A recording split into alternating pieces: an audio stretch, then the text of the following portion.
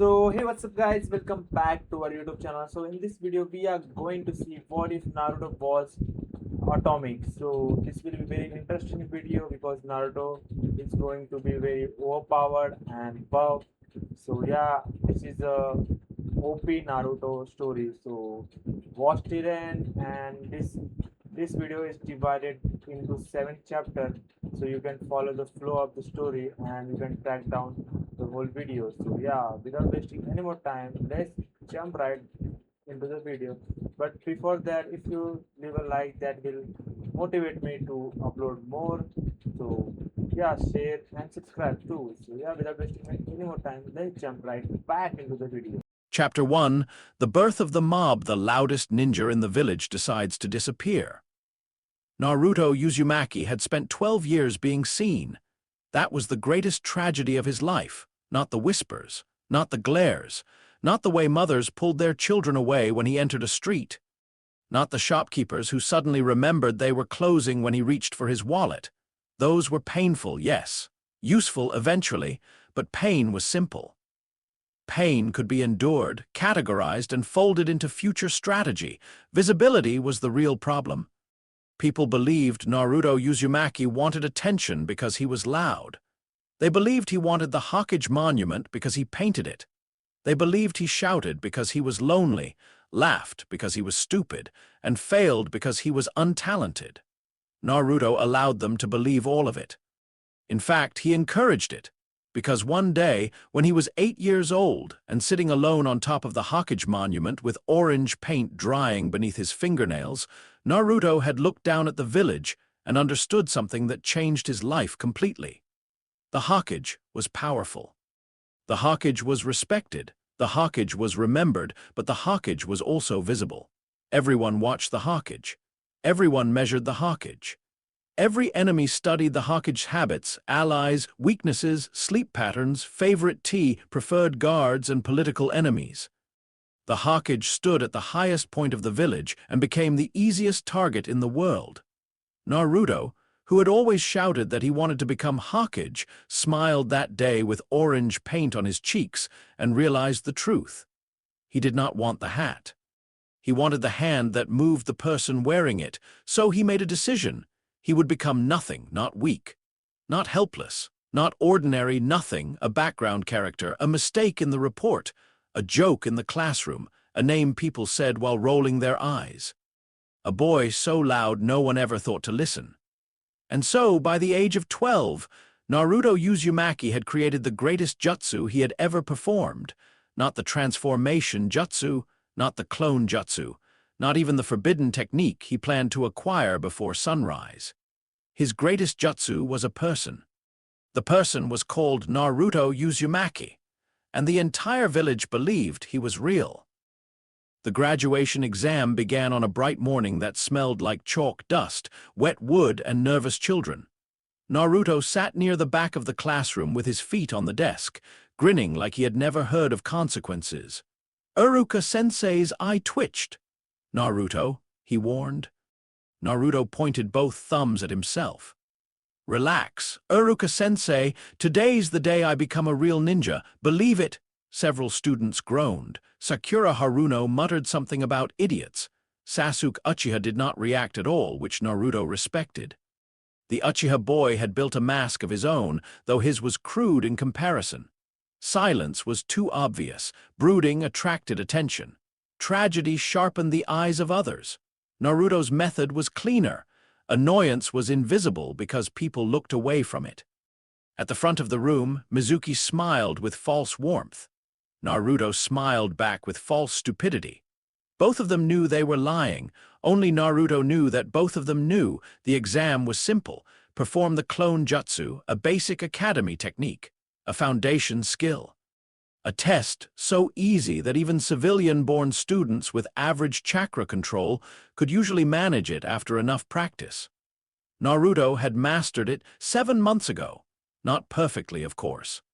His chakra reserves were too large and too uneven for delicate academy-level techniques. But he had solved the problem through compression, restraint, and a deliberate waste channel system that bled excess chakra into his legs while forming the clone through his hands. He could create a passable clone. He could create 3, if necessary. He could create one good enough to pass, which meant he absolutely could not pass. Next, Iruka called, "Naruto Uzumaki!" Naruto jumped from his chair with too much energy, knocked his knee against the desk on purpose, stumbled, recovered with an exaggerated grin, and jogged to the center of the room. The class watched him with the exhausted patience of people prepared to be disappointed. Good, low expectation was the softest armor in the world. Iruka's gaze was stern, but not cruel. That mattered. Iruka was one of the few adults in Konoha whose emotional responses were not completely useless. He was honest, predictable, more observant than most teachers but limited by affection. Affection made people see what they hoped was there. Mizuki, standing beside him, was different. His smile had calculation beneath it. Not deep calculation, not elegant, but greed made even shallow men useful. Naruto clasped his hands together. Clone jutsu, he pushed chakra through the wrong pathway, not completely wrong. That would be suspicious. He used the same mistake he had been making in public for months. Too much chakra released from the wrong pressure point, too little shaping at the final moment, a faint tremor in the left-hand seal that made it look like nerves.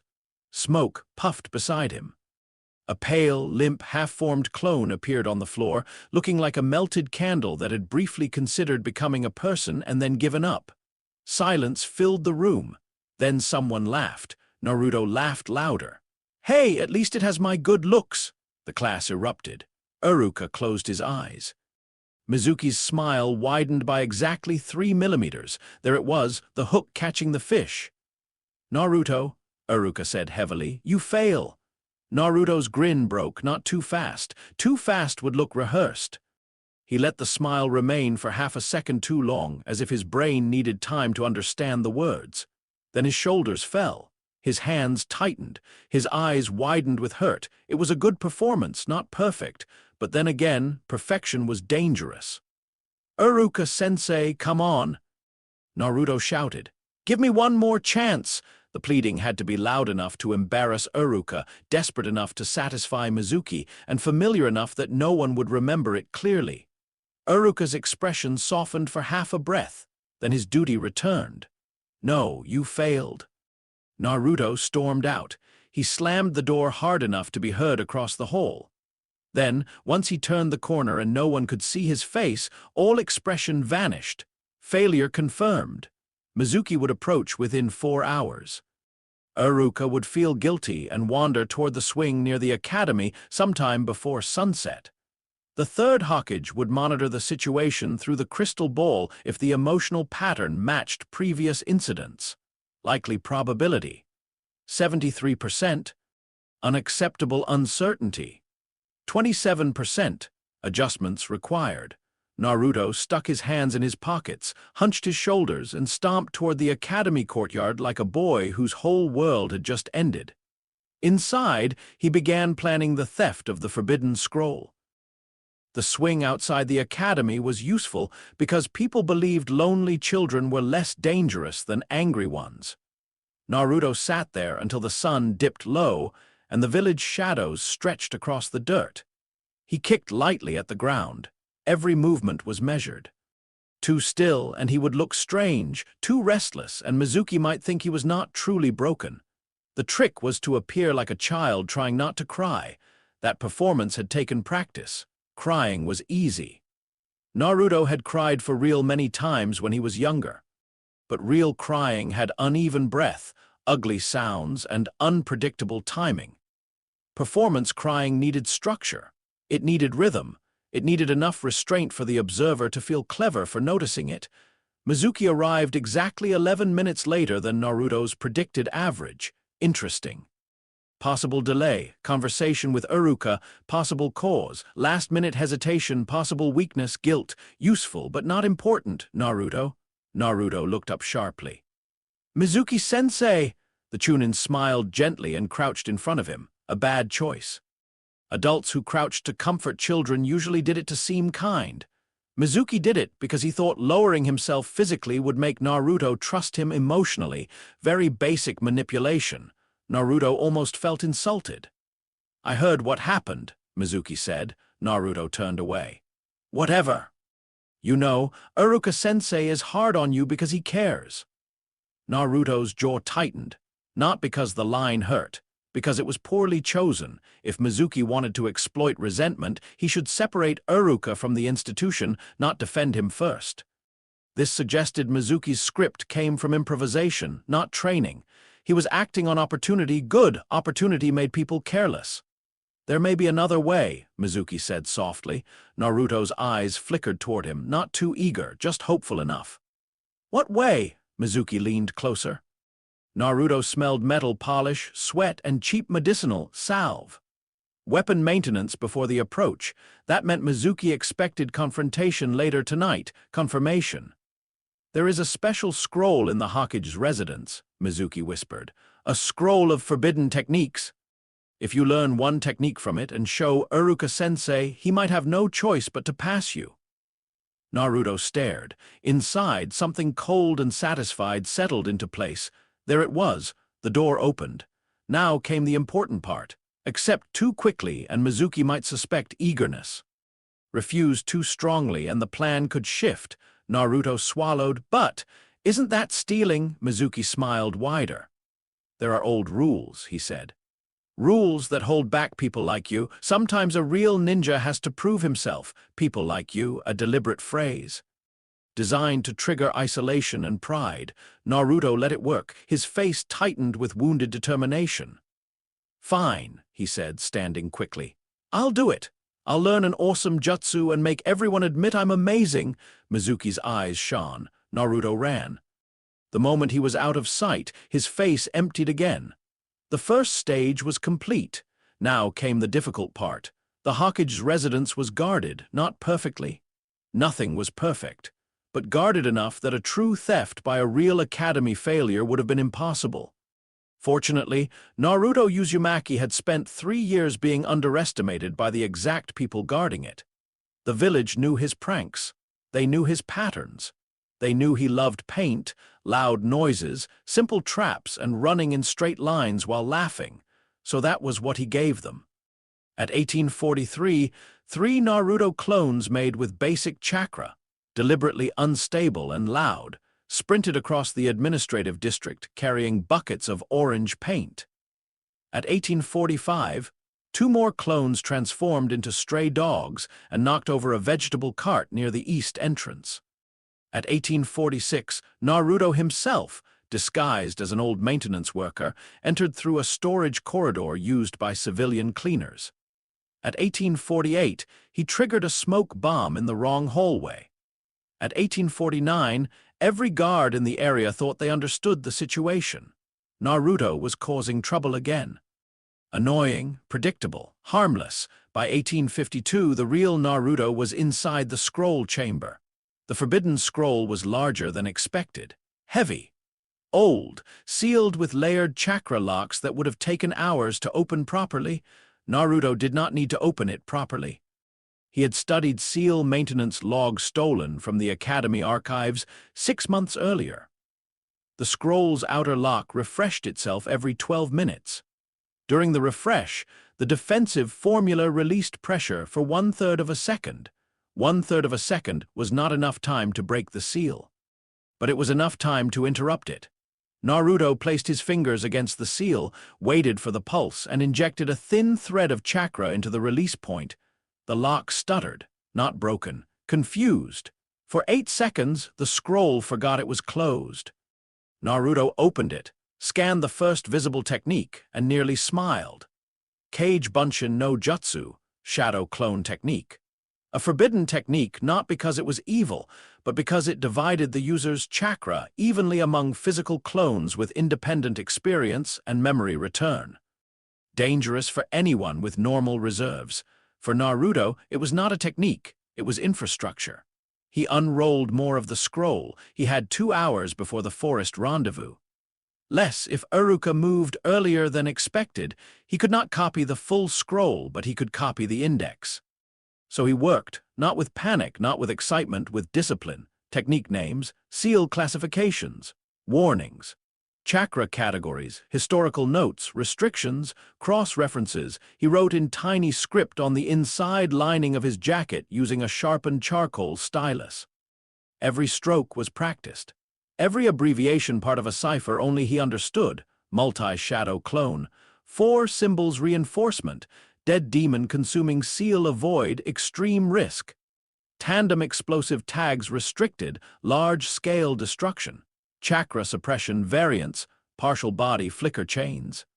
He did not understand most of it yet. That was fine. Understanding came later. Access came first. At 2031, Naruto closed the scroll. At 2034, a loud clone carrying the scroll-shaped bundle sprinted across a rooftop and screamed, "You'll never catch me!" At 2036, the real Naruto left through the storage corridor with the true scroll sealed inside a canvas paint bag. At 2051, he reached the forest.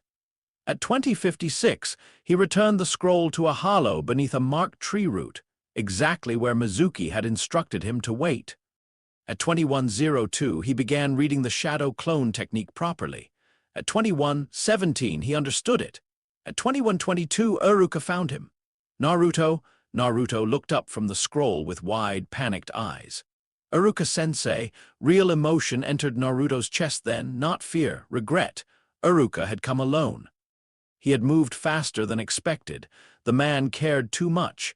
That was becoming inconvenient. "Naruto, what are you doing?" Iruka demanded, breathless. Naruto stood, clutching the scroll. "I'm training. Mizuki-sensei said if I learned a technique from this scroll, I could graduate." Iruka froze. Perfect. The realization struck his face cleanly. Mizuki had betrayed them. Naruto watched guilt, anger, fear, and protectiveness move through Iruka's expression in rapid sequence. Then a kunai cut through the trees. Iruka moved before Naruto did. He shoved Naruto aside and took the blade in his own body. For 1 second, Naruto's mask cracked, not visibly, not enough for anyone to see. But inside, something shifted.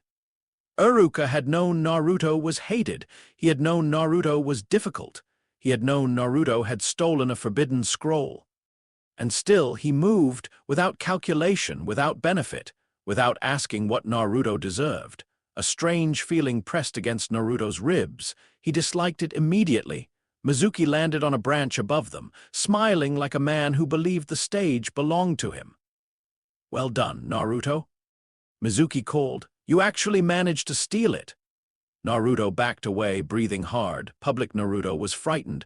Operative Naruto counted angles, 3 trees, 2 lines of attack, 1 injured Chunin. Mizuki armed with oversized shuriken, aggression level high, confidence inflated. Danger, moderate, emotional instability, exploitable. Iruka pulled himself upright. "Naruto, don't listen to him," Mizuki laughed. Then he told Naruto the truth, or part of it, the 9 tails, the attack, the village's hatred, the reason adults looked at him like a monster hiding in human skin. Naruto had known since he was 9, not the full details, not the seal structure, not the identity of the 4th Hokage's role, but enough.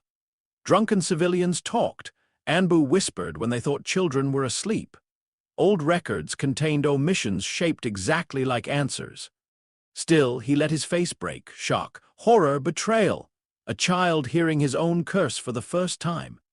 Iruka shouted back. He defended Naruto, not as a weapon, not as a container as Naruto. The strange pressure in Naruto's chest sharpened. This was not useful. This was not clean. This was not part of the script. Mizuki raised his giant shuriken. "Die, Naruto?" Iruka moved again, injured, slower, still moving. Naruto's body acted before his plan updated. He grabbed Iruka and pulled him aside. The shuriken carved into a tree instead of a person. Mizuki's smile twitched. Naruto looked up. For a moment, public Naruto disappeared. The forest became quiet. Mizuki saw something in the boy's eyes and hesitated. "Good, let him." "You hurt Iruka-sensei," Naruto said softly. Mizuki sneered to recover his balance. "What are you going to do about it?" Naruto formed a cross seal. The shadow clone technique activated. Chakra surged outward. Dozens of Narutos appeared. Then hundreds. Trees shook. Leaves scattered. The forest floor vanished beneath orange and blue. Mizuki's face went pale. Naruto grinned with all the brightness his fake self had trained for years. But inside, he was very still, so this was the technique. Not a weapon, an empire in seed form. Every clone held a mind. Every clone could move, learn, watch, listen, fail, return. 1,000 eyes, 1,000 hands, 1,000 directors. Naruto felt the memory pressure even before the first clone dispersed. The technique was dangerous, unrefined, wasteful, loud, but it worked, and more importantly, everyone watching would think the lesson was simple. Naruto had won through overwhelming numbers. They would not see the real lesson. Naruto had just multiplied himself. Mizuki screamed as the clones charged. The beating was quick, not brutal enough to be disturbing, not gentle enough to be ignored. By the time the clones vanished, Mizuki was unconscious, tied upside down from a branch by his own weapon straps. Iruka stared. Naruto swayed. That part was not performance. The memory feedback slammed into him like a wave. Hundreds of angles, hundreds of sounds, hundreds of tiny, useless observations. A leaf falling, Mizuki's left foot slipping. Iruka's breathing pattern, the smell of sap, the sound of his own laughter from too many throats. Naruto dropped to one knee. Iruka caught him. "Naruto," he said quietly. Naruto looked up. Iruka removed his own forehead protector. For a moment, the forest held its breath. Then he tied it around Naruto's forehead. "Congratulations," Iruka said. "You graduate." Naruto stared at him. The correct response was obvious. Tears, joy, loud shouting, an emotional embrace. He delivered all three. He hugged Iruka hard enough to hide his face. That was fortunate, because for 3 seconds, Naruto did not know what expression he was making. Later, after reports had been filed, after Mizuki had been taken away, after the forbidden scroll had been returned, and after Iruka had been treated, Naruto went home. He ate instant ramen. He placed the empty cup beside 13 others. Then he sat cross-legged in the center of his apartment and created one shadow clone, only one. The clone looked at him. Naruto looked back. Neither spoke. The strange thing about staring at yourself was that lies became difficult. Public Naruto's grin did not appear on the clone's face. Neither did the slouch, neither did the empty confidence. The clone looked calm, sharp, and faintly annoyed. "Horrible haircut," the clone said. Naruto considered this, agreed. Then he dispelled it. The memory returned, a second perspective, a complete experience, clean, manageable. 1 clone was easy. 10 would be training. 100 would be pain. 1,000 would be architecture. Naruto opened his jacket and studied the ciphered notes written along the lining. The Forbidden Scroll Index stared back at him in tiny black marks. He had what he needed.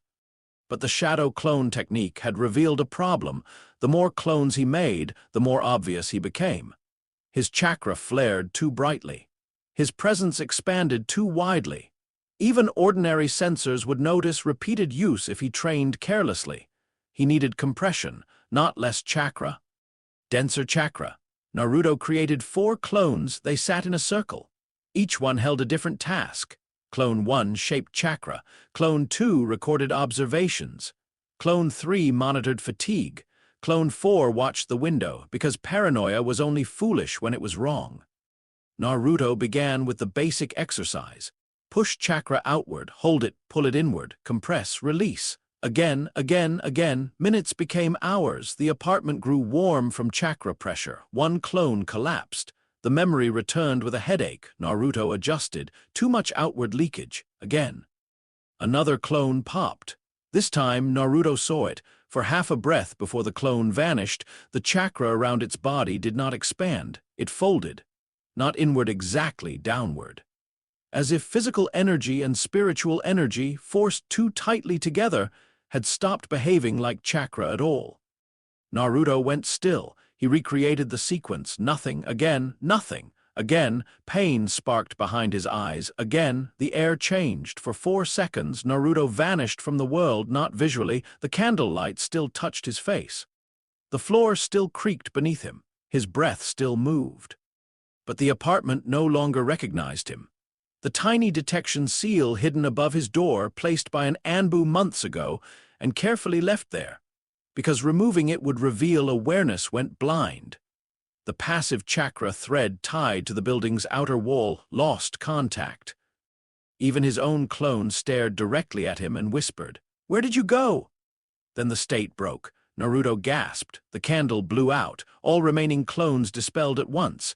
Memories crashed into his skull. Confusion. Or pain data. 4 seconds. Absolute suppression. Cause. Unknown. Trigger. Overcompression of physical and spiritual chakra through exhaustion state. Result. Third state chakra working title. Shadow chakra. Naruto lay on the floor, breathing hard, and slowly began to smile, not public Naruto's grin. Not the grin he used for teachers, shopkeepers, enemies, or lonely moments when the room was too quiet. This smile belonged to someone else, someone who had just found the first stone of an underground kingdom. Deep within him, behind iron bars and old hatred, something opened one massive eye. Kurama had watched humans train before. He had watched them beg, boast, break, and die. He had watched Jinchuriki cry for his power and shinobi tremble at his name. He had never seen a child accidentally fold his own chakra into something that sensors could not taste. The fox stared through the seal. Naruto did not notice him. That was the interesting part. The boy was not reaching for the 9 tails. He was building something beside him. Kurama's lip curled, not quite a smile, not yet. But curiosity, ancient and predatory, stirred in the dark. 8 nights before the official kidnapping attempt, Naruto followed the Kumo delegation through Konoha, not personally. Personally would be crude. He used 3 clones, 2 transformed mice, 1 sleeping stray dog, and a loose paper tag stuck beneath a diplomat's sandal with tree sap. The Kumo delegation had arrived with smiles and formal apologies. Peace talks, they called it. Diplomatic repair, they called it. A new era between villages, they called it. Naruto called it theater, not good theater. Too many guards watching the Hyuga compound. Too many questions about patrol timing.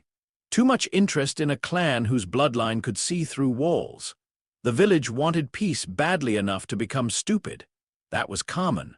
Hope made fools of governments. Naruto's clone network caught the pattern on the 3rd day. A Kumo envoy changed routes twice near the Hyuga district.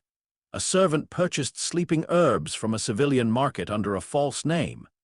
2 guards tested the reaction speed of nearby Hyuga watchers by staging a drunken argument. Individually, meaningless. Together, obvious. Target. Hinata Hyuga. Not Hanabi. Too young, too guarded, too close to the main house. Hinata was air but soft-spoken. Overlooked. Easier to isolate.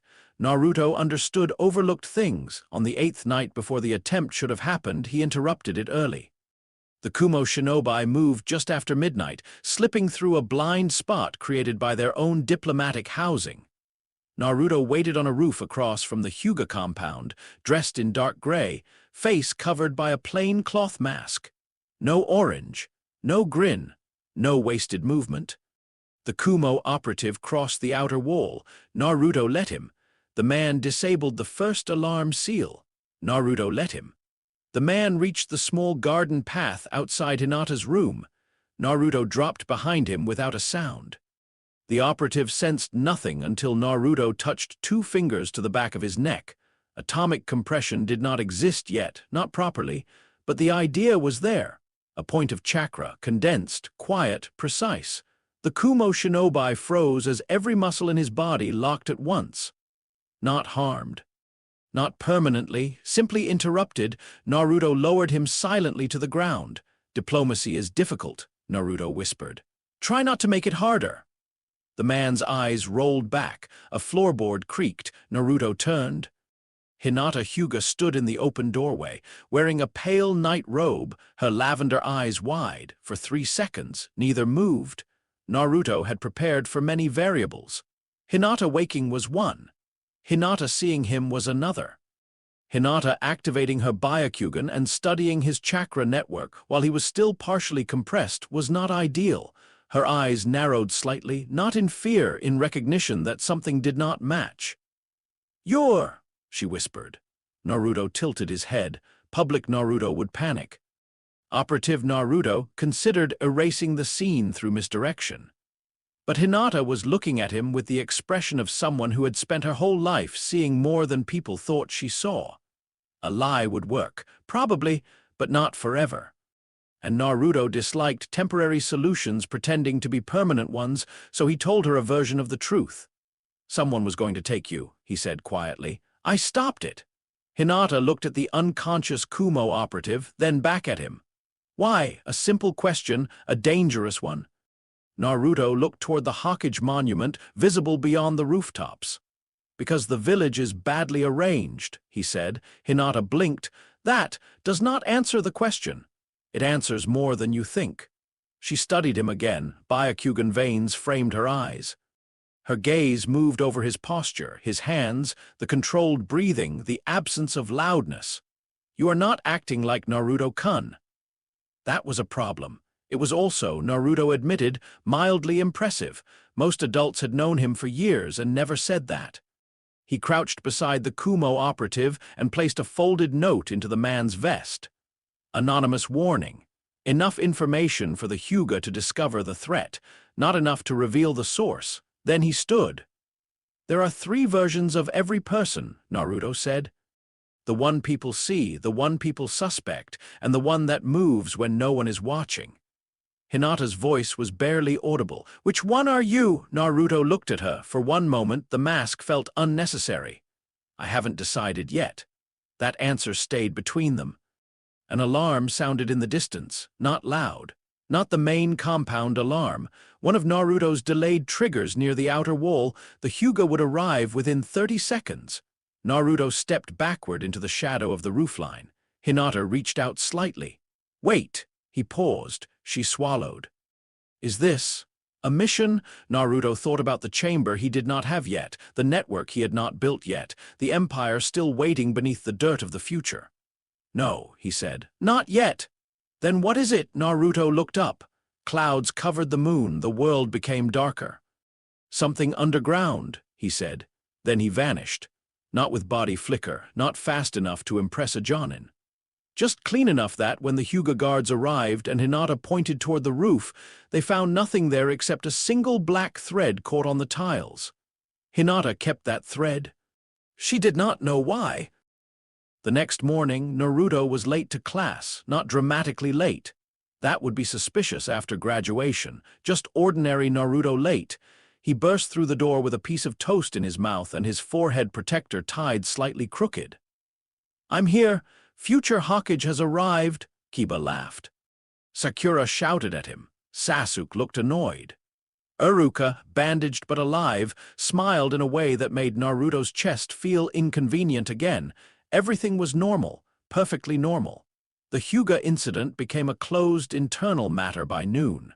The Kumo delegation issued stiff denials. The Hyuga clan increased security. The Hokage received an anonymous note containing enough evidence to prevent diplomatic disaster without revealing who had gathered it. Naruto spent the day failing to sit still. Public Naruto was alive and well. Inside, Operative Naruto reviewed the night's results. Shadow Chakra, unstable 4-second maximum, Cage Bunshin, operational high feedback risk. Hinata Hyuga, perceptive, potential asset, potential threat. Do not underestimate. Kurama, unknown variable, forbidden scroll index. Secured. Mizuki, neutralized. Iruka, complication, new objective, disappear better. That evening, after the celebrations he pretended to enjoy and the lectures he pretended not to hear, Naruto climbed the Hokage mountain. He carried a cup of ramen. The village lights spread below him like fallen stars. For years, he had looked at those lights and imagined standing above them as Hokage, loved by everyone, acknowledged by everyone, finally seen by everyone. Now the thought felt almost childish. A Hokage protected the village from the front. A shadow protected it from beneath. A Hokage gave orders. A shadow shaped the board so the correct orders became inevitable. A Hokage became history. A shadow became the reason history moved. Naruto sat on the stone head of the 4th Hokage, though he did not yet know why that felt strangely appropriate. He ate in silence. The wind moved over the mountain. Below, Konoha slept. They believed Naruto Uzumaki had finally graduated. They believed he was one step closer to chasing his loud, foolish dream. They believed the boy who wanted to be seen had taken his first step into the light. Naruto looked down at the village and smiled. No, he whispered to no one. The word vanished into the night. He did not want the Hokage seat. He wanted the ground beneath the mountain it stood on. And for the first time, deep inside the seal, Kurama listened, not because Naruto shouted, but because Naruto had finally become quiet. Chapter 2, The Garden Beneath the Roots. Every empire begins underground. Naruto learned very quickly that secrets did not need darkness. That was a childish mistake. People thought secret things lived in hidden rooms, locked drawers, midnight meetings, and masked figures whispering beneath moonlight. But the best secrets lived in daylight. They wore orange jumpsuits. They shouted too loudly. They forgot homework. They spilled ramen broth on mission reports. They waved at people who hated them and pretended not to notice when no one waved back.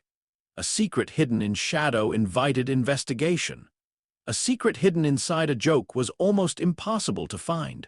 So, for 6 months after graduation, Naruto became louder, not stronger, not smarter. Louder. He complained during drills. He tripped over roots during D-rank missions. He painted a civilian fence the wrong shade of brown and argued that brown is basically just dark orange. He pestered Kakashi about training, bothered Sasuke with one-sided rivalry speeches, and declared loudly in front of Sakura that he would become Hokage faster than anyone in history. Every eye that rolled at him became another brick in his wall. Every sigh from Kakashi became insulation. Every insult from Sasuke became confirmation. Naruto Uzumaki was exactly what everyone expected: annoying, emotional, talented only by accident, dangerous only because of too much chakra and too little sense. Perfect. The real work happened beneath their feet. The entrance to the chamber was beneath the third training ground. Naruto found it on the 17th day after graduation. Though "found" was too generous a word, he had suspected something was there for years. Konoha was an old village built by paranoid geniuses, grieving warlords, and people who solved problems by hiding entire military systems under parks. The official maps were useful only if someone wanted to know where buildings were supposed to be. The real village existed in maintenance tunnels, sealed foundations, abandoned bunkers, forgotten drainage routes, and old clan paths buried beneath newer streets. Naruto had spent 3 years studying these gaps, not with books. Books were too clean. He studied where patrols did not walk, where rainwater drained too quickly, where tree roots bent around empty stone, where old men avoided sitting, not because they remembered why, but because their fathers had told them not to. The third training ground had always bothered him. Too open, too quiet, too ignored. A place used often enough to seem normal, but not monitored closely enough to be important. Kakashi liked it because he could arrive late and claim he had gotten lost. Naruto liked it because the ground had a hollow sound beneath the eastern stone marker. He waited until Team 7 finished another miserable D-rank mission pulling weeds from a civilian garden. He complained the entire time. He got dirt on his face. He accidentally threw a worm at Sakura. He shouted at Sasuke for looking cooler while pulling weeds, which was apparently possible. Then that night, Naruto returned alone, not completely alone. 5 shadow clones moved around the training ground at different distances. One watched the road. One watched the trees. One sat in the open, wearing Naruto's face and eating ramen in case a patrol passed by. One monitored chakra signatures. One recorded everything in a notebook using shorthand. The real Naruto knelt beside the eastern stone marker and pressed his palm to the earth. No response. He pushed more chakra. Still nothing. Expected. Old seals did not respond to pressure. They responded to memory. Naruto closed his eyes and thought through the possibilities. Senju construction often used living root locks. Uchiha locks used eye contact triggers or fire chakra resonance. Uzumaki locks used layered intent, bloodline keying, spiral sequencing, and emotional cruelty disguised as mathematics. This one felt older than the current village layout. Foundation era, perhaps, not root. Older than Danzo's organization. A wartime storage chamber, maybe? Naruto fed chakra into the ground again, but this time he did not push, he compressed. Physical energy, spiritual energy. Tighten, fold, not enough to create shadow chakra fully.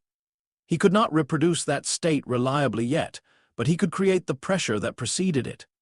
The stone marker clicked, a square of earth shifted 3 inches to the left. Naruto opened his eyes. "Well," said one clone, "that's suspicious." Naruto did not smile. "Everything useful is."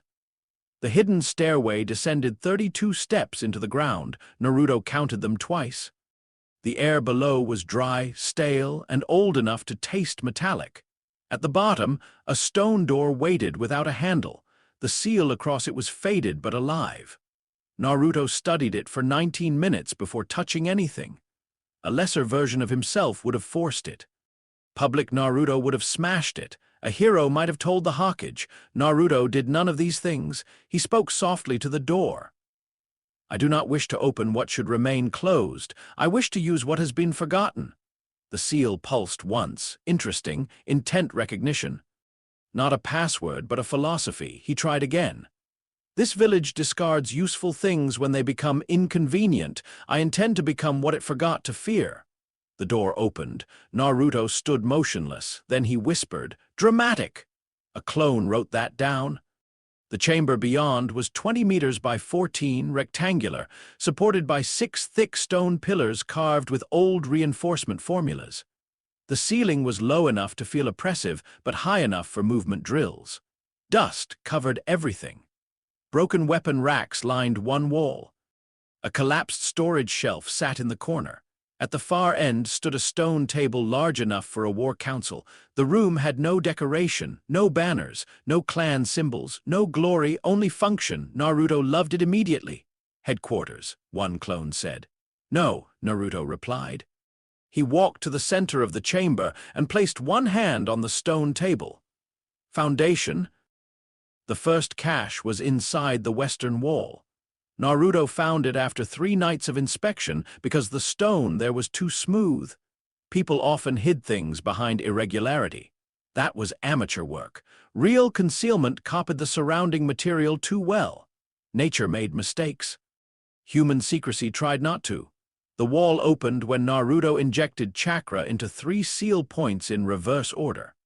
Inside were scrolls wrapped in oilcloth, 2 rusted kunai sets, emergency ration pills that had become useless decades ago, and currency. A lot of currency. Old coins, stamped notes, sealed payment markers from the early village economy. Some of it had collector value. Some of it was still exchangeable through banks if converted slowly and anonymously. Naruto stared at it for a long time. Money was not power. Money was permission. With enough of it, a person could buy supplies without explaining why. Rent rooms under fake names, pay informants, move goods, create false trails, support people who had nowhere else to go. Public Naruto had almost no money that made sense. Shadow would need accounts. That made inevitability. Naruto did not spend it all at once. That would have been stupid. He converted the first portion through 3 different civilian markets. 2 traveling merchants, and 1 gambling house that did not ask questions, because asking questions made customers nervous. He used clones transformed into forgettable adults. A tired courier, a woman with a cough, a merchant's assistant, a civilian bookkeeper with bad posture. Each identity appeared once, maybe twice, then vanished. The money became tools, blank scrolls, ink storage seals, plain clothing. Medical texts, old maps, field rations, low-grade explosives, a second-hand radio receiver. The tea was not necessary. Naruto bought it anyway because every secret organization needed tea. He did not know why. It simply felt correct. The second cache was deeper. Uchiha. Naruto knew the moment he found the first lock. The chakra pattern was sharp, disciplined, and arrogant. It did not merely deny entry. It judged the person attempting it. Naruto appreciated that. He also disliked it. The cache was hidden beneath the floor behind the stone table, sealed under 3 layers of rock and 1 layer of fire-aligned chakra formula. It would have opened instantly to someone with the correct eyes. Naruto did not have the correct eyes. He had patience. For 11 weeks, he worked on the seal, not every night. Too much attention created patterns. He worked irregularly, 2 nights 1 week. None the next, 4 hours 1 night, 7 minutes another. Sometimes he only entered the chamber to move dust, so the room did not develop a visible disturbance pattern. He built tools. He created chakra mirrors. He used clone memory to test thousands of pressure variations. He burned his fingertips twice. He lost 1 eyebrow in a small fire burst and had to spend 3 days claiming he had been experimenting with super cool eyebrow training. Kakashi stared at him for a full minute after hearing that excuse. Naruto grinned. Kakashi looked away first. Victory. On the 78th day, the Uchiha cache opened. Inside were no weapons, no money, no secret eye techniques, only letters, personal correspondence, mission notes, clan security logs, private accusations hidden under formal language. Naruto sat on the chamber floor and read until dawn. By morning, he knew one thing with absolute certainty. The official story of the Uchiha massacre was incomplete. That did not surprise him. Official stories existed to make citizens sleep. But this was not a missing detail. It was an entire shadow beside the event. Repeated references to unusual pressure from village leadership, complaints about surveillance, concerns about a rooted faction moving independently of the Hokage's visible authority. A letter from an Uchiha police captain warning that someone inside Konoha wanted the clan isolated enough that any violent outcome would look self-inflicted. And 1 sealed page written by an unknown hand. If the massacre happens, it will not begin with Itachi. It will end with him. Naruto read that line 14 times, then he filed it away, not emotionally, not publicly, not as justice, as leverage. The Uchiha matter was too large to touch carelessly. Sasuke was unstable, hungry, and watched by too many eyes. Itachi was alive somewhere beyond the village. Danzo's name appeared nowhere in the letters, which meant either he was uninvolved or everyone involved knew better than to write it down. Naruto suspected the second. The cache also contained something immediately useful, a chakra suppression technique, incomplete, defensive, designed for Uchiha police to hide chakra signatures during internal surveillance operations. It required control Naruto did not naturally possess, so he cheated. He modified it. Uchiha suppression folded chakra close to the body. Naruto's shadow chakra precursor folded chakra beneath normal detection. The 2 methods did not fit together cleanly.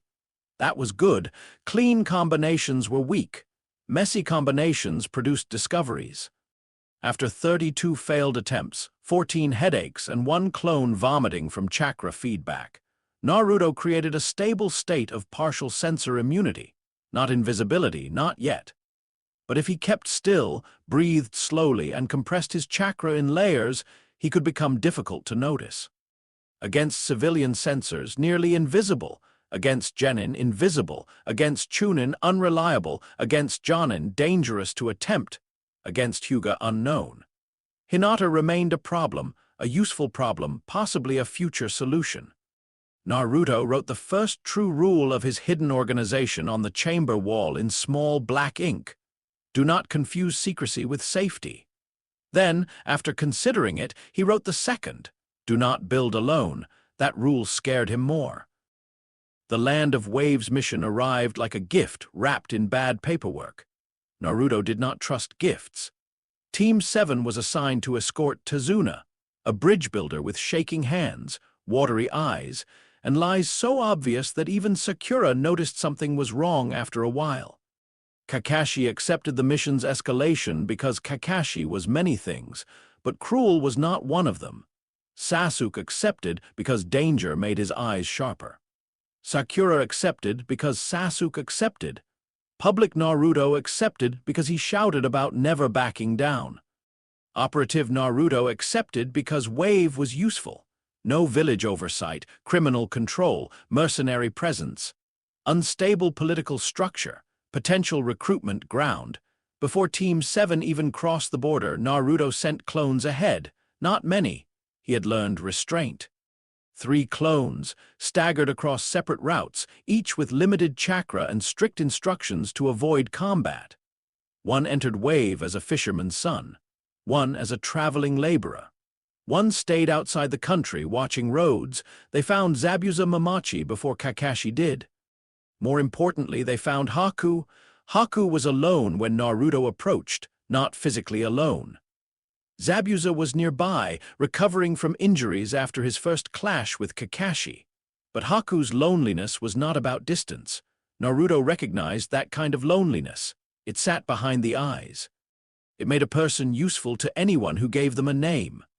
Haku knelt near a narrow stream at dawn, gathering herbs with calm hands. Naruto appeared across the water wearing a plain gray cloak and a mask that covered the lower half of his face. Haku did not startle. That was the first thing Naruto respected. "You are not from Wave," Haku said. His voice was soft, polite, dangerous in the way falling snow was dangerous. "No," Naruto said. "You are young." "So are you." Haku smiled faintly. "People often mistake that for harmless." "I don't." Haku's fingers paused over a leaf. Naruto had planned several possible openings: recruitment through sympathy, recruitment through information, recruitment through threat. None felt correct. Haku was not a frightened child waiting for rescue. He was not a captive. He was loyal. Not blindly, but deeply. Zabuza had given him purpose when the world gave him nothing. Trying to insult that purpose would fail, so Naruto chose honesty, partial honesty, the useful kind.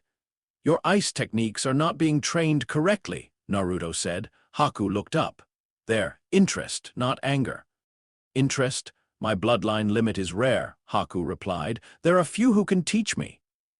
"That is the mistake," Naruto said. "You think of it as inheritance, a gift from the body. It is more than that. Your ice is compression." Haku became very still. Naruto stepped onto the surface of the stream. Water held beneath his sandals. Water and wind are the visible parts. The real technique happens before release. You compress shape, temperature, and intent until nature has no choice but to become what you decided. Haku's face remained calm, but his chakra shifted. "Good," Naruto continued. "Zabuza uses you as a blade. That is not wrong. A blade can be beautiful, but if all you are is a blade, then your purpose ends when someone stronger breaks you." Haku's eyes cooled. "You should be careful with your words." "I am being careful," Naruto said. "That is why I did not say he does not care about you." Silence. The stream moved between them. Haku's hand lowered slowly. "Then what are you offering?" A question. Haku waited. Naruto said, "If no one needed you as a weapon, what would you choose to protect?" For the first time, Haku looked young. Not weak, not confused, young. "I do not know," he said quietly. "That is a better answer than a false one." Haku studied him. "Who are you?" Naruto almost said nothing. Mystery was useful, but mystery alone became childish if overused. A leader could hide his face. He could not hide his framework. Someone building a place for people whose value is greater than the purpose others gave them. Haku's expression changed by a fraction. Not agreement, not trust. Recognition. Naruto reached into his cloak and tossed a small, folded paper across the stream. Haku caught it. Inside was a location. Nothing more. "If you survive this mission and want the question answered, leave one ice crystal on the windowsill of the loudest idiot in Team 7. Haku blinked, then, unexpectedly, he smiled. "You have a strange sense of presentation." Naruto turned away. "I am workshopping it." He vanished into the mist. The battle on the bridge happened almost as Kanon wished it to happen. Almost. Zabuza fought Kakashi. Sasuke awakened the edge of terror. Sakura guarded Tazuna with shaking determination. Naruto shouted, charged, failed, rose again, and looked exactly like the kind of boy who survived through emotion instead of design. Inside the mirror prison, Haku moved like winter given human shape. Naruto watched every reflection. He could have revealed more. He could have used partial suppression, struck from an unexpected angle, disrupted the mirrors through compression. He did not because he wanted Sasuke hurt, but because some bonds only formed under pressure, and Team 7 needed certain fractures to become believable. Sasuke took the needles meant for Naruto. Naruto's rage surged, real rage, the seal trembled. Kurama stirred. For one dangerous second, the fox's chakra clawed upward. Naruto felt it red, hot, loud, too visible. No, he crushed it down, not fully. He could not. Not yet. A flicker leaked through, enough to shock Haku, enough to make the scene match expectation, enough to let everyone believe Naruto had lost control. But beneath that surface rage, Naruto compressed. For half a breath, his chakra darkened. Haku's mirror cracked from the inside, not shattered, cracked. A tiny line across perfect ice. Haku saw it, no one else did. Naruto met his eyes. Haku understood. The fight continued. Zabuza fell, Gato arrived, the bridge turned into chaos. Naruto let the public story remain simple. Courage, friendship, sacrifice, tears. People liked simple stories. They carried them willingly. When Haku died beside Zabuza, or seemed to, Naruto watched the breath leave his body and allowed grief to show. This grief was not entirely performed. That irritated him. Later, after the bridge was secured, after Wave began celebrating, after Team 7 prepared to return home, Naruto found a single ice crystal on his windowsill in Tazuna's house. It did not melt. Haku had survived. Not publicly, not officially. Good. The dead traveled more freely than the living. Kimimaro was harder, not because he was guarded better, because he was dying. Naruto's clone network found the first clue in a sound facility hidden near the border of Lightning Country. Not a major base. A transport point. The kind of place used by people who thought temporary cruelty did not need permanent architecture. The clone saw bone fragments embedded in the wall. Not battlefield debris. Growth impact. Kekkei Genkai stress pattern. Naruto filed the observation. 3 weeks later, another clone intercepted a coded purchase request for rare stabilizing medicines. Not enough to cure anything. Enough to keep a valuable asset alive. 2 weeks after that, a transformed clone watched 4 sound shinobi escort a pale boy with green markings beneath his eyes into a mountain route. The boy walked like someone whose body was both weapon and prison. Kimimaro. Naruto had heard the name from rumors. Last survivor of the Kaguya clan. Orochimaru's chosen vessel before illness made him unsuitable. A bone user, powerful, condition. Terminal loyalty, likely absolute recruitment difficulty. Extreme risk, unacceptable value, unacceptable to ignore. Naruto did not go alone, he brought Haku. That was the first time the two stood together inside the chamber beneath the 3rd training ground. Haku arrived in a plain cloak, face uncovered, looking around with quiet assessment, the stone table. The caches, the scroll shelves, the old walls. You live dramatically, Haku said. Naruto, wearing his mask, replied, I live in an apartment with expired milk. That does not disprove my statement. Naruto decided not to argue. He explained Kimimaro's condition. Haku listened without interruption. At the end, he said, You are not certain he can be saved. No. You are not certain he will join. No. You are not certain we can defeat the escort without revealing ourselves. No. Haku tilted his head. This plan contains many uncertainties. Naruto nodded. That is why it is interesting. Haku looked at him for a long moment, then he smiled faintly. I see why people follow dangerous leaders. They don't yet. They will. Naruto disliked how easily Haku said that. They intercepted the transport at dawn, not with a direct attack. Direct attacks were for people who believed strength was the shortest path between 2 points. Naruto preferred collapsing the road. A rock slide blocked the mountain pass ahead. A false patrol signal forced the escort to change route. Mist thickened unnaturally across the lower trail. Haku moved inside it like a ghost. Naruto used partial shadow suppression from above, clinging beneath a tree branch, breathing slowly. Chakra folded tight against his skin. He could only hold the state for 22 seconds now. Progress. Not enough. The first sound shinobi fell asleep from a senbon dipped in non-lethal sedative. The second was trapped in ice up to the shoulders. The third detected Naruto's chakra at the last moment and turned. Naruto dropped. He struck the man's shoulder with a compressed chakra point, not atomic, not even close, but enough to disrupt muscle coordination. The man collapsed without a shout. The fourth reached for Kimimaro. Kimimaro killed him. That was not in Naruto's plan. The pale boy moved despite fever, despite weakness, despite chains. Bone slid from his palm into a blade, and the sound shinobi fell before Haku could stop him. Naruto landed 6 meters away. Kimimaro looked at him. His eyes were calm, too calm. People near death sometimes became frantic. Kimimaro had become empty. "Are you here to return me to Orochimaru-sama?" he asked. "No, to kill me." "No, to use me." Naruto paused. Honesty again, useful, dangerous honesty, possibly. Haku glanced at him.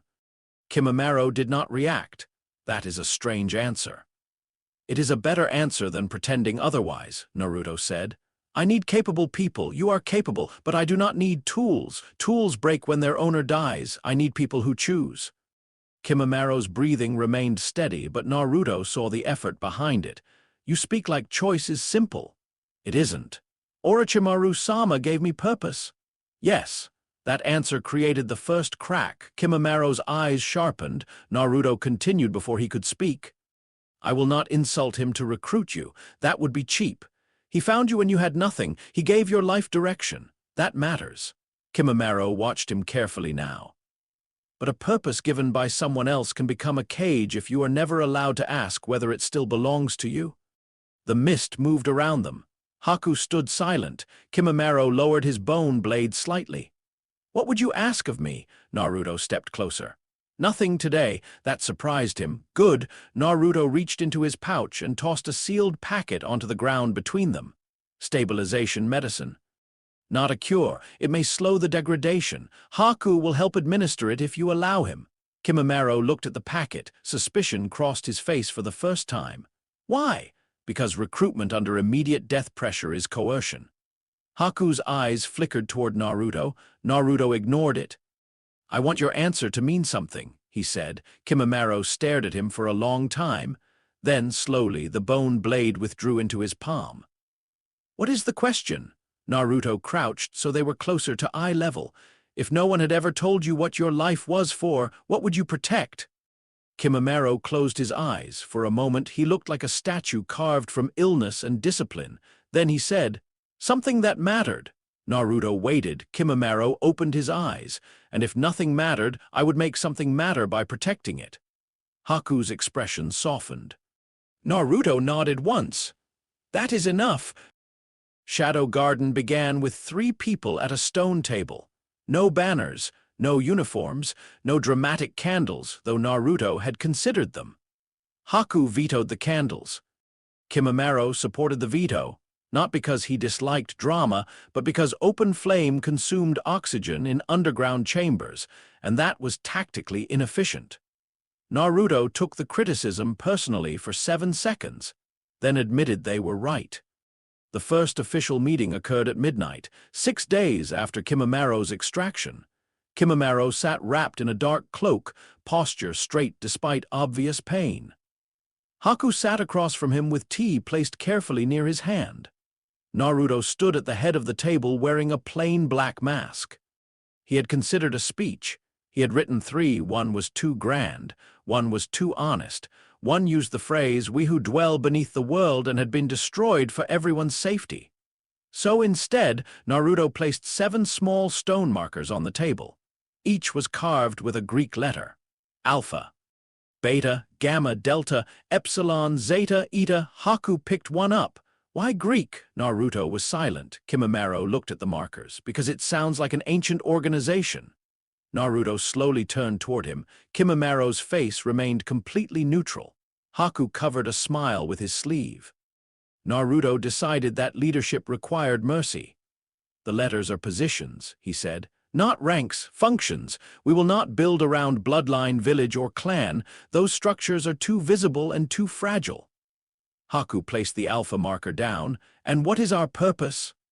Naruto had prepared for that question. He still disliked answering it. Purpose was dangerous. Too narrow and people became tools. Too broad and organizations became cults. Too emotional and they collapsed when feelings changed. Too cold and they became the thing they claimed to oppose. Our purpose, Naruto said carefully, is to identify threats before official systems admit they exist, protect people those systems overlook, and control outcomes without requiring recognition. Kimimaro considered this. That is not a dream. No, Naruto said. Dreams are unstable. Haku's gaze sharpened slightly. Then what is it? Naruto placed his palm on the stone table. Architecture. The chamber fell quiet. Naruto continued. Konoha failed me because its structure allowed everyone to know I was alone and still do nothing. Wave failed because a criminal could own a country with money and fear. The Kaguya clan failed because strength without direction became suicide. The Uchiha failed because a village and a clan built pressure until massacre became possible. Kimimaro's eyes lowered. Haku watched Naruto carefully. The world is not broken because people are evil, Naruto said. Evil is common, predictable. The world is broken because its systems reward blindness until violence becomes the only visible solution. Haku touched the rim of his teacup. And you believe we can change the systems from beneath them? I believe visible reform gets assassinated, absorbed, or turned into ceremony, Naruto replied. Hidden pressure lasts longer, Kimimaro said. Hidden pressure can also become tyranny. Naruto looked at him. Yes, that answer mattered, Haku noticed. Naruto reached into his cloak and placed a folder on the table. Inside were his early notes on the so-called conspiracy he had mentioned to Haku in Wave. The network he had believed existed behind several regional incidents.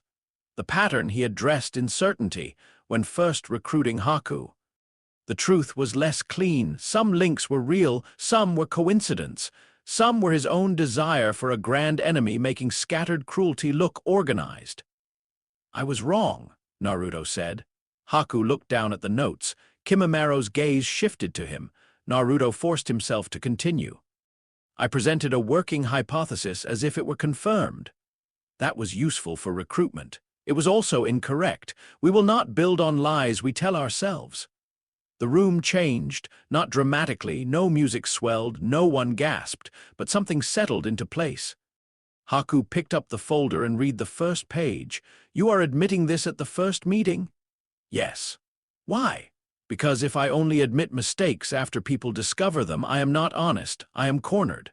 Kimimaro was silent for a long moment. Then he said, Orochimaru-sama never did this. Naruto did not answer. He did not need to. Haku set the folder down. This should be a rule. Naruto nodded. He turned to the chamber wall and wrote the third rule beneath the first two. When the framework is wrong, correct it before loyalty protects it. Haku read it. Kimimaro read it. 3 people in an underground room accepted the sentence without ceremony. And Shadow Garden became real. Hinata did not officially join that night, but Naruto carved the delta marker anyway. That was not sentiment, that was probability. Hinata Hyuga had kept the black thread from the rooftop. A clone had confirmed it. She stored it inside a small box beneath her training clothes, alongside notes written in careful handwriting. She was investigating, quietly, respectfully, dangerously. Naruto could have misled her. He chose not to, not yet. Some people were more useful when they arrived at the door themselves. Besides, Hinata represented something Haku and Kimimaro did not. Konoha, not the institution, the overlooked part of it, the part that lowered its eyes and endured. The part Naruto understood too well to trust and too deeply to abandon. For now she remained outside the table, a future variable. A possible partner, a possible threat. Naruto wrote her name nowhere. That was protection for both of them. In the weeks that followed, Naruto learned the cost of building. It was not danger. Danger was simple. It was scheduling. Public Naruto had Team 7 missions. Operative Naruto had chamber work. Shadow Naruto had training. Clone Naruto had intelligence collection. Student Naruto had to remain bad enough at certain things to avoid suspicion, but not so bad that Kakashi gave up completely. That balance was exhausting. He had to improve publicly at a believable rate. Too slow, and Kakashi might intervene more aggressively. Too fast, and Sasuke would notice. Sakura noticed social inconsistencies faster than combat ones, so public Naruto had to keep annoying her with exactly the correct frequency. Iruka checked on him sometimes, which complicated evenings. Kakashi occasionally appeared near his apartment without announcing himself, which complicated everything. Naruto adapted. He created schedules layered inside false routines. Monday ramen meant chamber inventory. Tuesday public training meant clone deployment. Wednesday pranks meant route testing. Thursday sleeping in meant memory integration. Friday loud arguments with Sasuke meant field exercise distraction. Saturday market wandering meant money conversion. Sunday loneliness meant rest. Rest was the hardest part. Naruto did not trust it. Haku forced the issue. One night, after Naruto nearly collapsed from memory overload when 6 clones returned at once with separate surveillance reports, Haku placed a cup of tea in front of him and said, "If you destroy your mind building this place, you will have created a very organized failure." Naruto stared at the tea. Kimimaro, from across the room, added, "Your breathing pattern has been irregular for 3 days." Naruto looked at him. Kimimaro closed his eyes. "It is distracting." Naruto considered ordering both of them to stop being correct. Unfortunately, the third rule existed. He slept 4 hours that night. It felt like defeat. The next morning, his shadow chakra compression improved by 9%. Naruto hated that rest was useful. The atomic compression seal began as an accident with a training dummy. Naruto had been attempting to refine the Rasengan. He knew the theory, rotation, power, containment. The problem was that the standard Rasengan was too visible, too loud, too heroic. A perfect sphere of destructive chakra was impressive. Impressive was a flaw. Naruto wanted a technique that did not announce itself. He wanted an attack that left questions instead of craters. He practiced in the chamber while Haku monitored chakra flow and Kimimaro observed structural impact. The first attempts failed normally. The chakra sphere destabilized. The rotation expanded. Stone cracked. Dust fell from the ceiling. Haku looked up. "If you collapse our headquarters, I will be annoyed." "Only annoyed?" Naruto asked. "I am very polite." Kimimaro touched the cracked stone wall. "The force disperses outward too quickly." Naruto nodded. "That is the problem." "Then do not let it disperse," Kimimaro said. Naruto paused. Sometimes genius was not a new idea. Sometimes it was someone stating the obvious at the exact right angle. Do not let it disperse. He formed a Rasengan again. Smaller, tighter, he compressed the outer rotation inward instead of allowing it to grind outward. The sphere shrank. His palm burned. Haku leaned forward. Kimimaro's eyes narrowed. The chakra point became the size of a marble, then a bead, then almost nothing. Naruto touched it to the training dummy. Nothing happened. No explosion, no blast, no visible damage. For 3 seconds, everyone was silent. Then the wooden dummy collapsed inward like its center had forgotten how to remain solid. Haku stood. Kimimaro stepped closer. Naruto stared at his hand. His palm was shaking, not from fear, from possibility. The technique had not destroyed the surface. It had vibrated through the structure, found its weakness, and convinced the whole object to fail. "Again," Naruto said. Haku immediately replied, "No." Naruto looked at him. Haku's expression was calm. "Your hand is bleeding." Naruto looked down. It was. The skin across his palm had split in 3 places. The chakra backlash had been internal, not external.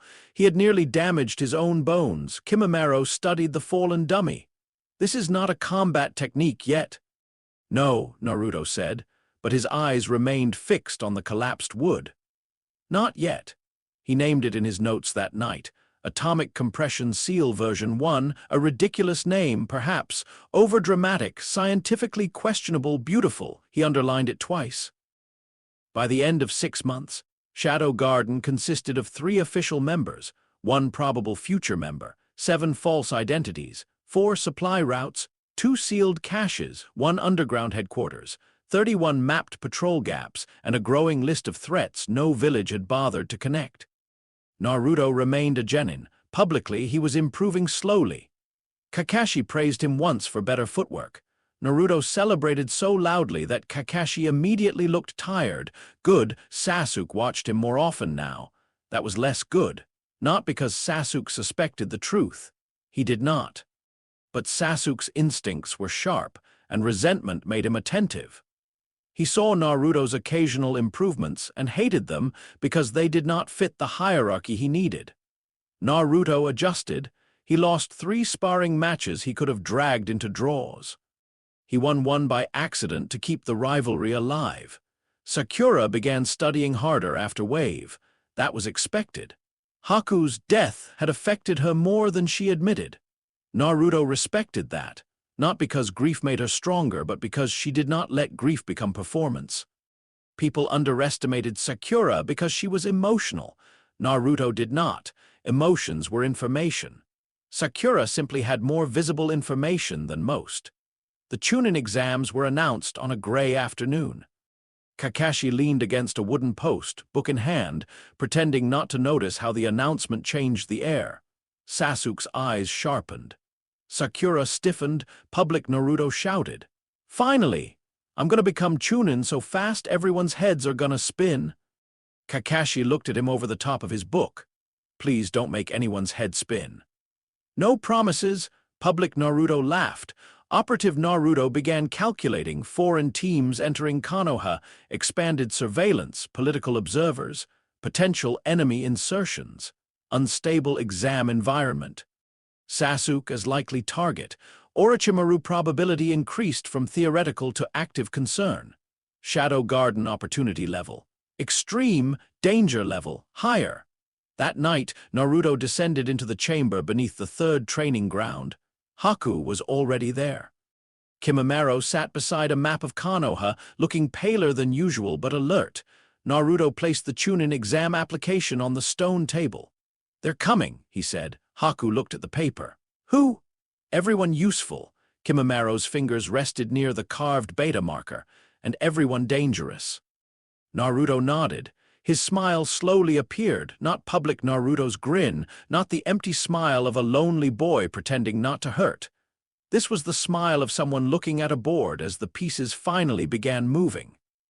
"The village thinks the exam is a test," Naruto said. He looked at the map, the arena. The tower, the forest, the gates, the places where people would watch, the places where no one would. They're wrong. Haku's eyes reflected the dim chamber light. Kimimaro straightened despite the pain. Naruto placed one finger on the center of the map. The Chunin exams are a stage. Deep inside the seal, Kurama opened one eye again. The fox did not speak. He simply listened. Above them, Konoha slept, certain that its loudest genin was dreaming of promotion, applause, and a brighter future. Below it, in a forgotten chamber older than most of its laws, Naruto Uzumaki began arranging the shadows. Chapter 3. The forest has eyes. The Chunin exams. Everyone plays to win. He plays to direct. The Chunin exams were not an exam. That was the first mistake everyone made. Students believed the exams tested skill. Teachers believed they tested readiness. Villages believed they tested military value. Politicians believed they tested international strength. Without the inconvenience of open war, all of them were wrong, or at least incomplete. The Chunin exams were a stage. Every hidden village sent children into a controlled disaster and called it assessment. Every noble, merchant, spy, and military observer watched the same battlefield and saw different things. A genin throwing a kunai was not just a genin throwing a kunai. It was a message about village resources, bloodline stability, training doctrine, psychological conditioning, and how many replacements a nation was willing to lose. A clever shinobi used the exams to win promotion. A brilliant shinobi used the exams to gather intelligence. Naruto Uzumaki intended to use them to rewrite the attention of 5 nations. Publicly, of course, he shouted the entire way to the academy. Chunin exams, Chunin exams, Chunin exams. Sakura walked 2 steps ahead of him with both hands clenched. Naruto, stop yelling. I'm building excitement. You're building a headache. Sasuke said nothing, but the slight tightening around his eyes suggested agreement. Kakashi walked behind them with his book open, one visible eye curved in lazy amusement. Naruto saw all of it. Sakura's anxiety was concealed beneath irritation. She feared being the weakest link and hated herself for fearing it. Sasuke's silence was sharper than usual, anticipation, pride, and something darker. He wanted stronger opponents badly enough that he might ignore traps if they wore the shape of power. Kakashi's posture looked relaxed. It was not. His thumb had not turned a page in 6 minutes. He expected trouble. Good, a teacher should. Naruto kept shouting. Inside, another Naruto was already awake. 2 weeks before the official start, 21 shadow clones had moved through Konoha in rotating shifts. Not all at once. Never all at once. Mass clone activity was too loud, too chakra-intensive, and too likely to leave patterns. Instead, Naruto used narrow deployment windows. 15 minutes at dawn, 20 at dusk, 3 minutes during patrol shift overlap. One clone transformed into a pigeon for exactly 2 hours and never again because pigeon memory was deeply unpleasant. The forest of death had been mapped. Not completely. Complete maps were fantasies. Terrain changed, animals moved, traps decayed. Human beings did stupid things, but enough. Naruto knew the likely scroll routes. He knew which abandoned towers had weak floors. He knew where venomous snakes nested. He knew which river crossing looked safest, but had the highest probability of ambush. He knew the sensor ward rotation along the eastern boundary had a 6-second blind interval every 19 minutes. And he knew something else. Someone was already preparing to enter the exams illegally. Not a normal spy, not a village observer, something heavier. The gap in the ward rotation had not been created by incompetence. It had been introduced through maintenance paperwork 3 months earlier, hidden beneath routine seal recalibration. That meant patience. That meant resources. That meant someone dangerous. Naruto had 3 likely suspects. 1. Foreign intelligence faction. 2. Missing Nin Operation 3, Orochimaru, probability favored the third. Naruto disliked that Orochimaru was not merely strong, strength could be measured. Strength had angles. Orochimaru represented a different category of threat. Research without restraint, patience without morality, and ego large enough to mistake obsession for destiny. In other words, the kind of man who could ruin a perfectly good stage by trying to become the play. Acceptable. The academy hall was crowded with genin from every corner of the continent. Noise bounced off the walls. Konoha rookies gathered in uncertain clusters. Older teams watched the younger ones with practiced disdain. Foreign genin stood too still, too loose, too carefully arranged. The air smelled of sweat, dust, weapon oil, and performance anxiety. Naruto loved it. A crowded room was a library for anyone who knew how to read bodies. The Sand siblings arrived like a blade wrapped in cloth. Temari, confident, alert, social awareness high. Kankuro, theatrical aggression, insecurity under the paint. Gaara, wrong. Naruto's gaze touched the red-haired boy for less than a second and moved away. Public Naruto could stare. Operative Naruto knew better. Gaara's chakra pressure was not like normal killing intent. It did not flare. It leaked. Constantly. Like something inside him had been wounded so deeply that the wound had become a weather system, a jinchuriki not confirmed. But Naruto felt the shape of it somewhere beneath his own seal. Kurama stirred faintly. Naruto ignored him. Not now. Team 10 entered. Team 8 followed. Hinata's eyes moved across the room and found him immediately. Public Naruto waved with a huge grin. "Hinata, you ready to watch me become Chunin?" Hinata blushed softly, as expected, but her Byakugan did not activate. She was learning restraint. Interesting. Kiba laughed. "You, Chunin?" "I want to see that disaster," Shino said. "Statistically, disaster is possible in any competitive environment." Naruto pointed at him. "See, Shino believes in me." "I did not say that." Close enough. Hinata's mouth curved very slightly. Only Naruto noticed, or perhaps Shino did. Shino noticed more than people assumed. Naruto mentally marked him. Potential long-term threat, not hostile. Observation rating high. Then Rock Lee challenged Sasuke. That scene unfolded almost exactly as Naruto expected. Lee's earnest intensity, Sasuke's pride, Sakura's flustered confusion. The quick fight, Lee's speed, Sasuke's surprise. Naruto loudly complained about eyebrows and youth while watching every step. Lee was terrifying, not because he was the strongest person in the room. He was not. Not yet, but because his strength was honest, no hidden bloodline. No secret chakra beast. No clan inheritance. Just effort refined until it became a weapon that could embarrass genius in public. Naruto respected that more than he intended to. He also noted something important. Lee's style was built on direct, overwhelming pressure. Against public Naruto, it would be instant defeat. Against operative Naruto, survival would require misdirection, terrain control, and avoiding sustained engagement.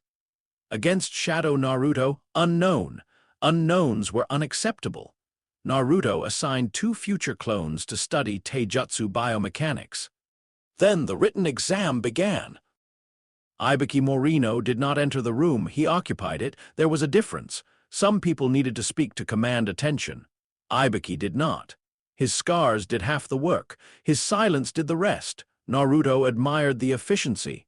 The first test was psychological from the first sentence. 10 questions. Impossible for most genin, cheating encouraged but punished if done poorly. The real exam was not knowledge. It was information gathering under pressure, risk assessment, nerve control, and team trust. Naruto looked at his paper. He knew the answers, all of them. Not because he was a genius in the way Sasuke was a genius, or Sakura was academically gifted.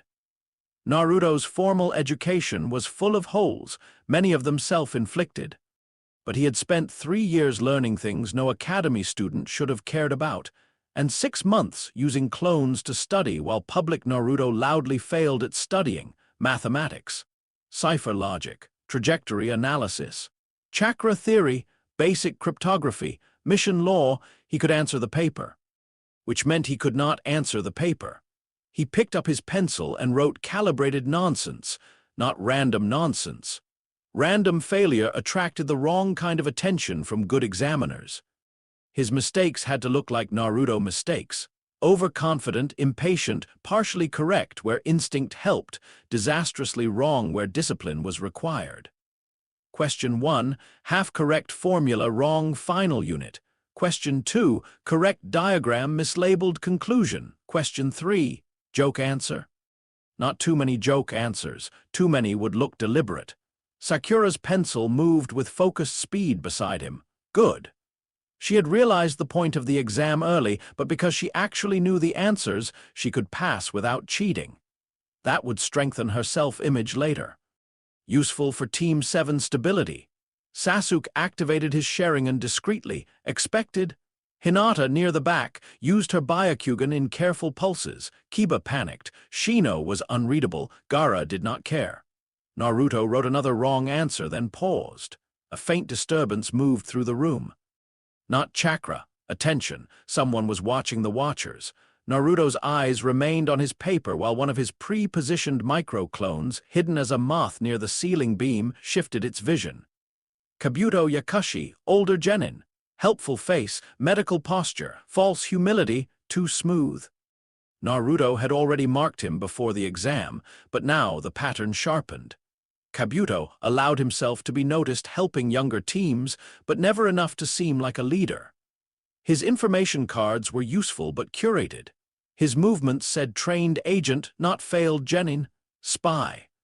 Village affiliation, unclear, possible link to Orochimaru, high, immediate action, none. Spies who knew they were being watched became less useful. Naruto lowered his head and drew a tiny spiral in the corner of his paper, a signal. Outside the academy, a clone sitting in a public bathroom stall dispelled itself. The memory returned to another clone waiting beneath a storage shed near Training Ground 44. Message received. Kabuto elevated. Orochimaru probability increased. Ibiki reached the final question. The pressure in the room changed again. Fear, real fear. The kind that made children remember they were children. A lifetime ban from the Chunin exams if they failed. A choice to stay and risk everything or leave and save their future. A beautiful trap. Naruto nearly applauded. Instead, public Naruto slammed his hand down and shouted about never giving up. It was exactly the kind of thing everyone expected him to do, loud, heroic, simple. The room shifted. Other genins steadied. Ibiki watched him. For one moment, Naruto wondered if the scarred examiner saw more than he should. Then Ibiki smiled and announced they had passed. Public Naruto cheered. Operative Naruto recorded the effect. A loud fool could still move a room if the timing was correct. Useful. Then Anko Mitarashi crashed through the window and ruined Ibiki's atmosphere completely. Naruto liked her immediately, not trusted, liked. There was a difference. Training Ground 44 looked exactly like its name promised. A forest built to kill children and call it character development. Massive trees rose like pillars. Vines twisted between branches. Insects hummed in the damp heat. Somewhere deep inside, something screamed and was answered by something larger. Sakura swallowed. Sasuke smiled faintly. Public Naruto looked around with sparkling eyes. This place is awesome. Kakashi was not there. No Jonin-sensei were allowed inside. That was convenient, too convenient. Naruto's clones had already mapped the outer ring, 3 tower routes, 2 dangerous clearings, and several animal nesting zones. But the forest felt different now that the exam had begun. Hundreds of chakra signatures entered at once. Fear, excitement, ambition, and bloodlust filled the air. The stage was alive. Anko explained the rules. Heaven scroll, earth scroll, 5 days, reach the tower, steal what you lack, survive. Simple rules created complex violence. Naruto checked their scroll.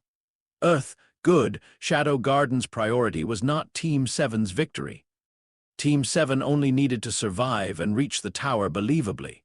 The true priorities were: 1. Avoid Orochimaru direct engagement if possible. 2.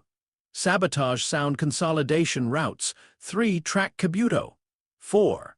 Test shadow suppression against active Byakugan if unavoidable. 5. Plant the first Diablo's cult seed if opportunity presented. 6. Do not expose Haku or Kimimaro. That final point mattered. Haku had entered as a mist genin under a false identity. Yuki Ren, quiet, polite, unremarkable except to those who mistook gentleness for weakness.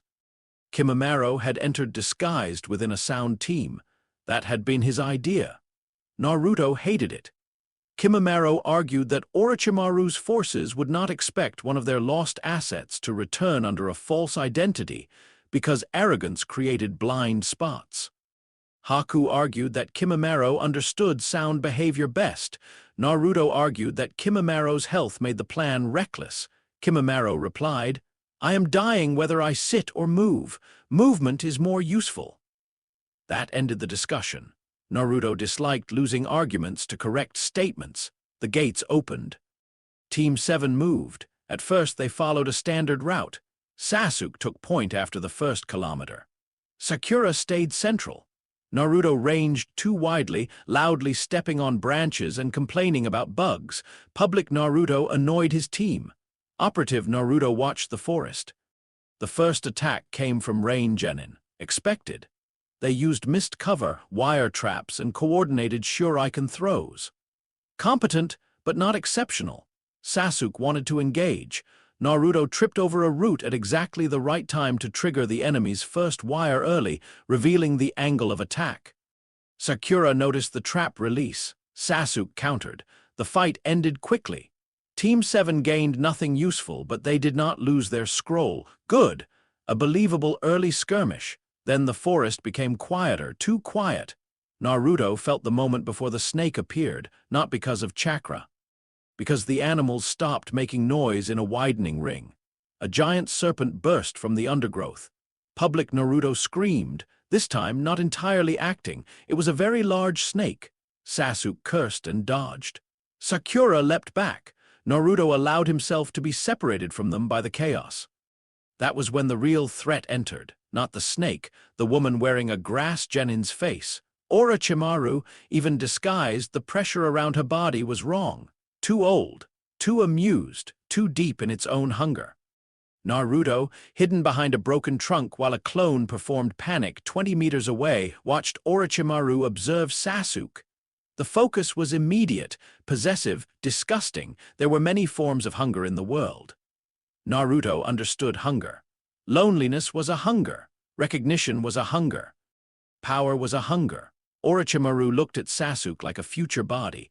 Naruto's fingers tightened against the bark. Careful, emotion was noise. The plan required avoidance. A convincing clone of Naruto burst from the brush, yelling, "Sasuke! Sakura! Where are you?" Orochimaru's head turned slightly.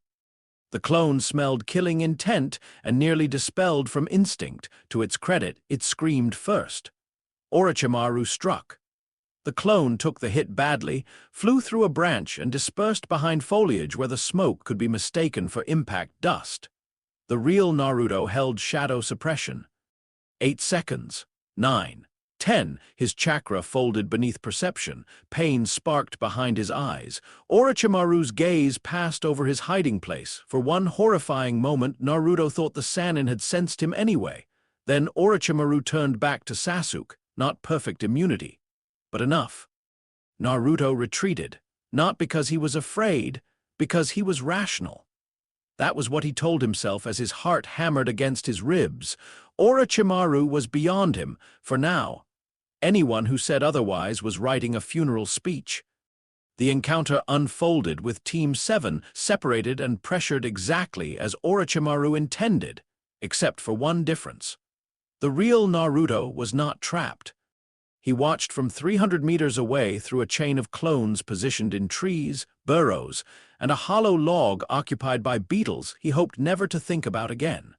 Sasuke froze under killing intent. Sakura shook, but did not abandon him. Naruto's clone reappeared at the correct moment, loud and furious, provoking Sasuke back into motion. That part mattered. If Sasuke broke completely here, Orochimaru's hook would sink too deep. If Sasuke believed Naruto had saved him too cleanly, suspicion would grow, so Naruto's clone fought badly. Bravely, stupidly, just well enough to help, just poorly enough to be Naruto. Orochimaru marked Sasuke with the curse mark anyway. Naruto allowed it. That decision tasted bitter. Could he have prevented it, possibly, at catastrophic risk? If Shadow Garden revealed itself now, Orochimaru would turn his full attention toward the unknown organization before it was ready. Konoha would begin investigating the wrong anomalies. Sasuke might resist one temptation only to seek another path later. Some wounds could not be prevented without creating worse fractures. That was the kind of sentence people used to justify monstrous choices. Naruto wrote it down mentally and did not forgive himself for it. While Team 7 recovered, Shadow Garden moved. Haku, under his mist identity, intercepted the first sound scroll carrier near the western ravine. He did not kill the boy. He froze both legs, removed the scroll, erased the encounter site, and left the genin alive with enough confusion to report an animal attack. Kimimara's operation was less gentle. Sound agents were attempting to consolidate heaven scrolls at a hidden meeting point near a dead cedar tree. Their strategy was simple. Collect scrolls through planted teams, then move them toward Orochimaru's selected assets. Naruto disliked simple strategies that worked, so he made sure it did not. A false signal flare redirected one sound pair toward a swamp. A forged blood trail lured another into a nest of oversized centipedes. Kimimaro intercepted the third personally. Naruto watched through a distant clone. Kimimaro moved carefully, conserving strength. His illness had worsened since entering the forest. He hit it well, but his breathing was half a second too shallow. The sound genin recognized him too late. Their fear was immediate. Kimimaro-sama, Kimimaro's face did not change. "I am not here." Bone needles flashed, 3 pressure points struck. The sound team collapsed, alive, barely. Kimimaro removed their heaven scroll and placed it inside a storage seal. Then he coughed blood into his hand. Naruto's clone stepped from the trees. "You are overextending." Kimimaro wiped his hand calmly. "I completed the objective." "That was not the statement." Kimimaro looked at him. For a moment, the old loyalty to Orochimaru seemed to flicker in his eyes, not as affection, but as habit. A lifetime of being valued for usefulness did not vanish because someone offered a better framework. Then Kimimaro lowered his gaze. "I will reduce direct engagements." Naruto nodded. "Good." "Do not look relieved," Kimimaro added. "It weakens the atmosphere." Naruto stared. Haku had definitely been teaching him humor. This was becoming a problem. By the second night, Shadow Garden had collected 4 Heaven Scrolls and 2 Earth Scrolls from sound-controlled routes. More importantly, they had broken the pattern. Orochimaru's planted agents began moving without coordination. Konoha's forest monitors, already strained by the exam's violence, noticed anomalies but could not identify the cause. Scrolls changed hands without witnesses. Teams arrived at ambush sites to find them already emptied. One sealed supply point was discovered stripped clean except for a single rice bowl with a bite taken out of it. That had not been Naruto's order. When he asked Haku about it later, Haku looked perfectly innocent. Naruto suspected Kimimaro. The idea of Kimimaro leaving a half-eaten rice bowl as psychological warfare was so strange that Naruto almost respected it more. On the third day, Team 7 encountered Kabuto. Publicly, Naruto was relieved. Operatively, he became very still. Kabuto appeared wounded, helpful, and slightly embarrassed by his own bad luck. A perfect support role. He offered information. He gave advice. He knew too much but framed it as experience. Sakura trusted him faster than Sasuke did. Sasuke distrusted him but wanted the information. Public Naruto called him Glasses Guy and asked if he had snacks. Kabuto smiled. Naruto smiled back. 2 lies greeted each other politely. Kabuto guided them toward a safer route. Naruto allowed it because the route was genuinely safer. That was what made Kabuto dangerous. Bad spies lied constantly. Good spies told the truth until the exact moment the lie mattered. Near dusk, Hinata found Naruto alone. Or rather, she found the Naruto he had allowed to be found. He was sitting beside a stream, pretending to fail at catching fish with his bare hands. Hinata stepped from the trees quietly. "Naruto-kun." He looked up with a grin. "Hinata, you're still alive!" Kiba shouted from somewhere behind her. "So are you somehow," Shino said. "Survival probability decreases when shouting reveals location." Naruto laughed. Hinata did not. Her eyes rested on him with unusual steadiness. "We saw something strange," she said. Naruto tilted his head. "In this forest, that's not very specific." "Scrolls moving without people."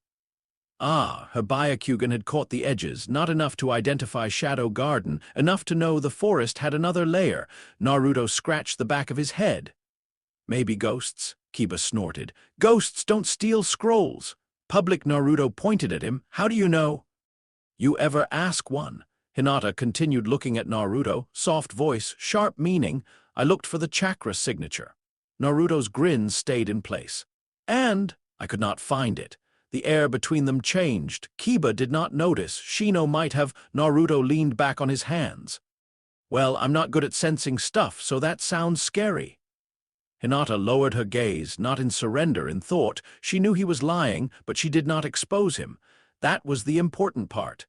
Team 8 moved on after a few minutes. Kiba complained about wasting time. Shino said the delay had allowed several insects to survey the area. Hinata looked back once before vanishing between the trees. Naruto's smile faded only after she was gone. Shadow suppression against Byakugan, partial success under distance and motion interference. Hinata threat rating increased. Hinata trust rating also increased. Annoying. People were easier when they fit into one column. The tower approached on the 4th day. Team 7 had acquired the Heaven Scroll through a messy but believable encounter with a weakened Rain team. Sasuke was pale from the curse mark's aftereffects. Sakura was exhausted but more alert than before. Naruto was loud, hungry, and apparently too stupid to understand how dangerous the forest had been. In reality, he was integrating too many memories. Clone feedback from Haku, clone feedback from Kimimaro, clone feedback from forest scouts, clone feedback from a tiny clone hidden in a hollow stone near the central tower. Too much. Names, routes, injuries, chakra signatures, scroll movements, animal calls, Orochimaru sightings, Kabuto's behavior, Hinata's observation, Gaara's sand traces, Lee's movement patterns. The inside of Naruto's skull felt like a room full of people whispering over each other. He needed rest. He had no time, so he compartmentalized. Public Naruto stumbled. Sakura caught his sleeve before he fell. Naruto, he blinked at her. For 1 second, the wrong face almost appeared. Calm, cold, tired. Then public Naruto returned with a grin. Guess I'm just starving. Chunin warriors need snacks. Sakura frowned. She did not believe him completely. Sakura's intelligence was becoming inconvenient in a different way from Hinata's. Sasuke glanced back, eyes narrowed, too much attention. Naruto immediately picked a fight. What are you looking at, Sasuke? Scared I'm gonna pass before you? Sasuke's expression flattened. Idiot! Team! Dobe, excellent, familiar rhythm restored. Sakura shouted at both of them. The moment passed, but Naruto marked it. Memory overload created mask instability. Unacceptable. Future correction required. The preliminary matches were announced after the surviving teams gathered inside the tower. Too many candidates had passed. That meant elimination. One-on-one fights, public display, controlled arena, high observation density, terrible conditions for secrecy, excellent conditions for theater. Naruto stood with Team 7 on the upper balcony while Hayate Gecko coughed his way through the explanation. Naruto liked him. Not because he seemed strong, though he was likely stronger than he looked. Because he seemed like a man who had accepted being underestimated and weaponized it with exhaustion. Respectable. The match board flickered. Names appeared. Sasuke fought first. Against Yoroi, the battle was useful. Sasuke struggled under chakra drain and curse mark pressure, but adapted with taijutsu copied from Lee. Publicly impressive. Psychologically dangerous. Copying Lee's movement gave Sasuke victory, but also reinforced his belief that power could be taken, replicated, consumed. Orochimaru, watching from disguise, would enjoy that. Naruto filed the concern. Other matches followed. Shino won cleanly. Kankuro revealed enough puppet skill to be dangerous, but not enough to be fully mapped. Sakura and Ino fought each other into exhaustion, and Naruto found himself unexpectedly quiet afterward. Their fight was not elegant, not tactically brilliant, but it was honest in a way many shinobi fights were not. Two girls using fists and memories to argue about who they had been and who they wanted to become. Public Naruto cheered. Operative Naruto revised Sakura upward, then the board flickered again. Naruto Uzumaki vs. Kiba in Uzuka, perfect, too perfect. Kiba was stronger than public Naruto, but not so strong that losing would seem inevitable. Naruto could win accidentally or lose dramatically. Both were plausible. The correct choice depended on future positioning. If Naruto won, his perceived tier rose from D to maybe C-. Still manageable but risky. If Naruto lost, his failure remained intact, but Team 7's overall performance weakened. Also, losing too badly after passing the forest could draw Kakashi's concern. A narrow, ridiculous victory would be ideal. Unfortunately, the outline required a throne match. But not against Kiba. Naruto adjusted. He needed to survive this round and throw the next, a layered performance. Public Naruto jumped into the arena. Kiba grinned down at him. Try not to cry when I beat you, Naruto. Naruto pointed at him. I'm gonna send you flying, dog boy, Akamaru barked. The fight began. Kiba rushed fast. Naruto dodged badly, not too badly. He took a shoulder hit, rolled, sprang up, complained loudly, and used clones in a sloppy formation. Kiba tore through them with fang over fang. The crowd laughed. Good. Then Naruto used a transformation feint, not clever enough to look suspicious, but clever enough to look like instinct. He became Akamaru. Kiba hesitated. The real Akamaru moved. Confusion spread. Public comedy, tactical misdirection, acceptable. The fight ended with Naruto winning through a combination of stubbornness, misdirection, and an embarrassing smell-based accident that public Naruto would deny for the rest of his life. Kiba collapsed. Naruto stood over him, panting, grinning, victorious. The arena reacted exactly as needed. Some laughter, some surprise, some applause, no fear, no suspicion. Kakashi's visible eye curved, Hinata smiled softly, Sasuke looked annoyed, Orochimaru did not care. Good. Naruto returned to the balcony and loudly demanded praise. Sakura said, "I can't believe that worked." Naruto grinned. Genius strategy, it was, actually. But not for the reason she thought. The next match that mattered was Hinata versus Neji. Naruto watched carefully, not as public Naruto, not entirely, Neji's words cut with practiced cruelty. Fate, branch family, main family, weakness, inevitability. Hinata stood in front of him and shook, but she did not step back.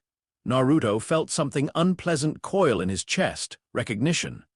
Neji believed cruelty became truth if spoken calmly enough. The village had done that to Naruto for years. Hinata fought. She lost. Badly. But she kept standing longer than expected. Every time she rose, Naruto's analysis became less clean. This was why emotional assets were dangerous. They complicated equations. When Neji struck the final blow, Naruto moved before thinking. Kakashi and the Jonin intervened first. Good. Naruto's mask remained intact by accident. Hinata fell. Public Naruto shouted at Neji with real anger hidden inside performed anger. "I'm gonna beat you." Neji looked at him with cold contempt. "You cannot change fate." Naruto almost smiled, not publicly. Fate was just a system with better propaganda. The match board eventually gave Naruto his opportunity. A later preliminary, added due to bracket adjustment after medical withdrawals. Naruto Uzumaki vs. Tsurugi Masato, a rain genin with decent water style control and no political relevance. Perfect. Naruto could lose without altering major village dynamics. He entered the arena looking tired but determined. The fight lasted 6 minutes, long enough to seem competitive, short enough to avoid scrutiny. Naruto used clones poorly, dodged one water whip too late, landed one lucky punch, took a hit to the ribs, staged a heroic comeback. The crowd leaned in. He gave them hope. Hope made defeat satisfying. Then, at the exact moment he could have won, Naruto's foot slipped on wet stone, not dramatically, not stupidly, just enough. Tsurugi's water whip caught his ankle and slammed him into the arena wall. Naruto hit hard. He let the air leave his lungs. He tried to rise. One hand pressed to the floor, shaking. The crowd began to murmur. He pushed up halfway, collapsed. Height counted him out. Winner, Tsurugi Masato. Silence. Then polite applause. A few disappointed groans. Kiba laughed from the medical area and immediately regretted it because of his injuries. Sakura looked upset. Sasuke looked irritated but not suspicious. Kakashi watched. That was the only problem. Naruto lay on the arena floor, staring at the ceiling. Public Naruto's face showed frustration. Operative Naruto composed a private haiku. Wet stone catches light, the fool falls before the blade. No shadow is seen, he liked that one. When medics approached, he groaned loudly. Man, I was so close. Yes, that was what everyone needed to remember, not failure. Almost. Almost was the perfect camouflage. It suggested growth without threat, promise without danger, a boy still chasing visible dreams. Neji's Byakugan activated from the balcony. Naruto felt it, a sharp pressure across his skin. The Hyuga genius looked down at him, perhaps curious after Hinata's emotional reaction. Naruto activated partial shadow suppression while lying motionless, not full. Full suppression would create absence. Absence drew attention. Instead, he made his chakra look messy, exhausted, poorly controlled. Exactly like a boy who had pushed himself too hard and failed. Neji's gaze moved on. He found nothing. 12 feet away from the medic carrying him, one of Naruto's smallest clones sat beneath the arena platform, eating a soldier pill and recording Neji's search pattern. Useful. The Diablo's cult was born because a sound agent refused to die quietly. Naruto found him beneath the arena after the preliminaries, in a sealed maintenance chamber that should have been empty. The man was injured, not by Naruto, by Orochimaru's cleanup protocols, most likely. Loose ends being removed, he clutched a bloodied scroll tube and tried to activate a poison seal when Naruto entered. Naruto stopped his hand with a compressed chakra tap to the wrist. The agent stared at the masked figure above him, fear, relief, confusion. He thought Naruto was someone else. "Excellent. Who sent you?" Naruto asked. The agent laughed weakly. "You already know." "I prefer confirmation." "The snake eats his own tail," the man whispered. Orochimaru symbolism, predictable, too predictable. Naruto crouched. He could extract information through pain. He chose not to. Not morality, practicality. Torture produced noise when time was limited. Better to give the dying man a story large enough to crawl into. "You were betrayed," Naruto said. "Not by your master, by the ones behind him." The agent's eyes sharpened. Good. Desperate people preferred larger explanations for personal suffering. Nonsense. Naruto tilted his head. "Do you think Orochimaru designed the invasion alone? Do you think sound grew unnoticed because every village was blind? Do you think your orders came from one serpent?" The man breathed harder. "What are you talking about?" Naruto had not planned to create the name there. It arrived because the moment demanded shape. "A cult," Naruto said softly. "Older than your master's ambition, a network beneath the wars. They use men like Orochimaru as knives and discard the handle when the blade breaks." The agent's fingers twitched. "What?" "Cult." Naruto leaned closer. "The cult of Diablos." The name sounded ridiculous, perfect. Ridiculous names were memorable, foreign enough to feel ancient, dramatic enough for frightened men to repeat, vague enough to mean anything. The sound agent stared. Naruto placed a folded paper in his hand. Blank. The man did not know that. "Carry the warning," Naruto said. "I'm dying." "Yes." A pause. The agent gave a broken laugh. "You're insane." "No." Naruto replied. "I am early." He let the man crawl out through the secondary drainage path. A clone tracked him. The agent reached a hidden sound contact before dying. His final words, witnessed by 2 enemy operatives and 1 concealed garden clone, were exactly what Naruto needed. Diablos. They were behind it. Not just Orochimaru. Diablos? The sound operatives panicked. 1 fled. 1 tried to burn the body. Haku intercepted the second and allowed the first to escape. By dawn, the word Diablos existed in 3 frightened minds. By nightfall, it would exist in 12. In a month, Konoha intelligence would hear it. In 3 months, people would begin inventing history around it. Naruto returned to the chamber beneath the 3rd training ground and wrote the name on a scrap of paper. Then he stared at it for a long time. Haku stood beside him. "You invented a cult?" "Yes." "Is that wise?" "No," Kimimaro, seated nearby, said. "It is effective." Haku gave him a look. Kimimaro amended, "Effectiveness and wisdom are not identical." Naruto placed the paper inside a folder labeled Misdirection Assets. "This is temporary," he said. Haku looked unconvinced. "Temporary lies often seek permanent housing." Naruto glanced at the 3rd rule on the wall. When the framework is wrong, correct it before loyalty protects it. "I know," he said, but he did not destroy the folder, because the lie was useful. And usefulness was always the first step toward danger. 3 days after the preliminaries, Hiruzen Sarutobi sat in his office with Ibiki Morino and a stack of reports that refused to become simple. Naruto was not there. No Naruto was there, but a small storage seal hidden inside a cracked windowsill picked up vibrations from the room. It was crude. Imperfect. It did not record voices clearly, only rhythm, tone, and occasional words. Naruto had placed it 2 months earlier during a prank involving glue, 3 frogs, and an unfortunately positioned Anbu. Publicly, the prank had been pointless. Privately, the windowsill had become an ear. Ibiki's voice was low. Scroll movements inside the forest do not match any identified team pattern. Hiruzen exhaled pipe smoke. "Orochimaru?" Some interference was directed against his agents. Silence, Ibaki continued. An injured sound operative was extracted from a sealed chamber beneath the arena. We do not know how. He died shortly after contact with another sound cell. What did he say? A pause. One word appeared repeatedly. Hiruzen waited. Diablos. The Hokage pipe stopped moving. The word meant nothing. That was why it mattered. Old men feared unfamiliar names more than familiar enemies. Orochimaru was terrifying but known. A known terror fit into existing boxes. Diablos did not. Hiruzen finally spoke. That is not Orochimaru's style. No, Ibaki said. It is something else. The room grew quiet.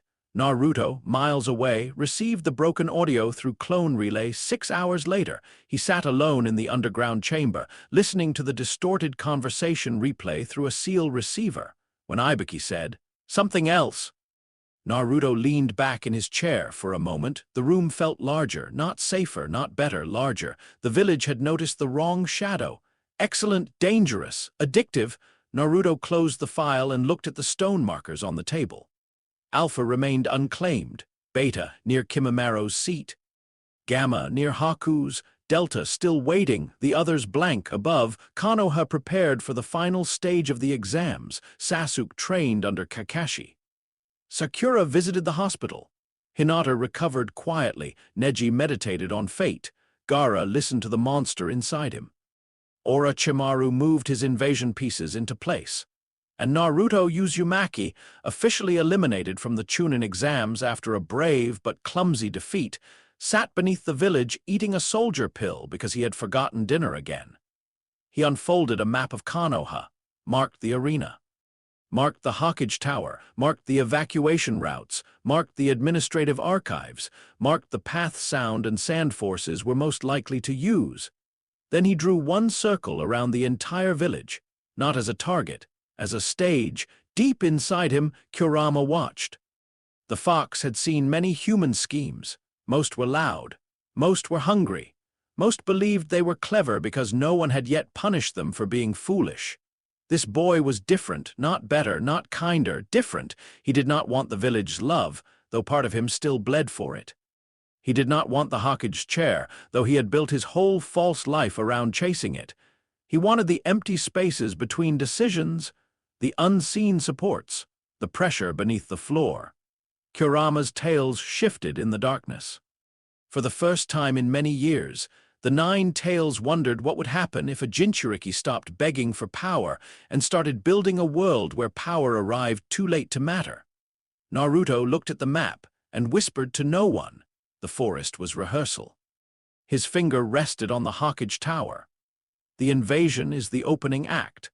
Above him, the village slept. Around him, the shadows listened. Chapter 4. The invasion that was never theirs. Orochimaru thinks he is burning the leaf. He is burning Naruto's stage set. The day of the final exam arrived wearing festival colors. That was the first insult. Banners hung across the streets. Food stalls opened before sunrise. Merchants shouted prices for sweet dumplings, grilled fish, paper fans, and cheap wooden kunai painted in village colors. Civilians walked toward the arena laughing, arguing, and pretending they were not watching children enter a battlefield for entertainment. Naruto stood on a rooftop 3 streets away from the main road, eating a rice ball wrapped in thin paper. Below him, Konoha celebrated. Above him, birds moved in broken patterns. That mattered. Birds were honest in ways people were not. When shinobi patrols shifted, birds changed direction. When foreign chakra moved across rooftops, birds scattered. When large bodies of armed men gathered in places they should not be, birds found somewhere else to exist. This morning, too many birds had gone quiet. Naruto chewed slowly. The invasion had already begun, not with explosions, not with screaming, not with Orochimaru revealing himself in some grand villainous gesture. Invasions began in paperwork. A guard rotation changed. A messenger arrived late. A foreign escort was allowed 1 street closer to an archive than normal. A sand shinobi carrying a musical instrument passed through a gate with insufficient inspection because no one wanted to offend an allied village. Naruto had seen all of it. Not alone. Never alone. 34 shadow clones had moved across Konoha since midnight in narrow, carefully timed intervals. Most had already dispersed. Some hid in drainage channels. Some watched from attics. One sat transformed as a broken signboard beside the north gate, which had seemed clever until a civilian dog mistook it for a bathroom location. Naruto made a private note never to become street furniture again. On the rooftop beside him, Haku stood in a plain cloak, face calm beneath a civilian hood. "The crowd is larger than predicted," Haku said. Naruto swallowed. "Festival atmosphere raised attendance by 13 to 17%. That increases evacuation difficulty." "Yes. Are we adjusting?" Naruto looked toward the stadium. "We already did." Beneath the streets, 3 garden-marked routes had been cleared during the previous week. Not official evacuation paths. Those would become crowded, panicked, and easy to target. Shadow Gardens routes moved through market storage alleys, unused drainage tunnels, and 2 old maintenance corridors Naruto had opened beneath the Western District. Civilians would not know why certain alleys suddenly had signs pointing toward shelter. They would not know why carts blocked some streets and left others clear. They would not know why, when the panic began, the fastest way out of danger looked like accident. That was fine. Protection did not require credit. Kimimara's voice came through a low-range sealed disc in Naruto's palm. Sound movement confirmed near Eastern Service Gate. Numbers lower than projected. Naruto frowned. Lower by how much? 4 squads. A missing force. Interesting. Reserve group. Likely. "Track, don't engage." A pause. Kimimaro said. "Understood." Naruto almost told him not to overextend. He did not. Trust, once offered, had to be practiced or it became decoration. The sealed disc clicked off. Haku glanced at him. "You wanted to warn him." "Yes. You chose not to." "Yes." Growth. Naruto turned slowly. Haku's face remained polite. Naruto decided that once Shadow Garden was larger, he would create a department specifically to stop members from becoming too comfortable teasing their leader. Possibly called internal discipline. Possibly called Haku prevention. He would workshop it. The stadium roared. The final matches were beginning. Naruto looked down at his rice bowl, half-eaten, of course. Everything important in his life seemed to involve a half-eaten meal. He wrapped it again and put it into his pouch. "Positions," he said. Haku vanished. Naruto remained alone on the roof, staring at the arena where everyone believed the story was happening. They were wrong. The arena was only the visible stage. The real performance was underneath. Public Naruto was not supposed to matter today. That had taken work. After his preliminary defeat, the village placed him into the comfortable category of promising, but not ready. It was a perfect shelf. Not failure enough to invite pity, not success enough to invite scrutiny. He arrived at the stadium late, loudly, and covered in crumbs from a breakfast he had eaten mostly for witnesses. "Did I miss Sasuke's match?" he shouted, pushing through the crowd. A nearby civilian laughed. "Almost kid," Naruto grinned. People patted his shoulder. That was new. Not affection exactly, not trust. But Wave, the forest, and his ridiculous victory over Kiba had softened some edges. The village no longer looked at him with only hatred. Some looked with amusement, some with curiosity. Some with the cautious warmth reserved for stray dogs that had stopped biting people. Public Naruto soaked it in. Operative Naruto catalogued it. Social perception shift. Useful, emotional impact. Annoying. He found Sakura near the Genin seating area. She looked tense, eyes fixed on the arena. "Sakura-chan," Naruto called. "You saving me a seat," she glanced at him. "You're late." "I arrived dramatically." "You arrived with rice on your cheek." Naruto wiped the wrong cheek. Sakura sighed and reached over to brush the grain away herself. The gesture lasted less than a second. It still struck oddly. Naruto blinked. Sakura did not notice. She was already looking back toward the arena. "Sasuke isn't here yet," she said quietly. "He'll come," Naruto replied. Public Naruto made it sound like rivalry. Operative Naruto made it a prediction. Kakashi would bring Sasuke late. The timing would be infuriating, theatrical, and useful. Above them, the Hokage sat in the viewing box beside the Kazekage, Orochimaru wearing another man's face. Naruto did not look at him for long. Predators noticed staring. Instead, he laughed loudly, complained about being hungry, and watched the shadows around the Hokage box through reflections in a polished metal railing. 4 disguised sound guards, 2 sand shinobi out of position, 1 Anbu replacement whose posture did not match Konoha training doctrine. A barrier squad hidden too close. The assassination stage was ready. Naruto's fingers twitched once. He could warn Hiruzen, not easily, not without risk, but he could. A direct warning might save the third Hokage. It might expose Naruto's knowledge. It might force Orochimaru to alter the invasion plan unpredictably. It might preserve a political structure that had allowed Naruto's childhood to become a village-wide open secret. It might prevent a power vacuum Shadow Garden needed. It might be the right thing to do. Naruto hated that last possibility most. The first match proceeded. Neji fought. Naruto watched. Neji moved beautifully. Too beautifully. Precision built from pain and pride. He had turned bitterness into a blade and called it destiny because destiny sounded nobler than resentment. His opponent never had a chance. The crowd applauded. Naruto clapped loudly with everyone else. Inside, he marked Neji as future problem, future asset, or both. Then Sasuke arrived. The stadium changed. Uchiha, survivor, genius, avenger. Konoha loved symbols more than it loved children. Sasuke stepped into the arena wearing confidence like armor, and Gaara stared at him with the empty focus of something starving behind human eyes. Naruto leaned forward. This match mattered. Not because of who won, because of when the invasion started. Gaara was the trigger. Sasuke was the match. Orochimaru was the hand pretending not to hold fire. The battle began. Sasuke was fast, faster than before.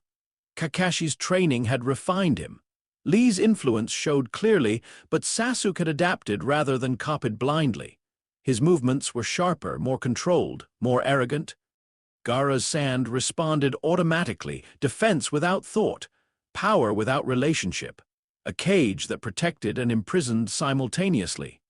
Naruto felt Kurama shift inside him again. The fox did not speak, but Naruto sensed attention. Yes, Naruto thought. Another container. Gaara bled 1 drop. The stadium held its breath. Gaara's mind cracked around the sight, and far beneath the arena, one of Naruto's hidden clones tapped a seal on the wall. Stage transition. The genjutsu fell over the stadium like a curtain. Civilians slumped. Some shinobi staggered. Sakura resisted, barely. Shikamaru pretended to fall asleep, which Naruto noticed and respected deeply.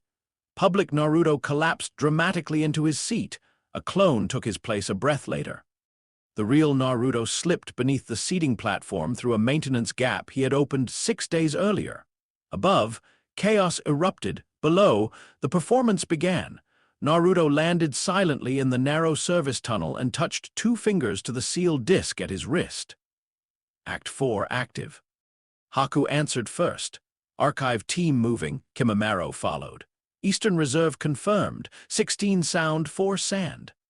Contain Route C, Naruto said. Do not engage the full group. Already redirected. Good, Naruto moved through the tunnel at a controlled pace, not running. Running made noise. Running created panic in the body. Running was for people late to something. Naruto had been preparing for this for weeks. The first garden operation was not glorious. It was not a duel. It was paperwork. At the Hokage Tower, the administrative archives contained mission rosters, clan contracts, Anbu rotations, civilian registries, property maps, seal maintenance records, and enough institutional memory to rebuild or cripple the village depending on who held it. Orochimaru likely wanted military intelligence.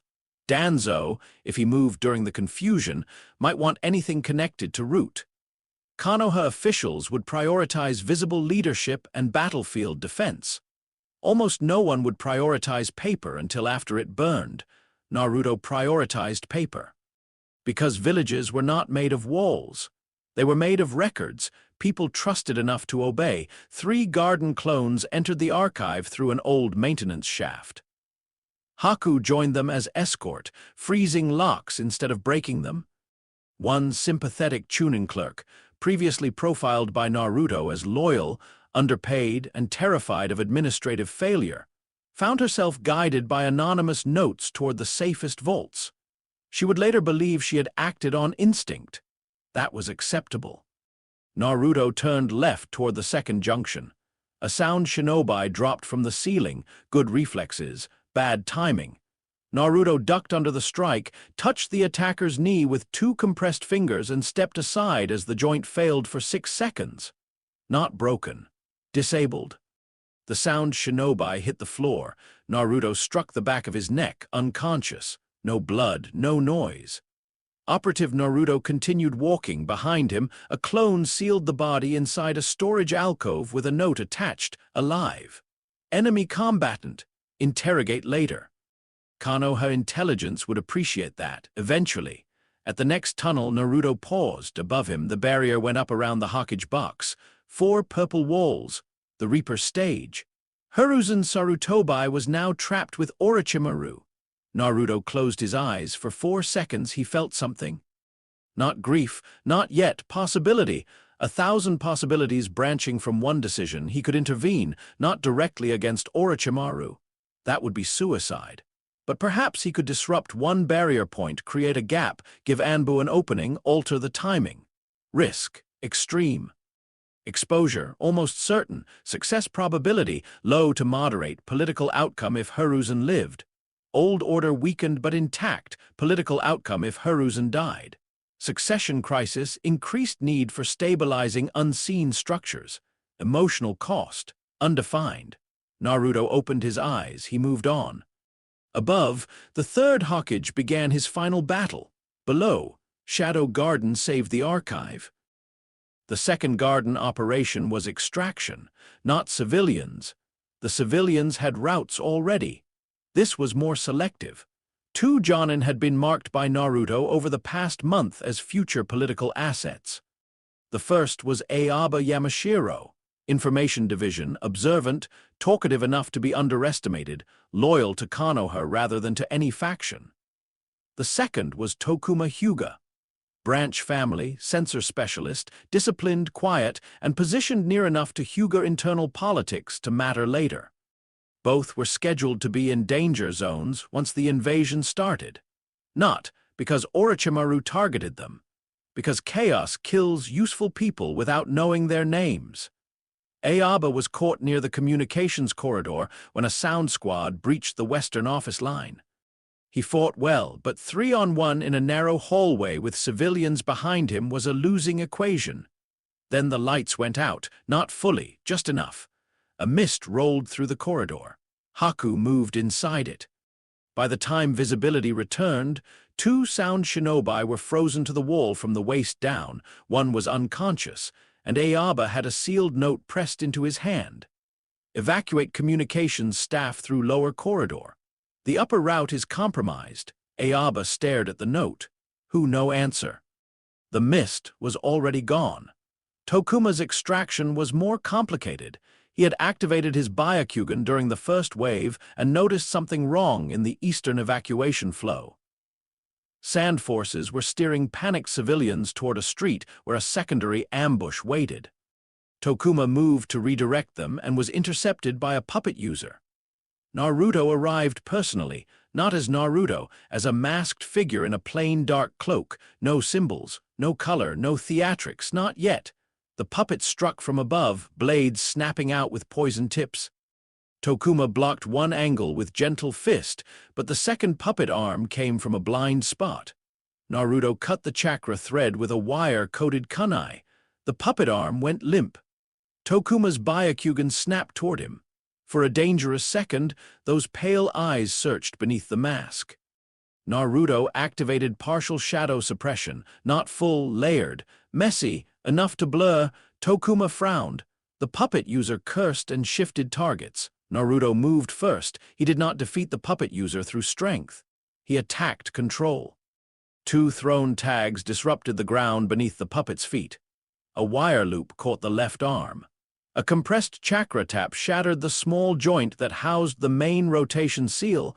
The puppet collapsed into pieces. Tokuma struck the user's tenketsu before he could retreat. Clean, efficient, useful. The Hyuga turned toward Naruto. Identify yourself. Naruto tossed him a folded evacuation map.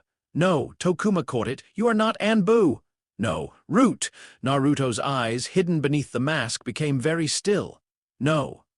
That answer carried enough coldness that Tokuma did not ask again. Immediately, Naruto pointed toward the street. Ambush line. Move civilians south. Take the woman with the blue scarf seriously when she tells you the alley is clear. Tokuma stared at him. Why should I trust you? Naruto looked toward the smoke rising beyond the rooftops. Because the people who wanted you dead are behind you. Tokuma turned. 3 more sand shinobi emerged from the dust. By the time he looked back, Naruto was gone. A garden clone watched from a roof as Tokuma followed the map. Good. Hyuga asset preserved. Delta implications. Future. The third garden operation was uglier. Naruto had seeded an earth wall trap 3 weeks earlier in an empty storage district near the southern supply road. It was not a single trap. Single traps failed. It was a path. A series of small pressures disguised as environmental weaknesses. Loose stone. Narrowing alleys. False shelter. A collapsed cart positioned to suggest the safest route. Tags hidden beneath drain covers. A water line weakened just enough to burst if struck by heavy chakra. Orochimaru's secondary strike force entered the district 12 minutes after the invasion began. 23 sound shinobi. 2 modified summons. 1 masked commander carrying enough explosive tags to destroy the civilian ration depot. Naruto had predicted their likely route based on 3 factors: target value, movement speed, and Orochimaru's preference for psychological damage. Burn the ration depot during an invasion, and even survivors fear the days after. Cruel, efficient, unacceptable. Naruto did not fight them. He let the district fight them. A clone disguised as a terrified courier stumbled across their path and ran south. The commander followed, believing he had found someone fleeing toward safety. The first alley narrowed, the rear group compressed. A modified summon struck the weakened water line. The street flooded, water touched the first seal. Earth walls rose behind them, not massive, not impressive. Just enough to redirect. The sound force turned right. Second seal. The ground tilted. Third seal. Smoke, not poison, filled the corridor. Panic began. Shinobi were trained against traps. They were less trained against traps that did not try to kill them immediately. The commander shouted orders. Too late. The final seal activated beneath the center of the group, raising 4 stone walls at once and splitting the force into isolated pockets. Then Konoha's official response team arrived, guided by an anonymous flare. From their perspective, they had intercepted a trapped enemy force through fortunate timing. From Naruto's perspective, they were cleanup. He watched from a rooftop 3 blocks away. No pride, no thrill, just confirmation. Architecture defeated force. The ration depot remained intact. The civilians would eat tomorrow. No one would know why. That was the point. Then a scream rose from the Hokage box. Naruto did not turn, not immediately. He already knew. The third was dying. Hiruzen Sarutobai's death moved through Konoha like the moment between lightning and thunder. First, nothing. Then everyone felt it. The barrier fell. Anbu surged. Orochimaru escaped. The Kazekage face was gone. The lie revealed too late to matter. The old Hokage lay still. Naruto stood inside an abandoned tea shop 2 streets from the arena, watching through the cracked window as shinobi began to understand what had happened. His hands were clean. That bothered him. They should have been dirty. Blood would have been easier. Blood gave guilt a shape. Instead, Naruto had maps, saved archives, preserved civilians, redirected enemy squads, protected selected assets, and allowed an old man to die because the outcome served the structure he was building. He had not killed Hiruzen. That sentence was true. He had chosen not to save him. That sentence was also true. For exactly 4 seconds, Naruto stopped calculating. He remembered the third Hokage standing in his apartment doorway with monthly money and tired eyes.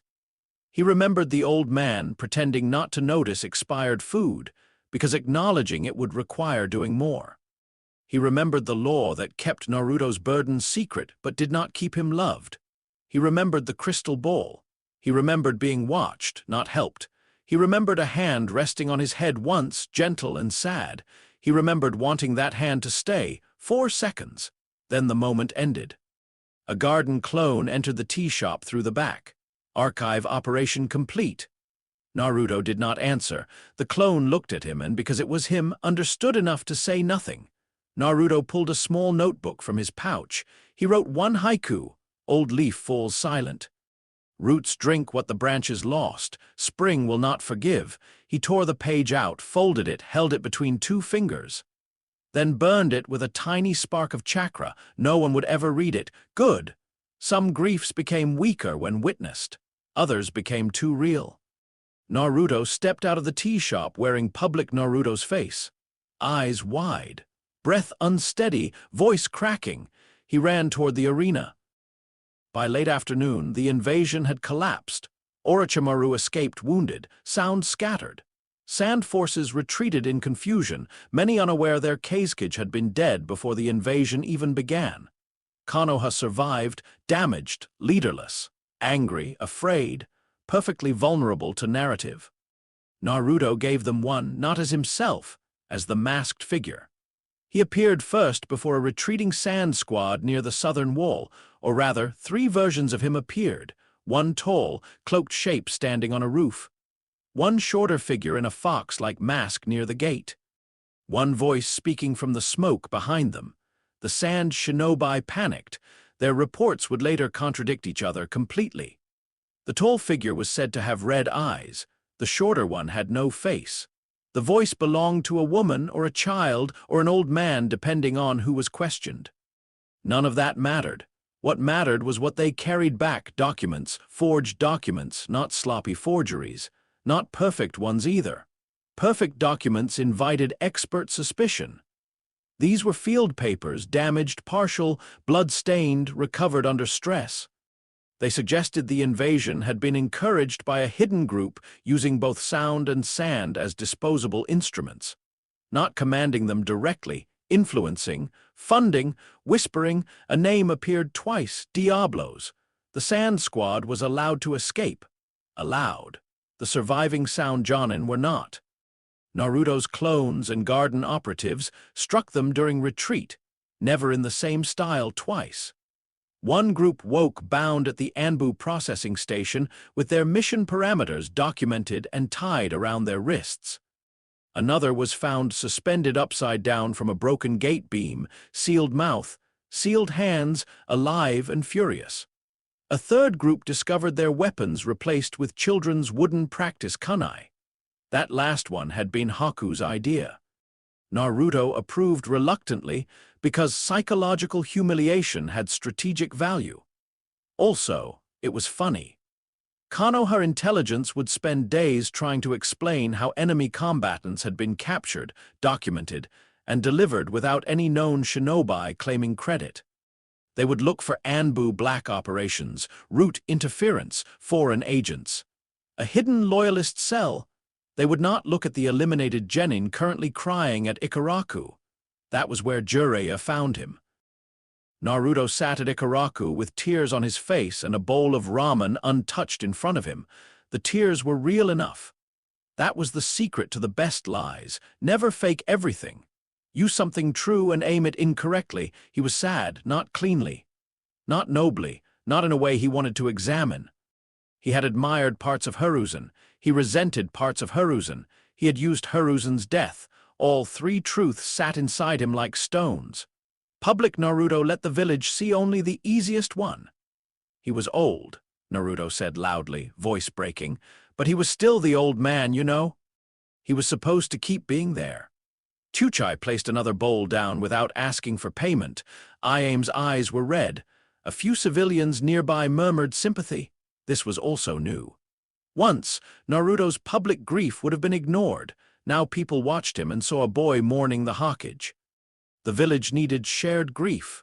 Naruto gave them a shape for it. Then Jiraiya entered. He did not announce himself. For a large man with white hair and wooden sandals, he could be quiet when he wanted. Naruto noticed him immediately and pretended not to. Jiraiya stood across the street for a long time, longer than politeness required, longer than grief required, watching. Naruto lifted noodles with trembling chopsticks. Too trembling, no, public Naruto would overdo it. He let the chopsticks fall. Dang it, he muttered. A civilian woman beside him gently pushed a napkin closer. Naruto thanked her with a wet grin. Jiraiya's eyes narrowed. Not much, enough. He came closer and sat beside Naruto. Kid, Naruto looked up sharply. Pervy sage, Jiraiya winced. Don't call me that in public. Then don't be one in public. A few people nearby laughed weakly. Good, normal rhythm. Jiraiya studied Naruto's face. I heard you were at the stadium. Yeah, Naruto said quietly. I couldn't do anything. That sentence was dangerous because it was false and true at the same time. Jiraiya looked toward the Hokage Tower. Most people couldn't. Naruto lowered his head. The old man was always there, even when he was annoying. Jiraiya said nothing. Naruto let silence stretch. Silence made people fill gaps with their own assumptions. Jiraiya, unfortunately, was not most people. Finally, the Sannin spoke. You okay? Public Naruto wiped his nose on his sleeve. No, correct answer, too direct, maybe. Jiraiya's gaze sharpened again. Naruto added, but I'm gonna be, because I'm gonna get stronger and next time I'll protect everyone. There, public framework restored, dream, strength, future, simplicity. Jiraiya leaned back. His expression softened on the surface, but his eyes did not. The grief was technically correct. That was the problem. It had every expected component. Shaking hands. Wet eyes, anger, helplessness, a loud vow, a boy trying to turn pain into motivation, but real grief was uglier. It contradicted itself. It arrived at the wrong moments. It forgot the script. Naruto's grief looked like grief seen from the outside and reconstructed by someone very observant. Jiraiya said nothing. He ordered sake. Then, after a moment, ramen. Naruto glanced at him. You eat ramen? What, you think old legends survive on booze and bad decisions alone? Yes. Jiraiya snorted. The meal continued. Public Naruto talked too much. Jiraiya listened too carefully. By the time they parted, Naruto knew the danger had changed. Orochimaru was still an enemy. Sound and sand were still problems. Diablo's was now a useful lie. The village was now leaderless. But Jiraiya had begun watching. That was different. That mattered. Because Jiraiya was not a bureaucrat, not a clan elder, not a child with a bloodline, not an enemy agent hunting power. He was a storyteller, and storytellers understood masks. That night, Shadow Garden met beneath the third training ground, no candles, still. Naruto found this disappointing but had accepted defeat. Haku sat with a stack of recovered archive copies. Kimimaro stood near the wall despite being told to sit. His condition had worsened after the day's operations, but his eyes remained clear. The stone markers lay in a neat line. Alpha unclaimed, beta, gamma, delta absent, epsilon, zeta, eta waiting. Naruto placed the invasion report on the table. Results. Haku began. Civilian registry preserved. Administrative archives copied in part, protected in full. Communications staff survived. Aoba Yamashiro redirected successfully. Tokuma Hyuga survived and followed the evacuation map. Kimimaro continued. Eastern Reserve reduced before engagement. Southern Strike Force neutralized by Konoha responders after trap activation. 7 captured combatants delivered. 3 escaped with Diablo's documentation. Naruto nodded. Losses. Haku's voice softened. Village casualties still being counted. Naruto looked at the table. Kimimaro said what Haku did not. The third Hokage is dead. Silence. The underground chamber seemed colder. Naruto placed both hands on the stone table. I chose not to intervene. Neither Haku nor Kimimaro reacted visibly. That made it worse. I had possible avenues, Naruto continued. Low success probability, high exposure risk, strategic outcome favored non-intervention. Haku closed his eyes briefly. Kimimaro watched him with the stillness of someone who understood loyalty and its cost too well. Naruto forced the next sentence out. I made the correct structural decision. Haku opened his eyes. And the human one, Naruto did not answer because he did not know. That was the worst part. He wanted to know. He wanted there to be a clean category, correct or incorrect, necessary or monstrous, strategy or failure. Instead, there was only the old man's face and the space where a different choice might have lived. Kimimaro spoke first. Orochimaru-sama once told me that hesitation is weakness. Naruto looked at him. Kimimaro continued. He was wrong. Sometimes hesitation is the last proof that something inside you still resists becoming simple. Haku looked toward him with quiet surprise. Naruto stared at Kimimaro for a long moment. Then he exhaled, not relief, not forgiveness, something smaller. Add it to the wall, Naruto said.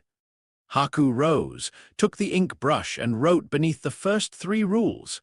If the human cost becomes invisible, the structure has already failed. No one spoke after that for a while. The 4th rule dried slowly against the stone. Above them, the village mourned. Below it, the organization that had let its leader die wrote a rule to remember why that mattered. It was not enough, but it was something. 3 days later, Konoha intelligence fully pivoted to the Diablo's narrative. Not publicly, Orochimaru remained the face of the invasion. That was unavoidable. Too many people had seen him.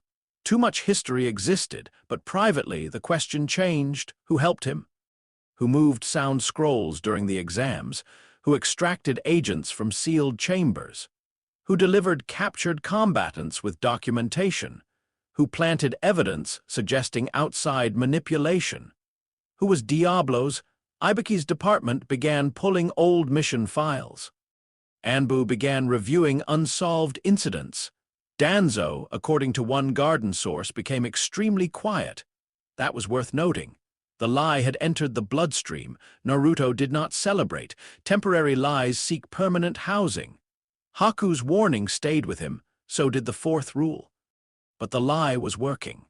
And the power vacuum had opened exactly as predicted. The council argued. Clan heads maneuvered. Civilian administrators panicked. Jiraiya refused the Hokage seat loudly enough that 3 separate witnesses reported 3 different versions of his profanity. Tsunade's name entered discussion. Naruto marked it. Future variable, medical legend, Senju blood. Trauma profile unknown. Gambling habits exploitable but not defining. Relationship to village complicated. Possible Hokage candidate. Possible obstacle. Possible opportunity. For now, the village needed stability. Shadow Garden would supply pressure from beneath. Not control, not yet, just pressure. A corrected document here. A redirected patrol there. A rumor that prevented a bad appointment. A missing file appearing where the right person could find it. Architecture began with small load-bearing beams. On the 7th night after the invasion, Naruto returned to the Hokage mountain. He brought ramen. Again. The stone faces looked different now. Hiruzen's face was not carved there yet, but Naruto looked at the space where it would eventually be. The village below still smelled faintly of smoke. Reconstruction had begun in patches. Some streets were loud with hammering. Others were quiet in ways streets should not be. Naruto sat on the 4th's head and opened his ramen. For once, he did not eat immediately. You were visible, he said to the stone faces. The 1st, the founder, the 2nd, the system builder, the 3rd, the professor, the 4th. The hero, all remembered, all carved into the mountain for enemies and children to see. Naruto looked down at his own hands. They were still clean. He wondered how long that would remain true. Inside the seal, Kurama shifted. You let the old one die. Naruto did not flinch. It was the first time the fox had spoken directly in months. Kurama's voice rolled through him like distant thunder. Naruto stared at the village. Yes. No excuses? I have many. The fox gave a low, amused growl. At least you know they are excuses. Naruto's fingers tightened around the ramen cup. Would you have saved him? Kurama laughed. A terrible sound. No, Naruto nodded. That does not comfort me. It was not meant to. Silence stretched between boy and beast. Then Kurama spoke again, quieter. You are not like the others. Naruto looked inward without closing his eyes. Is that praise? No, good. It is interest. Naruto finally ate a bite of ramen. It had gone lukewarm, tragic. Kurama watched him from behind the bars. You build cages without bars. Naruto swallowed. Systems? Cages with better names. Naruto did not answer immediately. Below, a child laughed somewhere in the recovering village. A hammer struck wood. A dog barked. Someone sang off-key. Konoha lived, not because of him alone, not because of Hiruzen alone, not because of any single visible hero. It lived because thousands of unseen things held long enough for people to wake up tomorrow. Naruto looked toward the darkened Hokage Tower. Then I need to build them with doors. Kurama was silent, perhaps amused, perhaps thoughtful, perhaps simply bored. Naruto finished his ramen. The invasion was over. The story the world believed was simple. Orochimaru attacked. The third Hokage died a hero. Konoha endured. Naruto Uzumaki cried at Ikaraku and promised to get stronger. The hidden story was less simple. Archives had been saved, assets preserved, enemies redirected. A false cult planted. A political vacuum opened. Jiraiya had become suspicious. Kurama had begun speaking. And beneath the third training ground, Shadow Garden had written its fourth rule in black ink. Naruto stood. The wind moved around him. He looked down at the village and whispered, "Opening act complete." Then he turned away from the stone faces and walked home under a moonless sky. Above, Konoha mourned its fallen Hokage. Below, roots began to spread. Chapter 5. The Fox negotiates. Kurama did not expect to be impressed. He is slightly against his will. Jiraiya did not train like Kakashi. Kakashi taught by withholding information until frustration became motivation. Jiraiya taught by pretending not to teach at all. He drank, wandered, flirted, disappeared, reappeared, complained about his back, bought snacks, lost money gambling, won money gambling, lost it again, and somehow made every road between Konoha and the next town feel like a test disguised as bad travel planning. Naruto respected the method. He also found it deeply annoying. Public Naruto complained openly, "Pervy Sage, we've been walking for 6 hours." Jiraiya did not look back. "Good, your legs still work." "I'm starving, you're always starving." "That's because I'm a growing shinobi." "That's because you eat like a small country preparing for winter." Naruto gasped dramatically. "My appetite is part of my ninja way," Jiraiya snorted. He looked relaxed, but Naruto knew better. Since the invasion, Jiraiya had watched him differently, not constantly. Constant watching was amateur work. Jiraiya watched in moments Naruto was supposed to forget anyone was watching. When Naruto woke from sleep, when he heard Hiruzen's name, when a patrol passed too close, when a civilian child waved, when danger appeared suddenly. It was not suspicion exactly. Not yet, it was worse, curiosity. A suspicious person looked for guilt. A curious person looked for story. Jiraiya was dangerous because he knew people were made of stories, and Naruto had spent years becoming one. So, on the training trip, Naruto gave him a story worth believing. Loud student. Lonely godson, reckless Jinchuriki, boy chasing strength after failing to save the third. All true enough to survive inspection. All incomplete enough to remain useful. The first 3 weeks were simple on the surface. Jiraiya taught him better chakra control by making him walk across rivers with stones tied to his ankles. He taught summoning theory by dropping him near a cliff and telling him to make friends with gravity. He taught awareness by throwing pebbles at the back of Naruto's head whenever Naruto became too comfortable. Public Naruto shouted every time. Operative Naruto learned. The Toad's summoning contract was stranger than expected. Old, alive in the way some contracts were alive.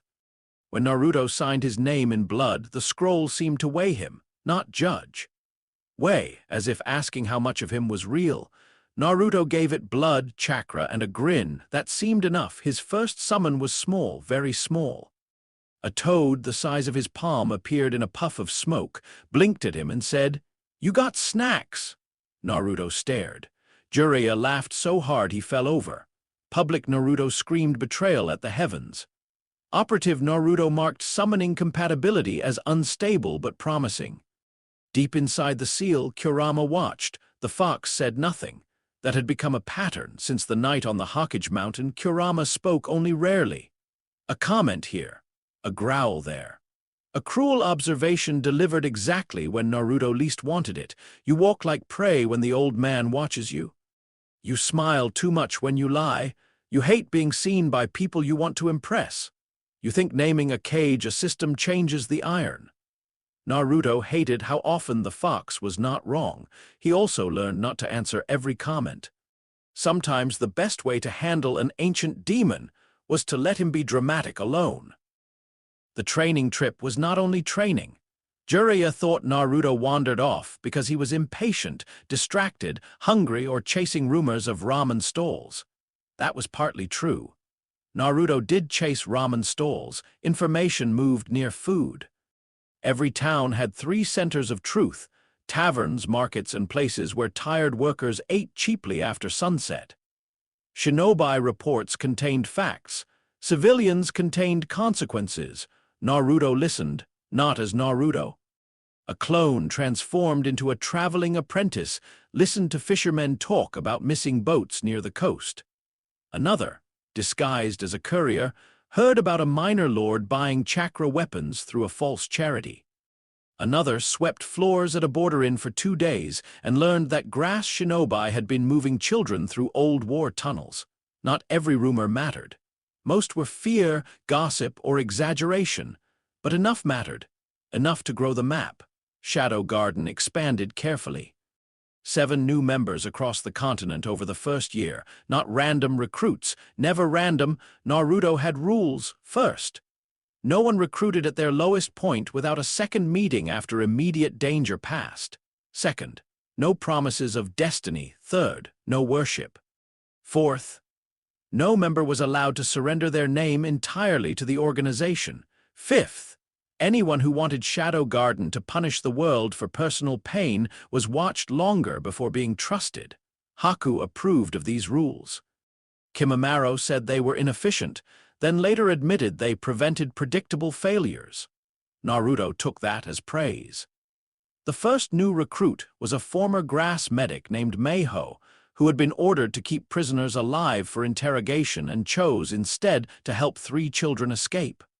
She expected death. Naruto offered extraction. She asked, "Who are you?" He answered, "A correction." Haku later told him that was too dramatic. Naruto disagreed. The second was a civilian accountant in T Country who had discovered his employer was laundering payments for missing nin and had quietly made copies of every ledger. He did not know how to fight. That made him more valuable, not less.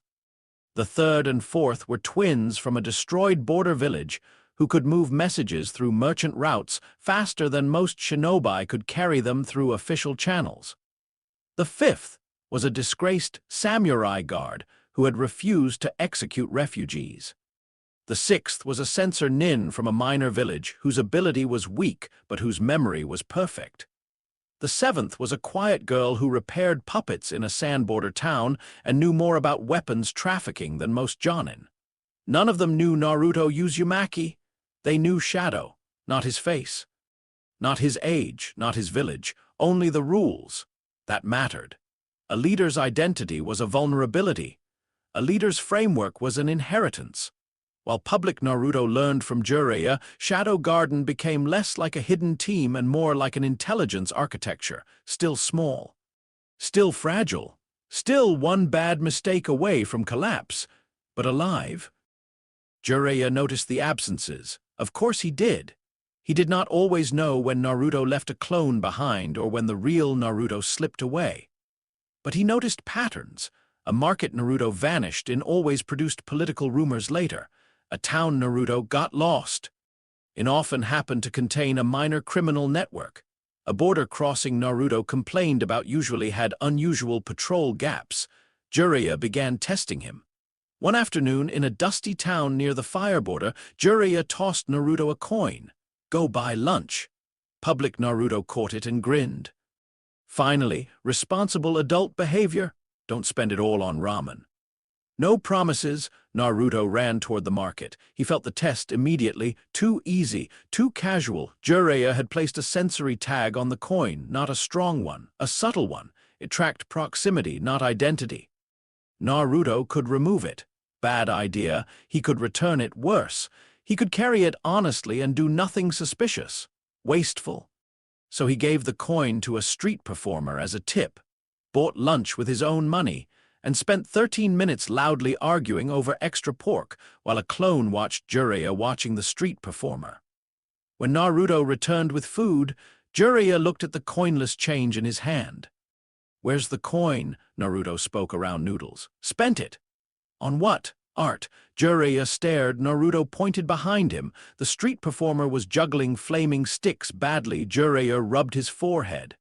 "Kid, when I said lunch, you said buy lunch. You didn't say don't support the arts." Jiraiya looked tired. Public Naruto won. Operative Naruto marked Jiraiya's suspicion as increasing but not confirmed. That night, Jiraiya asked quietly, "You ever think about what you want after becoming Hokage?" Naruto was lying on a roof, staring at stars. Public Naruto would say something loud. He almost did, but the night was quiet and Jiraiya's voice had no teasing in it, so Naruto answered with a safer half-truth. "I want people to stop deciding what I am before I walk into the room." Jiraiya did not speak for a while, then he said, "That's not the same as wanting the hat." Naruto turned his head. Jiraiya was looking up at the same stars. Danger, soft danger, the kind that did not feel like a trap until later. Naruto laughed too loudly. "Of course I want the hat. The hat is awesome," Jiraiya hummed. "Sure." He did not believe it, not fully. Naruto looked back at the sky. The stars did not care about lies. That was comforting. The Akatsuki encounter happened in a town that smelled of rain and old wood. Naruto sensed something wrong before he saw anyone. Not chakra, silence. The wrong kind of silence. Markets made noise even when quiet. Rain on roofs, sandals in mud, doors opening, people bargaining, animals complaining. This street had gone still in layers. Naruto walked beside Jiraiya, laughing loudly about a failed summoning attempt from that morning. Public Naruto threw his arms around. Operative Naruto counted exits. 5. No, 6. One alley too clean, one rooftop sagging under hidden weight. One reflection in a puddle showing a dark cloak with red clouds. Naruto's stomach went cold. Itachi Uchiha stepped from beneath an awning. Kasama Hoshigaki leaned against a wall nearby, sword wrapped, grin sharp enough to be a weapon by itself. The world narrowed. Naruto had planned for Akatsuki in theory. Theory was paper. Itachi was not paper. His presence did not press like Gaara's or coil like Orochimaru's. It settled. Quietly, completely. Like a decision already made, Kasama was different, large chakra, predatory amusement. Direct violence waiting for permission. Jiraiya stopped walking. His entire posture changed. "Not much, enough, Naruto," he said. Public Naruto looked between them with nervous confusion. Operative Naruto calculated and reached an immediate conclusion. Unwinnable, not difficult, not risky. Unwinnable. Shadow chakra unstable against Itachi's unknown genjutsu capacity. Atomic compression V1 useless without contact. Clone network vulnerable to mass memory disruption. Jiraiya present, but engagement could cause civilian casualties. Objective. Escape, not heroic retreat. Escape. Itachi's eyes moved to Naruto. For a fraction of a second, Naruto felt as if the man saw every mask at once, not through them, at them. As if he recognized the act of wearing one. That was worse. Kasama grinned. "That's the Nine-Tails brat." Naruto forced himself to tremble, not difficult. Fear was already there, useful.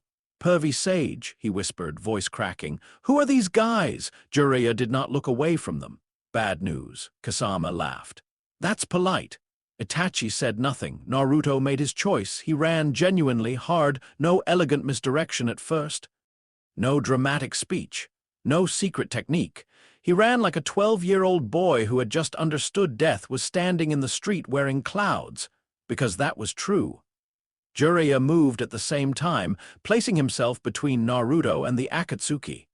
Kasama lunged. The street exploded into motion. Naruto cut left into an alley, dropped 3 loud clones behind him, and sent 2 silent clones upward through window frames. Itachi did not chase immediately. That frightened Naruto more than pursuit would have. He was allowing the movement.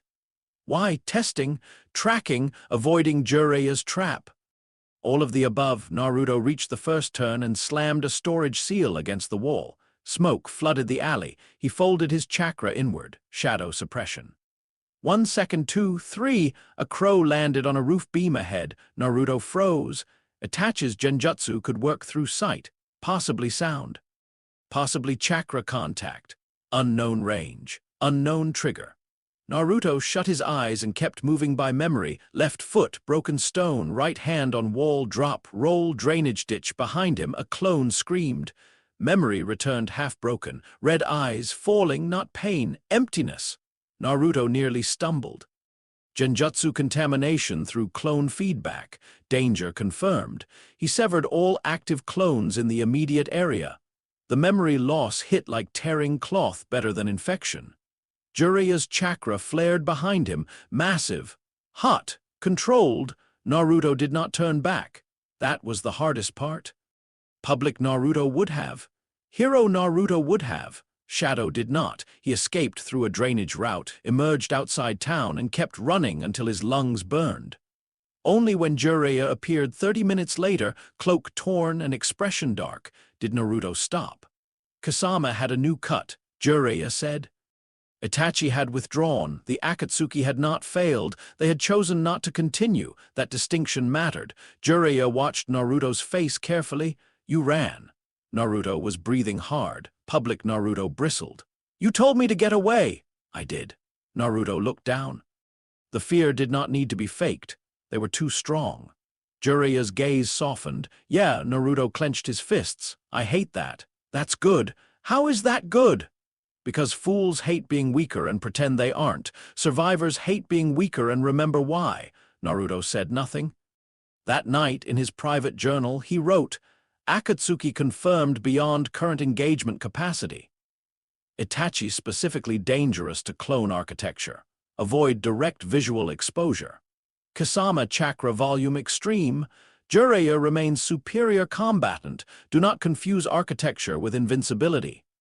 Then he added another line. Retreat was correct. It still tasted like failure.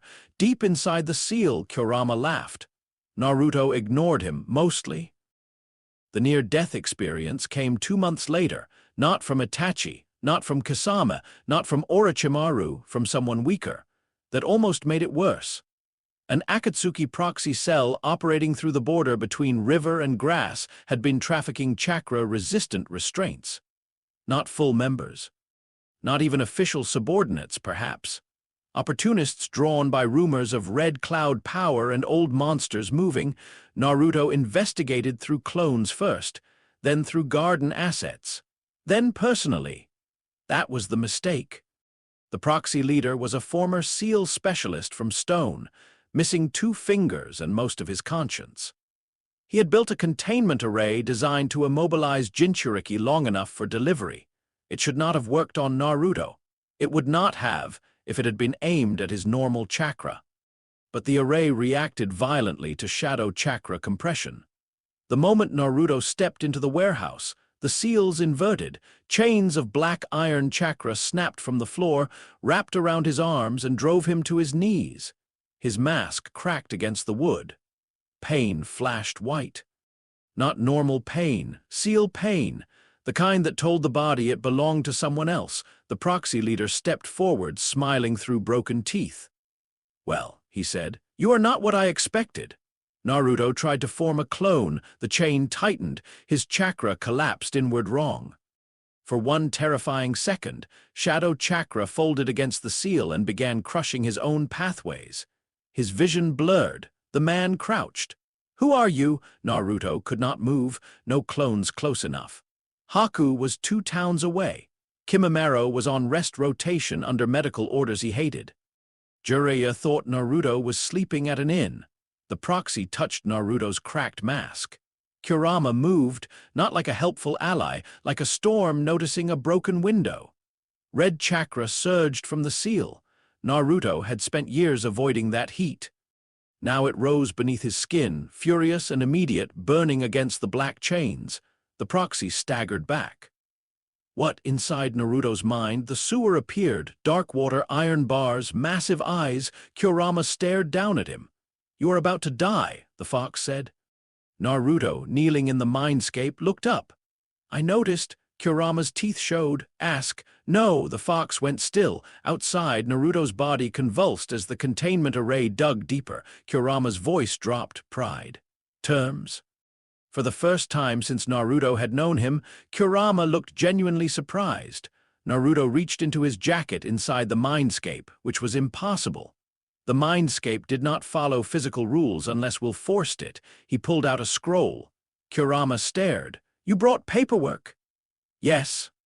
"You are dying." "Yes." "And you brought paperwork." "I prepared for several scenarios." Kurama's silence lasted 3 full seconds. Then the 9 tails began laughing, not the cruel bark he used when mocking humans, real laughter. Deep, shaking, ancient laughter that rolled through the sewer and sent waves across the dark water. Naruto waited, bleeding outside, kneeling inside, holding a contract. Kurama finally lowered his head closer to the bars. "You are the most irritating brat I have ever been sealed inside." "Thank you." "That was not praise. Your tone suggested admiration. My tone suggested disbelief." "Close enough." Kurama's eyes narrowed, but amusement still curled at the edges of his mouth. "Read." Naruto unrolled the scroll. Proposal for mutual non-interference and limited tactical collaboration between Naruto Uzumaki and Kurama, formerly designated 9 tails by hostile parties. Kurama's amusement vanished for a moment. "Formerly designated? 9 tails is descriptive, not a name." The fox stared at him. Naruto continued before the silence became too heavy. Clause 1. I will not request uncontrolled chakra release except under existential threat. You are under existential threat now. Yes. Clause 2. You will not attempt seal disruption during limited chakra transfer. Kurama growled. You make demands while chained. Negotiations are most efficient when urgency is mutual. Mutual. If I die, you experience inconvenience. If you die, I may eventually reform. Eventually, somewhere else with unknown conditions, possibly hunted immediately. Possibly sealed again by someone less interesting. Kurama's tails shifted. Naruto pressed on. Clause 3. In exchange for controlled chakra draw without transformation state, I will provide regular access to external information. Kurama's eyes sharpened. There it was. Naruto had known. Kurama did not just hate imprisonment. He hated ignorance. Decades sealed in darkness, treated as weapon, disaster, battery, monster. Humans lied to him, feared him, used him, and then wondered why he wanted to burn their villages down. Naruto understood something about being looked at and never addressed. You will tell me things, Kurama said. Yes. What things? Everything relevant, define relevant. Threats to my survival, threats to your existence, political changes, Akatsuki movements, my long-term plans. Kurama's gaze became unreadable. All of them? Yes. Why? Naruto lowered the scroll slightly. Because if I want you to honor terms, you need enough information to judge whether I am violating them. The sewer became silent. Outside, the proxy leader shouted something. The chains tightened. Naruto felt ribs strain. Inside, Kurama did not move. For a beast made of hatred, silence looked strange on him. Then he said, Humans do not do that. No, they lie. Yes. They take power and call it duty. Yes. They make cages and call them protection. Naruto did not answer quickly. Then he said, Yes. Kurama's eyes burned. And you, Naruto looked down at the contract. I am trying to build doors. The fox stared at him for a long time, then he laughed once softly. Fine. Outside, red chakra filled Naruto's body, not wild, not clean. Controlled was too generous a word. Directed, perhaps. A thread of Kurama's power moved through him like molten iron poured through channels too narrow to hold it. Naruto screamed. The chains cracked. The proxy leader stumbled back. Naruto rose. One tail of chakra flickered behind him, incomplete and unstable, then collapsed inward as shadow chakra folded around it. The result was wrong. Not crimson cloak, not shadow suppression, something between, darker red at the edges, quiet where it should have roared. The containment seals failed one by one. Naruto moved. The proxy reached for a detonation tag. Naruto crossed the room in 3 steps and touched 2 fingers to the man's chest. Atomic compression V1, fed by a thread of Kurama's chakra, not lethal by design, but far stronger than expected. The man flew backward, hit the wall, and collapsed unconscious with 3 cracked ribs. Naruto stood trembling in the ruined warehouse. His skin burned, his chakra pathways ached, his mask hung broken from one side of his face. Inside, Kurama said, "You are welcome." Naruto spat blood onto the floor. That was within acceptable parameters. "I should have let you die. You would have been bored," Kurama growled, but he did not deny it. That night, Naruto told Kurama everything, not every operational detail that would endanger garden members unnecessarily, but the structure, the feigned mediocrity protocol, the chamber beneath the 3rd training ground, Haku, Kimimaro, the Uchiha cache, the Diablo's lie, the invasion. The decision not to save Hiruzen, the Akatsuki assessment, the goal not Hokage, never Hokage, the ground beneath the mountain. Kurama listened, at first with amusement. Then suspicion, then something heavier. When Naruto finished, 4 minutes passed without a word. In the mindscape, the fox lay behind the bars with his head on his paws, eyes open. Finally, Kurama said, "You are a dangerous child." "Yes, you are also still a child." Naruto frowned. "That seems less relevant." "It is always relevant." Coming from Kurama, that sounded almost absurd.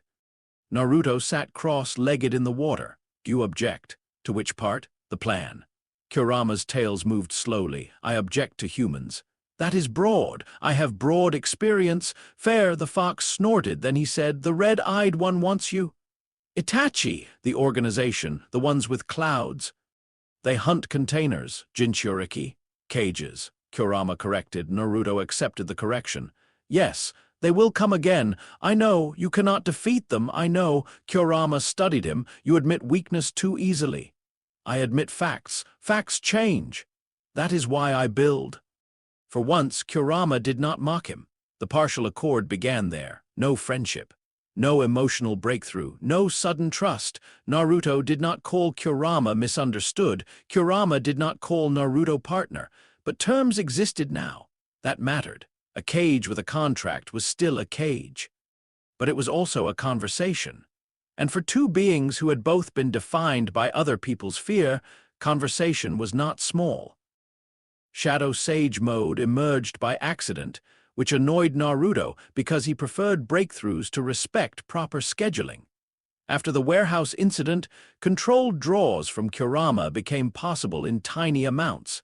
Dangerous amounts. Useful amounts. Naruto trained in abandoned valleys, sealed caves, and once in a dried riverbed that collapsed halfway through and forced him to spend 3 hours pretending to Jiraiya that he had fallen into mud while chasing a frog. The fusion problem was simple in theory and horrible in practice.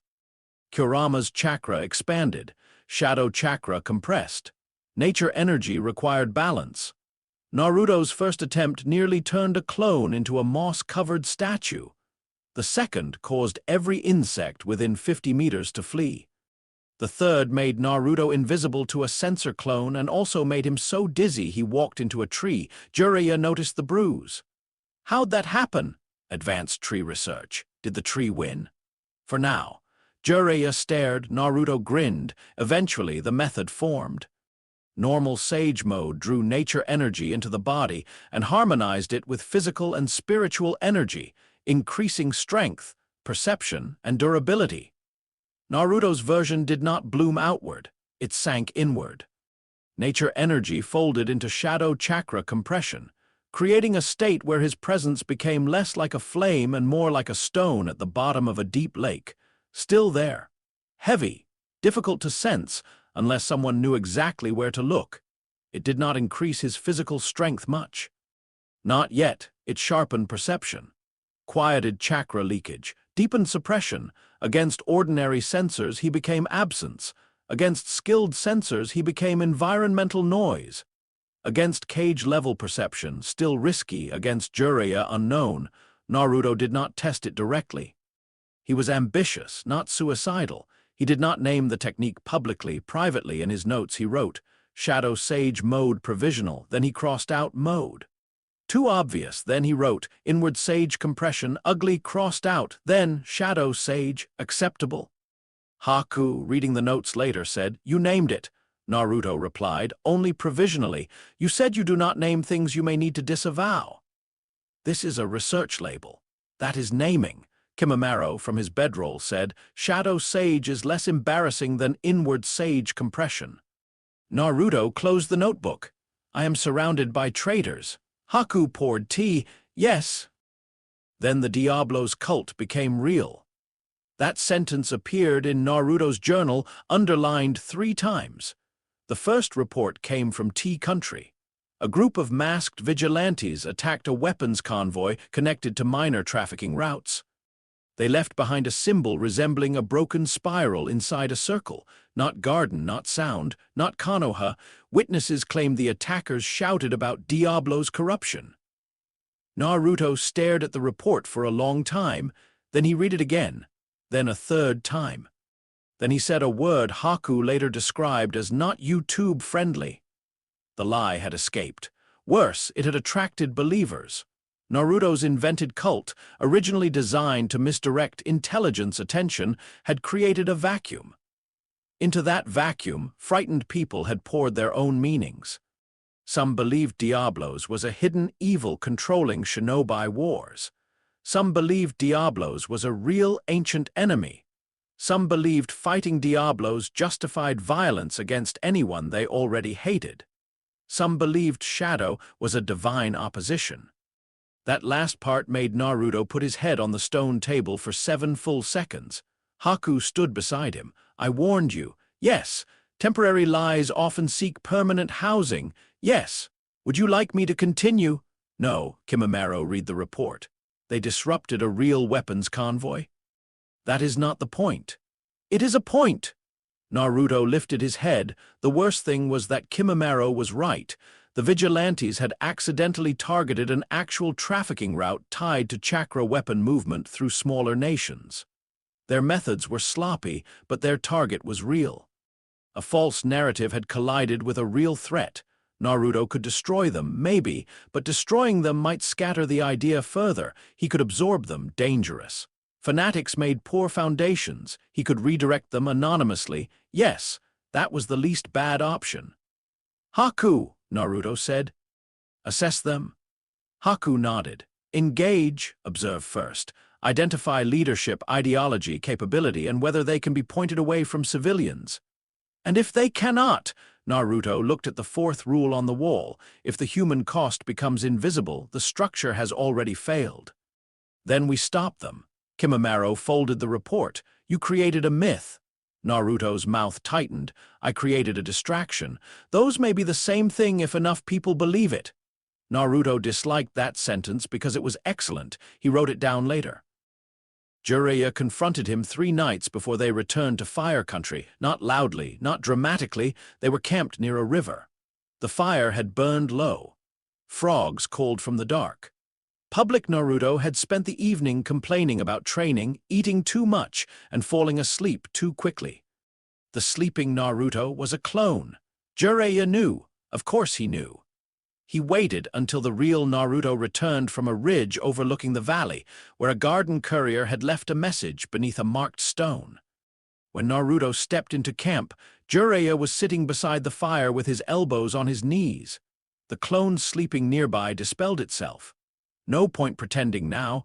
Naruto stood still. Jiraiya looked older in firelight, not weaker. Older, there was a difference. Kid, he said.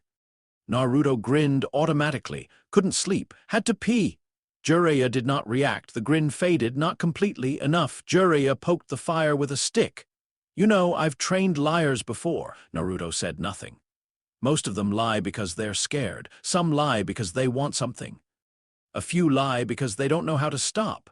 The fire cracked. Jiraiya looked up. You lie like someone building a house. Naruto's chest tightened. Danger, not combat danger. Worse, Jiraiya continued, voice quiet. Foundation first, then walls, then rooms inside rooms. Every lie supports another one. Pull the wrong beam and the whole thing drops. Naruto carefully let confusion enter his face. Pervy sage, what are you talking about? Jiraiya sighed. He looked disappointed. That landed harder than suspicion would have. Whatever you're building, Jiraiya said, it had better be worth what it costs. Naruto did not move. No joke came, no denial, no clever answer. For a long moment, only the river spoke. Then Naruto tilted his head with the confused teenager expression he had practiced for years. I don't get it. Jiraiya stared at him. He did not believe it. Naruto knew he did not believe it. Jiraiya knew Naruto knew. Neither said so. Finally, Jiraiya stood. Yeah, he said. That's what I'm afraid of. He walked toward his bedroll. Naruto remained beside the fire until the embers dimmed inside the seal. Kurama spoke. He seized the outline. Naruto looked into the fire, not the structure. Outlines are enough for hunters. Naruto said nothing. Kurama's voice lowered. You care what he thinks? Naruto's jaw tightened. No, the fox laughed softly. Liar.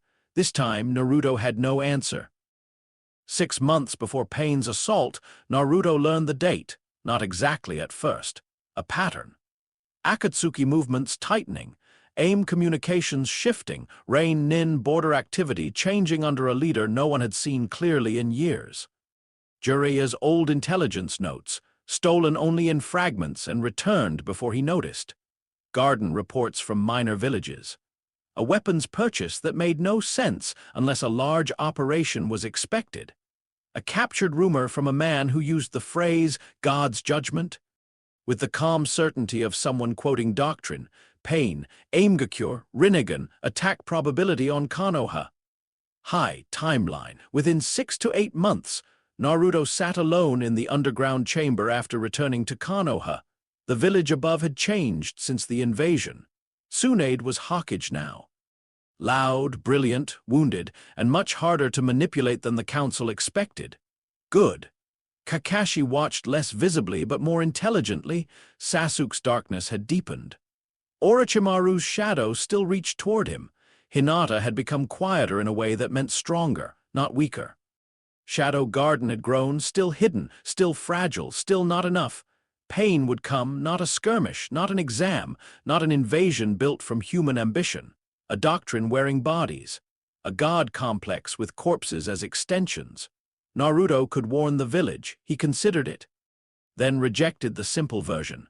A warning without proof would be dismissed, traced, or used by the wrong faction. A warning with proof would expose sources. A visible defense would cause Pain to adjust. No, he would prepare the ground, evacuation routes, archive redundancies, medical caches.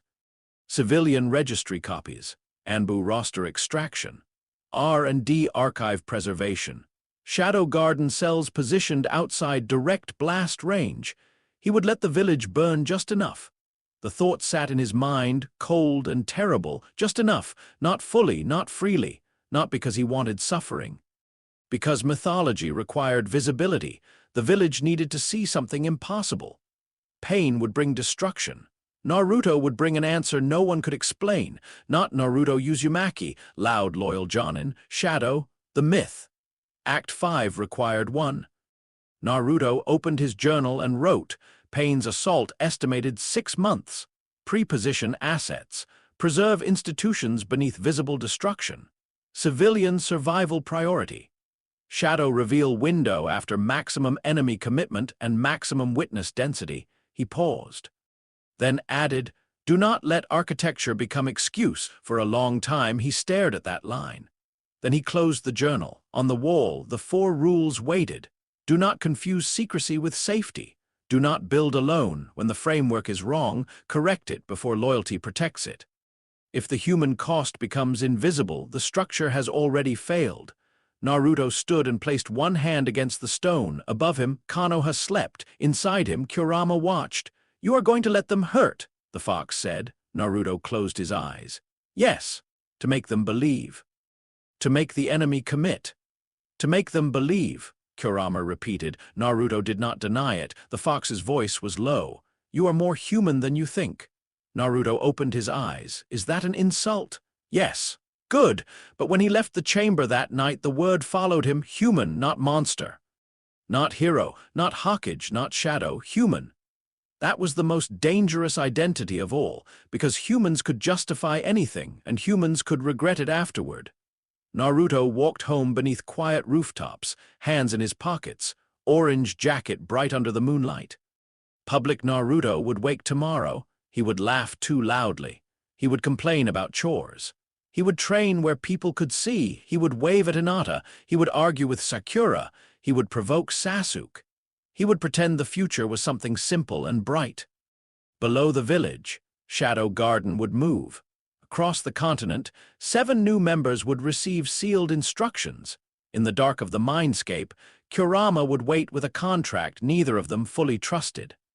And somewhere beyond Fire Country, a man with the eyes of a god was already walking toward Konoha. Naruto smiled faintly, not because he was happy, because the stage was almost ready. Chapter 6, I Am Atomic, the myth steps into the light briefly. Pain did not arrive like an army. That was the first warning. Armies were loud even when trained. They carried metal, breath, fear, orders, impatience, and the heavy rhythm of too many bodies moving toward the same decision. Pain arrived like judgment, quiet, certain, already finished in his own mind. Naruto Uzumaki felt the first disturbance from 3 kilometers outside Konoha, sitting beneath a dead tree with his back against the bark and a half-wrapped rice bowl in his hand. He had chosen the location 2 months earlier, far enough to avoid the first impact, close enough to observe, high enough to receive clone reports, low enough that no one watching the village perimeter would care about one orange-clad shinobi apparently taking a snack break after patrol duty. Public Naruto had spent the morning complaining about being assigned to outer route checks. Operative Naruto had placed the final seal markers before dawn. Shadow Naruto had not slept properly in 3 days. Above Konoha, 6 figures moved, not together, not scattered, distributed. The difference mattered. A normal assault concentrated force. Pain divided certainty. Naruto chewed slowly. Act 5, he whispered. The wind moved through the dry grass. Inside the seal, Kurama opened both eyes, so he came. Yes, you sound calm, I am not. That was true. Naruto had learned to separate fear from movement. Fear could exist. Fear could speak.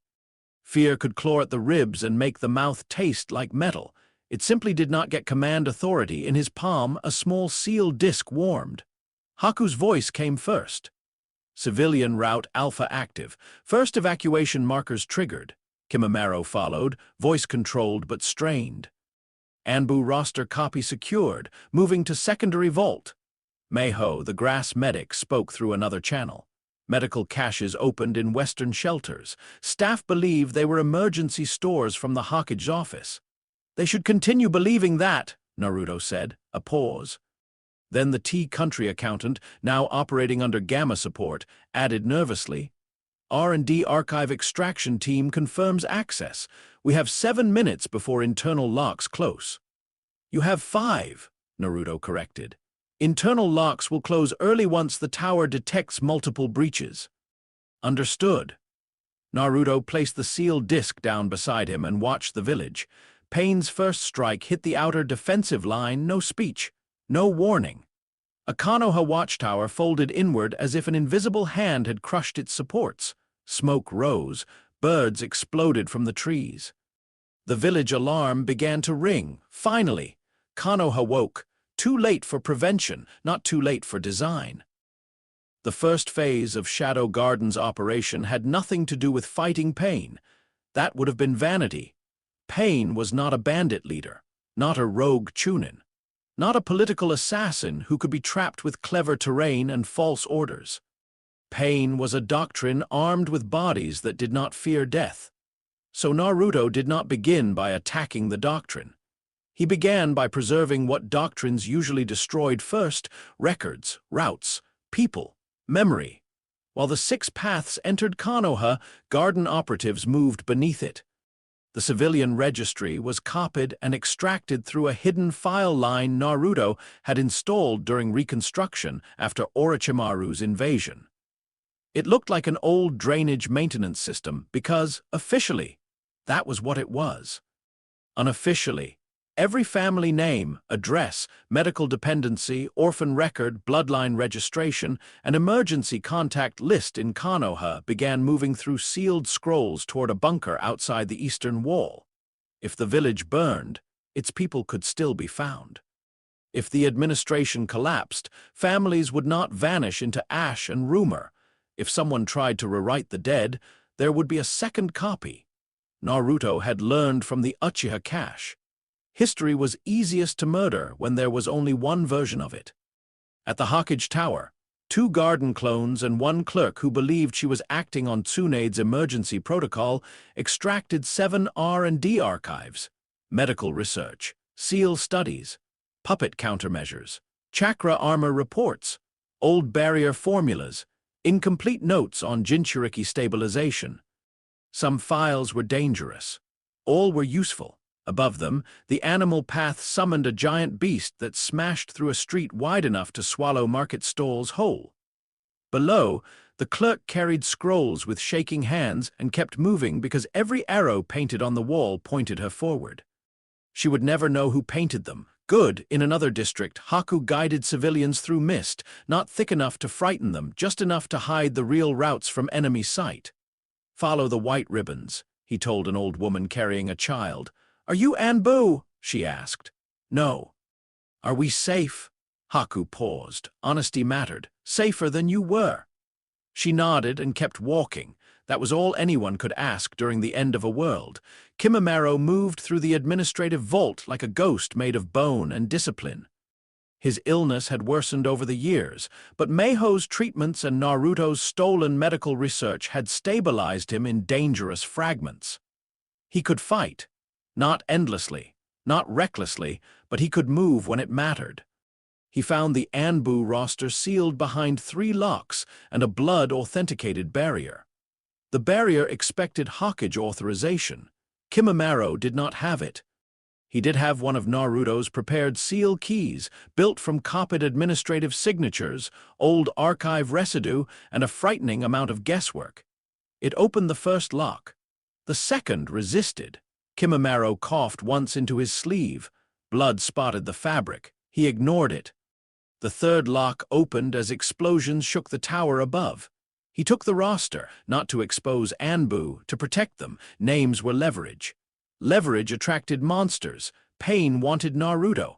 Others would want whatever survived pain. Shadow Garden would not allow the village's masks to become someone else's hostage list. Kimimaro sealed the roster and spoke into the disk. Complete. Naruto's reply came through faint static. Withdraw. Kimimaro looked toward the stairs leading upward. A scream echoed, then another. His fingers twitched. Naruto's voice came again, softer. Withdraw, Beta. Kimimaro closed his eyes for half a second, then obeyed. Trust required obedience too, even when the order tasted like cowardice, especially then. Naruto watched pain dismantle Konoha piece by piece. Not easily. That was important. Konoha fought. Konoha fought hard. The village had survived wars, invasions, betrayals, monsters, and the stubborn incompetence of its own politics. It did not simply lie down because a man with strange eyes called himself God. Jonin's squads moved in coordinated bursts. Inouchi's division scrambled to track shared vision. Shizune pushed medical intel through emergency lines. Tsunade burned chakra like a second sun, healing people across the village at a cost Naruto could feel even from outside the walls. Kakashi engaged one path directly. Naruto stopped chewing. The sealed disk beside him crackled with updates, but the world narrowed for a moment. Kakashi was dangerous when lazy, terrifying when serious. He fought with precision, deception, and controlled sacrifice. Every movement brought information. Every injury became a message to someone watching. Naruto respected that. Then Kakashi died, not immediately in Naruto's sight, not cleanly. A clone watching from a rooftop saw the final sequence badly through smoke and debris. The memory returned in fragments. Kakashi pinned, a nail, Kamui, choice, stillness. Naruto's hand closed around the rice bowl hard enough to crush the wrapping. For 1 second, Kurama said nothing. That silence was almost kindness. Naruto forced his fingers open. Kakashi's death changed nothing. That was the most horrible sentence of the day. The plan continued, because plans did not care who the world took. People did. Naruto wrote the grief nowhere, not yet. Pain kept moving. The human path extracted intelligence. The Preta path absorbed chakra. The Asura path turned its body into weapons. The animal path filled streets with summoned nightmares. The Naraka path repaired what should have stayed broken, and above them all, the Diva path waited, not because he was passive, because he was central. Pain did not fight like 6 people. He fought like one idea wearing 6 masks. Naruto understood masks. That did not make him less dangerous. Hinata found the first real crack, not in pain, in Naruto's absence. She stood near a damaged street with blood on her sleeve, Byakugan active, searching for survivors beneath collapsed stone. Her team had been separated during the assault. Kiba was injured but alive. Shino's insects had scattered into defensive patterns. The Hyuga were moving civilians toward the inner shelters. Hinata should have been focused entirely on rescue. Instead, part of her searched for him, not public Naruto. She had learned the difference years ago. Public Naruto should have been in the village, shouting, charging, doing something brave and foolish. But the chakra signatures she found were wrong. Too brief, too scattered. Naruto appeared in places and vanished before the Byakugan could settle. Sometimes the signature was loud and messy. Sometimes absent. Sometimes there was only a pressure in the air, like a shadow had passed behind her eyes. She remembered a rooftop, a black thread. A masked boy saying, "There are 3 versions of every person," she whispered. "Where are you?" No one answered. Then Pain's summons crashed through the next street, and Hinata ran toward the living. Jiraiya was not in Konoha. That was both blessing and curse. Naruto had calculated Pain might attack when Jiraiya was absent. The Akatsuki leader would prefer reduced resistance. Jiraiya's presence could change the battle's cost. His absence increased probability of village-level devastation. Naruto hated being right. Tsunade remained the largest unpredictable variable. She saved too many people. That was not criticism. It was all disguised as logistical frustration. Her healing network kept civilians alive at a rate that forced Shadow Garden's route timing to adjust twice. Shelters filled faster than expected because people who should have died were carried out breathing. Naruto updated his assessment of her again. Tsunade Senju was not simply hawkage because of blood, title, or political need. She was load-bearing. Remove her, and the village did not just lose a leader. It lost an entire medical architecture held together by one impossible woman's refusal to let people die on schedule. Naruto respected her deeply. He also knew Pain would break her if given time, not emotionally, energetically. She was burning too much chakra. Every life saved made her more vulnerable. That meant the entrance window approached. Not yet. Not before Diva Path's large-scale release. Pain still believed the village could be interrogated, searched, and punished. He had not yet decided to make the whole structure kneel. A myth needed the silence after a god spoke. Naruto waited. This was the cruelest part of the plan, waiting while people screamed, waiting while buildings fell, waiting while good shinobi died buying seconds Naruto intended to spend later. Kurama spoke inside him. "You are shaking." Naruto looked at his hand. He was, adrenaline. Lie. Naruto exhaled slowly. "Not now. You wanted this stage. I wanted the opportunity. You wanted them to see." Naruto's jaw tightened. "Yes." The fox's eyes narrowed behind the bars. "At least say it." Naruto stared at the village. Smoke rose in dark pillars. The alarm bells had stopped because the tower that held 2 of them was gone. "I wanted them to see." he said quietly, Kurama's voice lowered. And now Naruto did not answer, because now he wanted it to stop. And that, too, was inconveniently human. The diva path rose above Konoha. Every sensor still conscious felt it. Every shinobi with instinct looked up. Even civilians in shelters went quiet without knowing why. Naruto stood.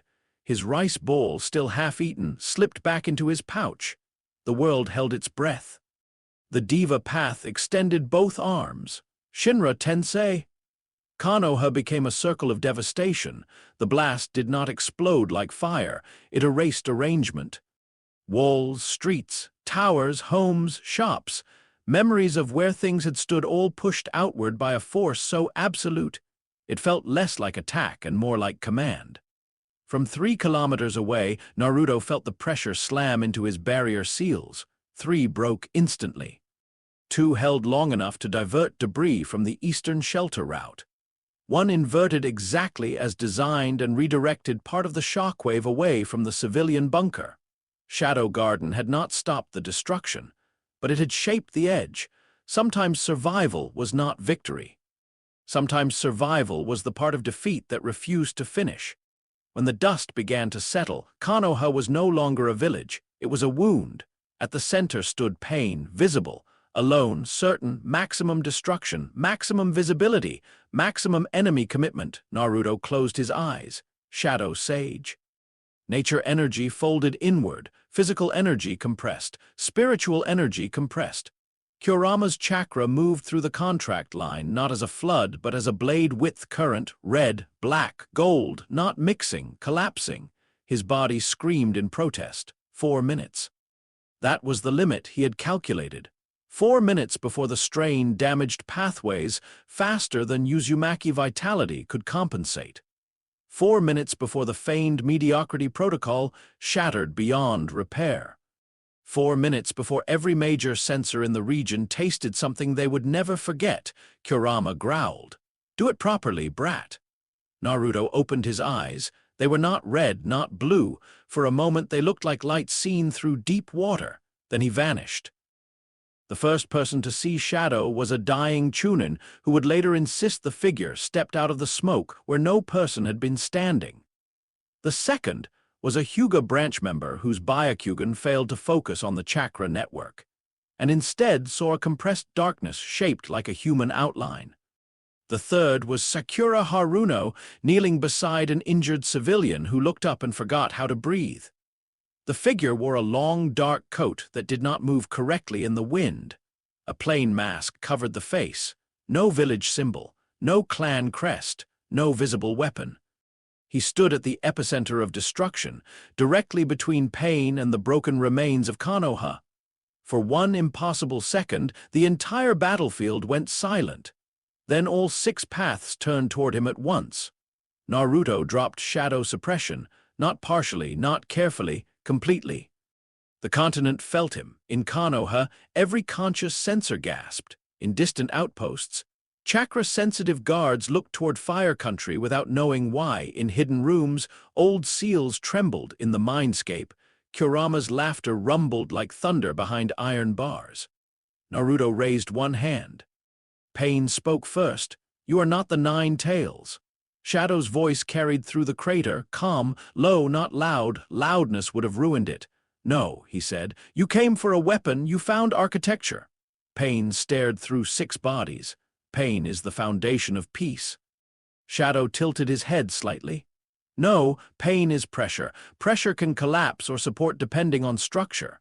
You mistook suffering for design because suffering was the only teacher that remained loyal to you." The Diva Path's expression did not change, but the pause that followed was not empty. Around the crater, survivors listened. Sakura, blood on her hands, stared. Tsunade, nearly spent, lifted her head from where Katsuyu's fragments clung to the wounded. Shikamaru, half buried beneath rubble, whispered, "Who the hell?" Hinata stood at the edge of a broken street, Byakugan active, tears and dust on her face. She knew, not the name, not fully, but enough. That stance, that stillness, the absence beneath the presence. Her heart hurt with recognition. Pain's 6 bodies shifted. "You speak as if you understand peace." I understand systems, Shadow said. Peace built on shared trauma requires constant renewal of trauma. Your world only functions if people keep hurting enough to remember your lesson. That is not peace. That is maintenance. The Asura path opened its weapons. The animal path's summons roared. The Preta path stepped forward. Shadow's raised hand did not move. You created a religion around a wound and called the scar holy. For the first time, Pain's voice sharpened. And what have you created? Shadow's coat stirred in the dust. A reason gods should fear engineers. Then the 6 paths attacked. Naruto had already mapped them, not perfectly, never perfectly, but enough. Shared vision meant blind spots could be manufactured only through simultaneous contradiction. The paths saw together, reacted together, and corrected together. One attacker could not outmaneuver them. So Naruto became more than one point of intention without using clones. Shadow incarnation was not ready, not yet. But for 4 minutes, with Shadow Sage active and Kurama's chakra reinforcing his pathways, Naruto could move as if every pre-calculated route existed at once. The Asura path fired. Naruto stepped inside the first volley, not away, inside. Explosions bloomed behind him, redirected by micro-seals already placed around the crater perimeter during the previous months. Most broke immediately. They were meant to. A broken seal could still steal angle and force. The animal path summoned another beast. Haku, hidden beyond the crater, lifted 2 fingers.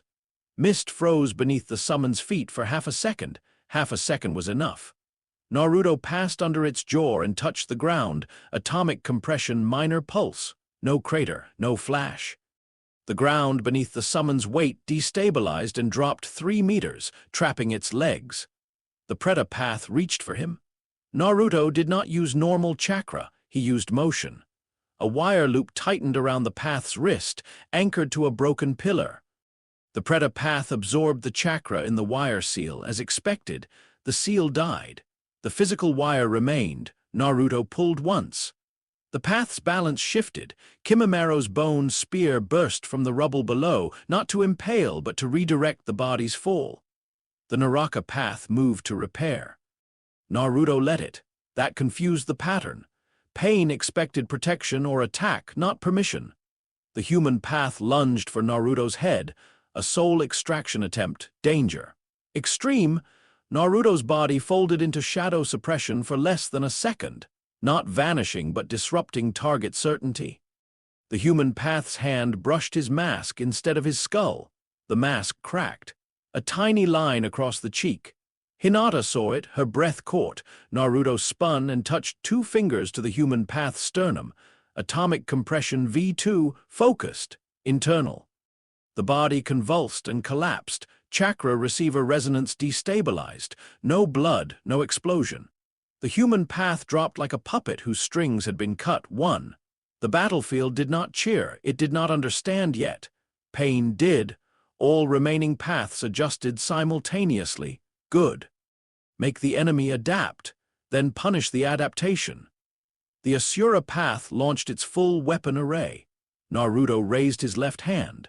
For the first time, Kurama's chakra became visible around his wrist, darkened by shadow compression until it looked less like flame and more like red-black glass.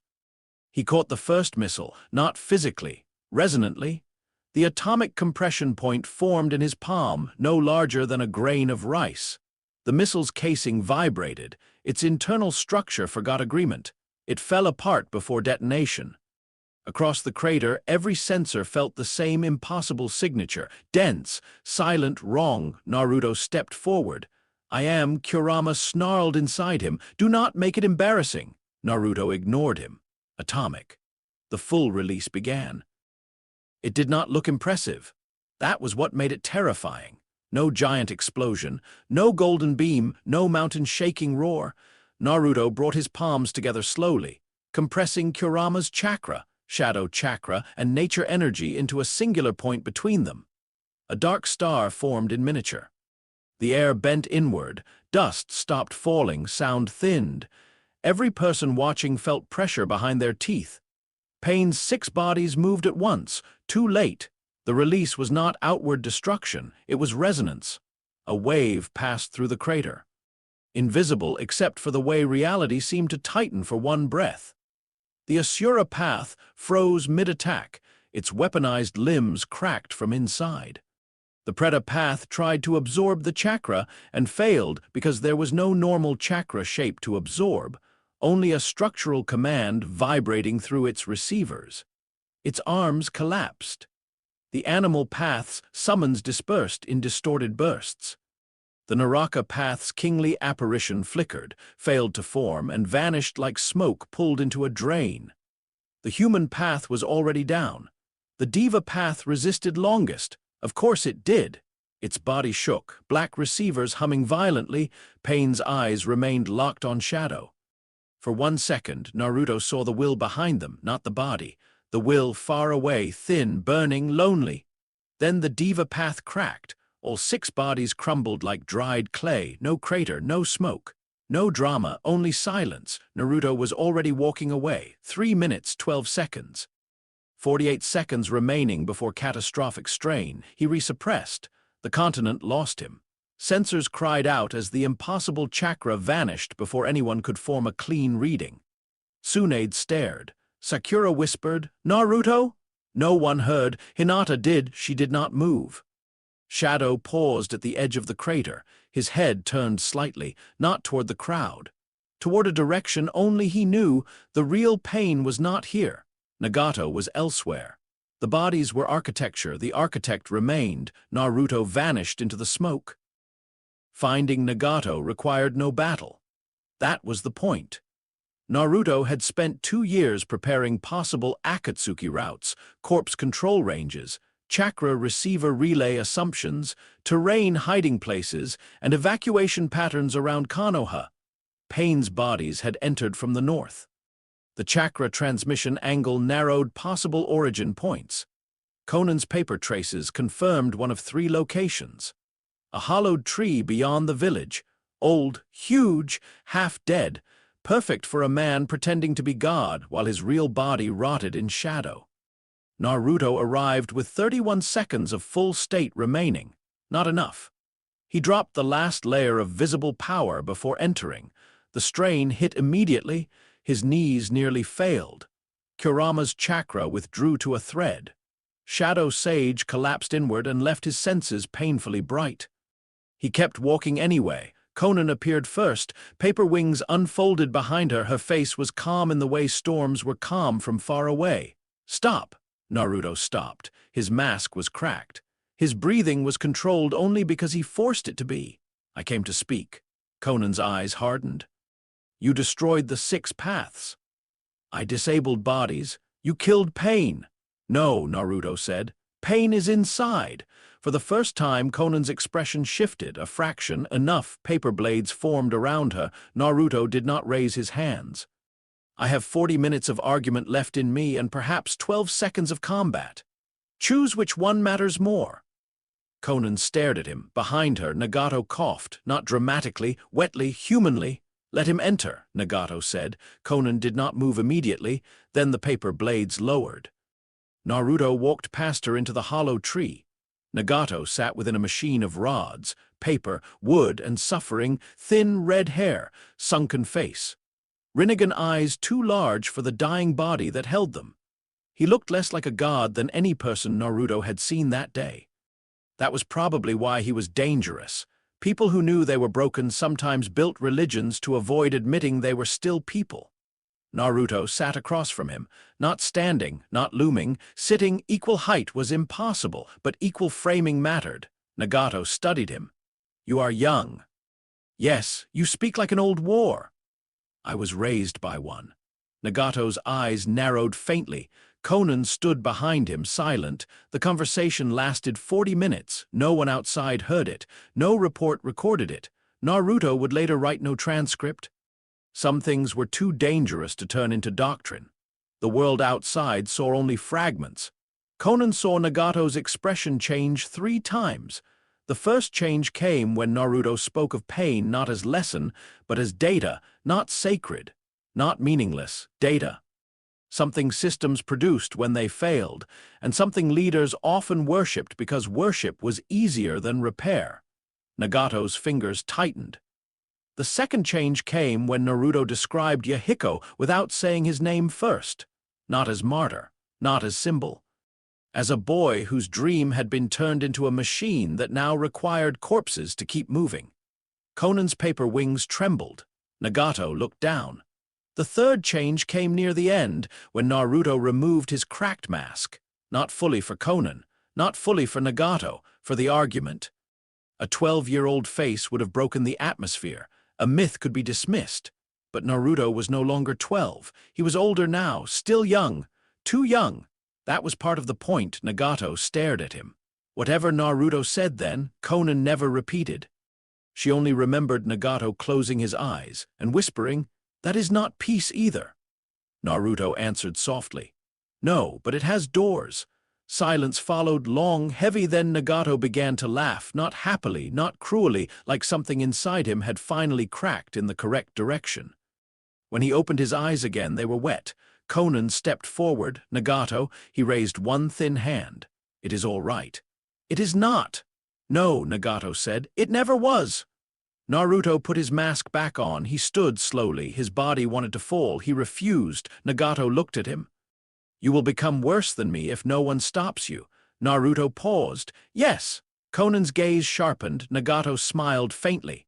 "At least you know." He formed the seals. Conan's face broke. "Don't." Nagato did not look away from Naruto.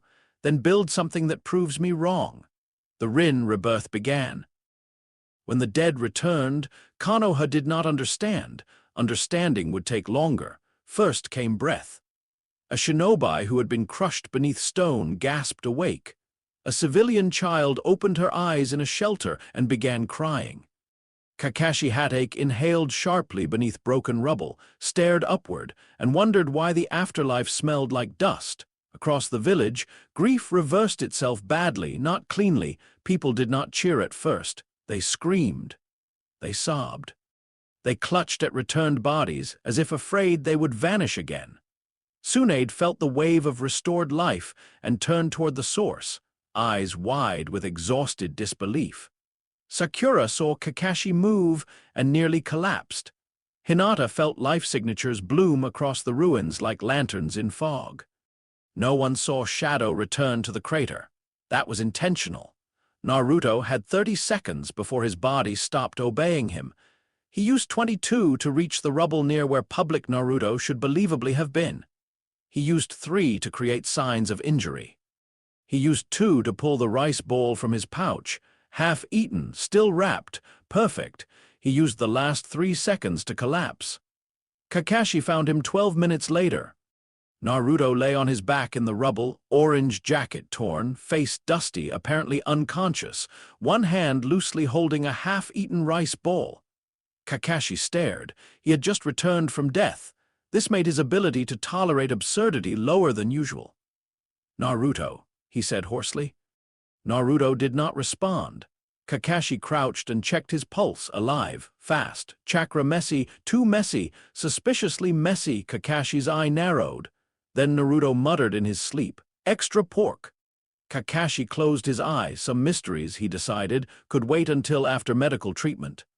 Possibly forever. Conan stood in the rain outside the hollow tree. Nagato was gone, not missing, not absent, gone. There were kinds of emptiness paper could not fold around. For many minutes she did not move. Then she looked toward Konoha, the village that should have been destroyed. The village Nagato had hated. The village he had restored. Because a masked stranger had sat across from him and made an argument strong enough to break a god's certainty. Conan hated him for that. She was grateful to him for that. Both truths hurt. Later, in the rain, she found a wall half standing near the edge of the battlefield. She created paper from her sleeve and pressed it flat against the stone. Then she wrote a message addressed to no one. A god died today, not by defeat, by contradiction. If shadows have names, I do not yet know whether to curse this one or follow it. She left the message in the rain. Ink ran, paper held. 3 days later, a folded paper crane appeared beside her campfire. No sound. No chakra trace she could identify. Inside was a single marker, a Greek letter. Epsilon? Conan stared at it until the fire burned low. Then, very carefully, she folded the crane closed again. She did not accept, not yet, but she did not destroy it. That was enough. Konoha rebuilt itself around confusion. That was better than certainty. Certainty hardened too quickly. Confusion left room for myth. Witness reports contradicted each other immediately. Some said a masked man had defeated Pain. Some said it was a woman. Some said it was the fourth Hokage's ghost. Some said it was a demon hunter. Some said Naruto had arrived later and missed everything. Some said Naruto had been in the crater. Some said that was impossible because they had seen him unconscious on the western side before the final clash. Inouchi's division could not identify the chakra spike. Hyuga witnesses described a presence the Byakugan could not properly read. Aburame insects refused to approach the crater for 2 days. Tsunade ordered every report sealed, then ordered copies made. Then ordered those copies sealed separately because she was far too intelligent to trust one archive after what had just happened. Naruto admired that, from his hospital bed, he loudly complained about missing the coolest fight in history. "I was right there," he shouted, bandages around his ribs. "And I got knocked out. That's unfair. That's like ordering ramen and passing out before it arrives." Sakura, sitting beside him, crossed her arms. "You were found holding food." "I was saving it. You were unconscious." "Emergency food is important." Kakashi sat in the window with his book upside down. Naruto noticed. Kakashi noticed Naruto noticing, neither commented. Hinata visited once, only once. She brought ointment from the Hyuga compound and stood beside his bed quietly. Public Naruto scratched the back of his head. "Hinata, you came to see me?" "Yes," she said softly. Sakura smiled and excused herself, pretending not to understand the atmosphere. Kakashi did not leave. That was annoying. Hinata placed the ointment on the table. Her fingers brushed the edge of the bed. "Naruto-kun." "Yeah," she looked at him. Not at his bandages, not at his grin, at him. "I am glad you are alive." Public Naruto softened. That reaction was not planned. "Yeah," he said quietly. "Me too."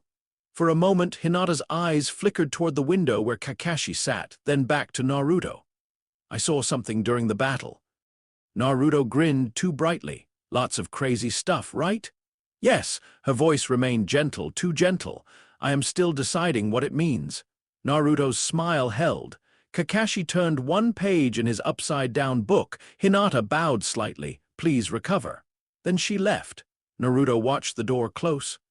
Kakashi spoke after a long moment. "She's gotten sharper." Naruto laughed. "Hinata's always been amazing." Kakashi's visible eye curved. "Yes," he said, "she has." The book remained upside down. Naruto decided hospitals were enemy territory.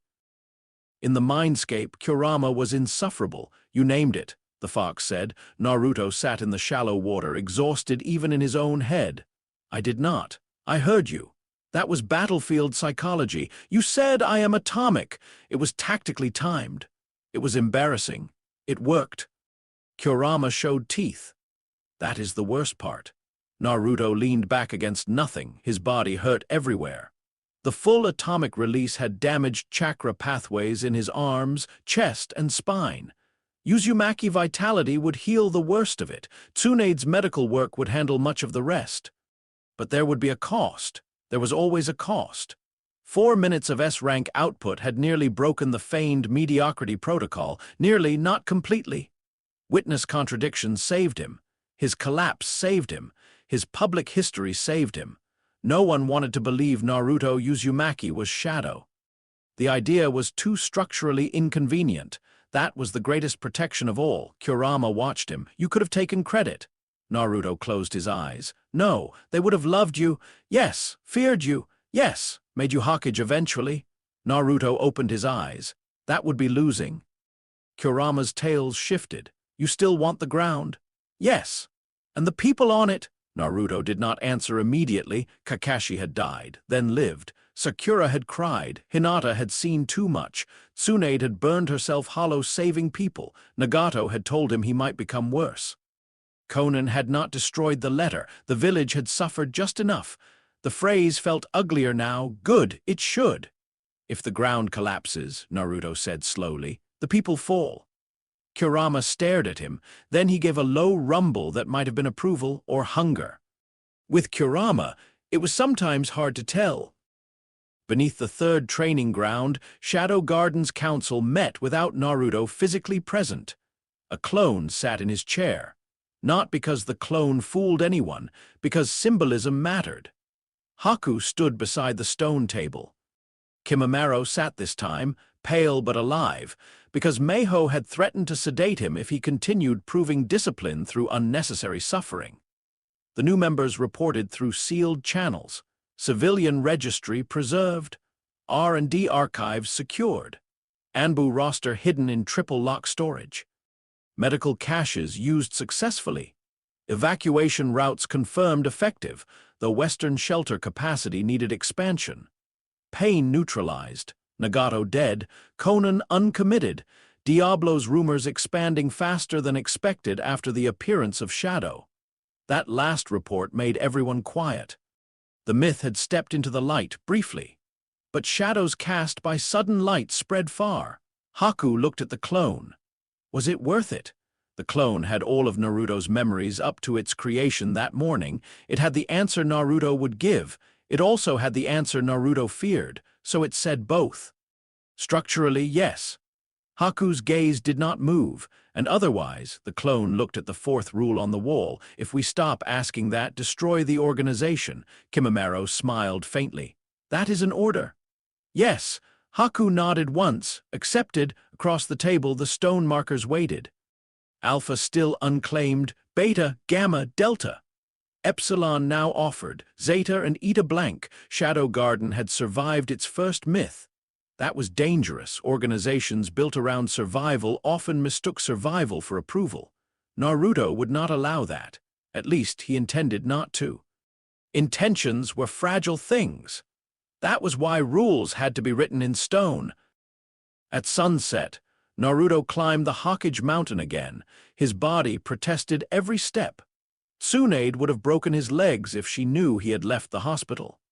Fortunately, public Naruto had escaped through a window using 2 clones, a bedsheet rope, and the ancient shinobi art of making Sakura think Kakashi had approved it. He had not. Naruto reached the top slowly. The village below was broken, but alive, more alive than it should have been. Smoke still rose from some districts. Medical tents filled open spaces. People moved through rubble carrying wood, water, stretchers, food, names. The dead had returned, not all damage reversed, not all grief erased, but enough. A miracle, people called it, a nightmare, a mystery, a masked savior. A hidden god, a demon, a shinobi, a myth. Naruto sat on the 4th Hokage stone head and unwrapped another rice bowl. He took one bite. It tasted like ash and salt. Possibly because he had carried it in his pouch through a battle. Possibly because he was tired. Possibly because victory had a flavor people did not advertise. Inside him, Kurama was quiet. For once, Naruto did not mind. He looked at the space where Hiruzen's face would one day join the mountain. You wanted to be remembered, Naruto said softly to the stone faces. The wind moved. The first. The second. The third soon. The fourth. All visible. All carved into history. Naruto looked down at the rebuilding village. Today, Shadow had been seen briefly. That was acceptable. A myth needed witnesses, but a ruler needed distance. He would step back now. Let the reports contradict. Let Tsunade lead visibly. Let Kakashi recover. Let Sakura grow. Let Hinata think. Let Conan decide. Let the world argue over a name without a face. Naruto Uzumaki would remain what the village needed him to be: cheerful, loud, recovering, slightly above average, maybe brave, maybe lucky. Nothing more. He smiled faintly. That was the beauty of it. The myth had appeared in the crater. The boy had been found in the rubble. No one could reconcile them, so most people would not try. Naruto finished the rice bowl. For once, he did not leave half. Below, Konoha worked through the night. Above, the first stars appeared. Somewhere far away, censors and spies began writing reports about an unidentified power that had erased Pain's bodies without a trace. Somewhere in the rain, Conan held a folded crane marked Epsilon. Somewhere in the dark, Akatsuki recalculated. And beneath the village, Shadow Garden prepared for the age after myth. Naruto stood slowly, his entire body hurt.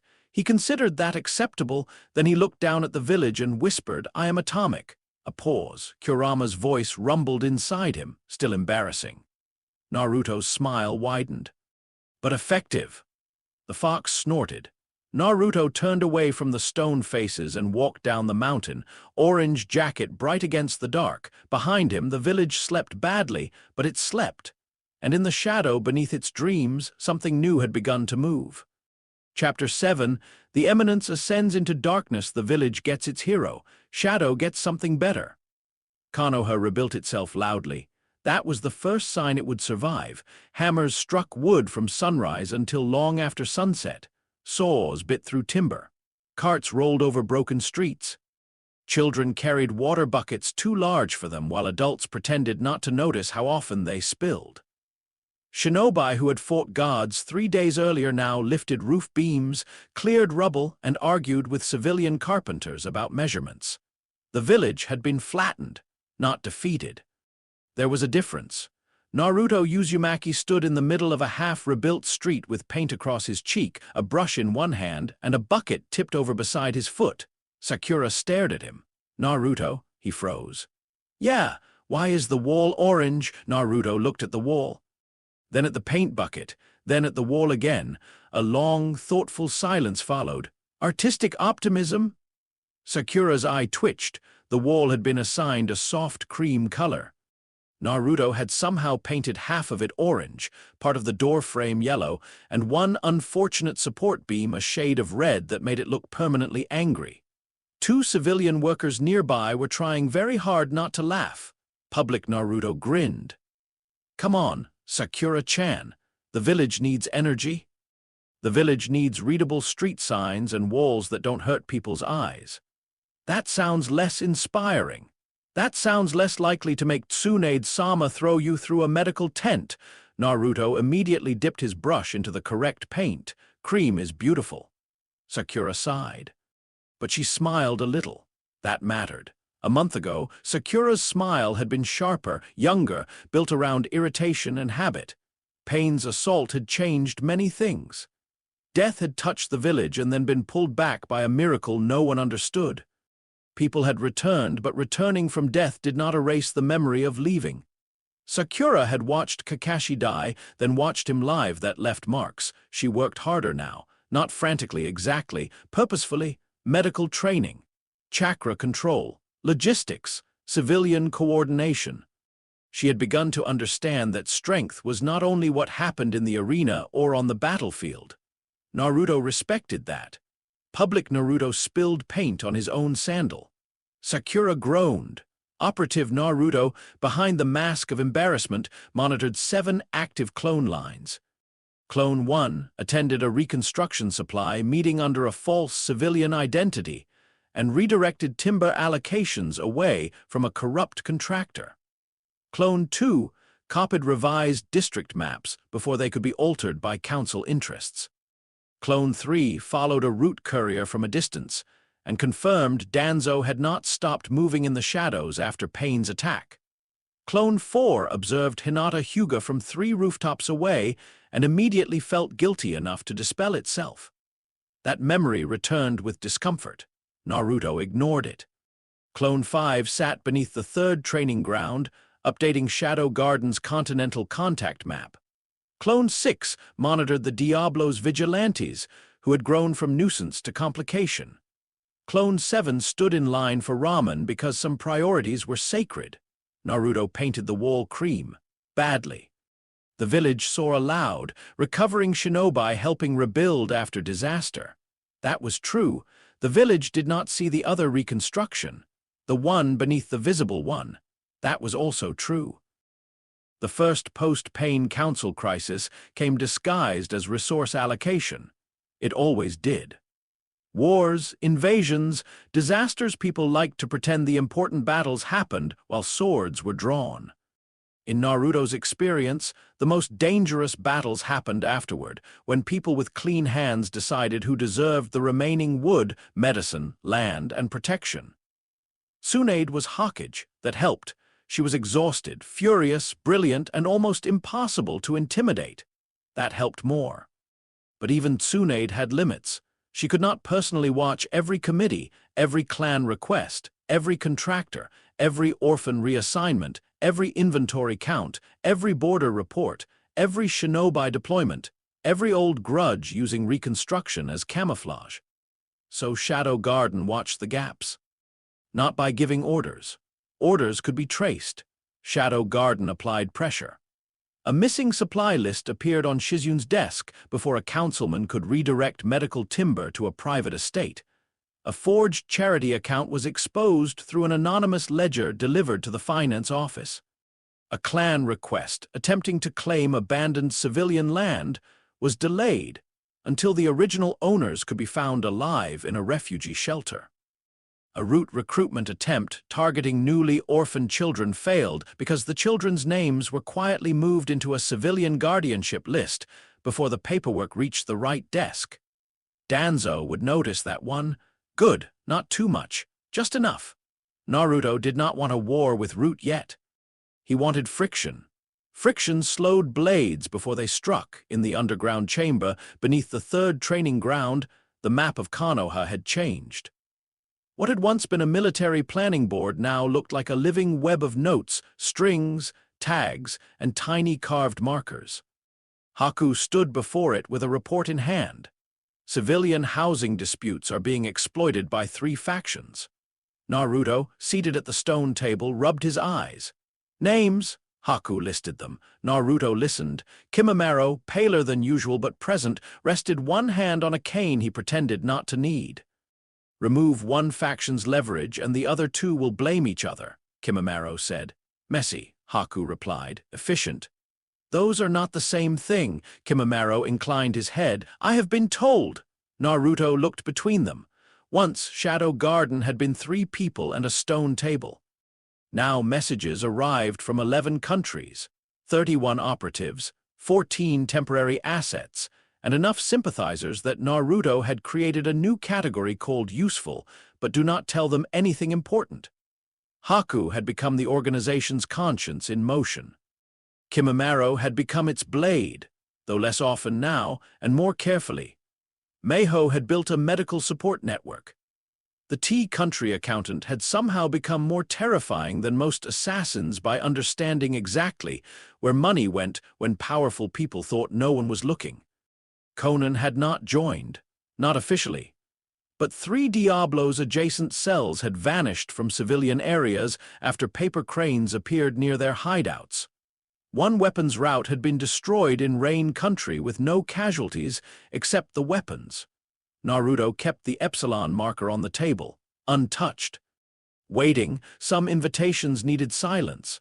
Shadow Garden is becoming too large, Haku said. Naruto nodded. Yes, Kimimaro looked at him. That was not disagreement. It was not. Haku set down the report. Then we need structure beyond you. Naruto leaned back. The word structure should have pleased him. It did not. Explain. If every decision flows through Shadow, then Shadow Garden is only a larger version of Orochimaru's failure, Haku said quietly. One will, many hands. Kimimaro did not react, but Naruto felt the sentence land near him. Haku did not say it cruelly. That made it sharper. Naruto looked at the wall. The rules weighted in black ink. Do not confuse secrecy with safety. Do not build alone. When the framework is wrong, correct it before loyalty protects it. If the human cost becomes invisible, the structure has already failed. Naruto exhaled slowly. We create cells with limited autonomy. Haku nodded. Regional councils, Kimimaro added. Separate knowledge levels, no cell can expose the whole. Decision rights based on proximity, Haku said. People closest to a problem should be able to act without waiting for myth to approve. Naruto stared at the map. Myth, the word had become uncomfortable, useful but uncomfortable. Pain had made Shadow real to the world. The reports had spread, not cleanly, not accurately, but widely. People were now praying to a shadow that did not exist, or rather existed too much. Naruto had spent his life trying not to be seen. Now the unseen had become visible in a different way. That was dangerous. "Good," he said. Haku watched him. "Good." Naruto stood and took a brush. Beneath the fourth rule, he wrote the fifth. "A myth that cannot be questioned has already become an enemy." The ink dried slowly. Kimimaro, read it. Haku, read it. Naruto placed the brush down. Build the councils. The Diablo's cult problem reached its breaking point in the land of rivers. A group of self-proclaimed anti-Diablos hunters attacked a caravan carrying chakra conduits. That alone would not have mattered. The conduits were illegal. The caravan owner was guilty. The problem was that the caravan also carried civilian engineers who had been forced into the work under death threats. 3 civilians were injured. 1 child nearly died. That moved the issue from nuisance to unacceptable. Naruto traveled personally, not as Naruto. Naruto Uzumaki remained in Konoha, painting walls, carrying beams, annoying Sakura, and loudly trying to convince Tsunade that ramen counted as a medical recovery food. Shadow moved through river country beneath rain-heavy clouds. Haku accompanied him. Kimimaro wanted to. Meiho threatened him again. This time he obeyed without argument, which worried everyone more than defiance would have. The cult cell hid in an abandoned shrine near a forest road. They were not impressive. That was the tragedy. They were frightened people wearing borrowed certainty. 7 members, 3 former farmers. 1 dismissed guard, 2 young shinobi deserters. 1 woman who had lost her brother during a weapons raid and now believed every convoy, every seal, every hidden group was connected to Diablos. Their leader called himself Lumen. Naruto hated the name immediately, too dramatic. Worse, not even in the correct aesthetic direction. Haku advised him not to open negotiations with that criticism. Naruto accepted this reluctantly. They entered the shrine at midnight. The cult members drew weapons. Shadow did not. The room went still. The leader stared at the mask. "You," he whispered. Naruto said nothing. Sometimes silence was the most efficient weapon. Lumen dropped to 1 knee. That was worse. The others followed. Haku's eyes shifted toward Naruto. Naruto could feel the warning without looking. Do not enjoy this. He did not. That was the frightening part. Some small, hungry piece of him understood the appeal. Recognition without identity.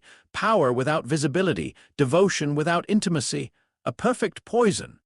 "You fight Diablos," Lumen said.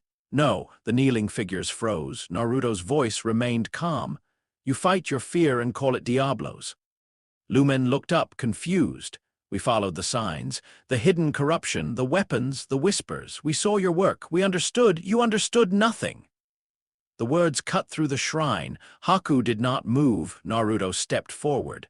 Diablos was a word planted to misdirect enemies. A lie given shape by frightened minds. You took a shadow on the wall and built a religion around it. One of the deserters whispered, "That can't be true." "It is." Lumen's face twisted. "No, if Diablos is not real, then what killed my brother?" Naruto looked at him. "Men." The answer was almost cruel in its simplicity. Greedy men. Afraid men, powerful men, weak systems, bad incentives, villages that look away when small nations bleed.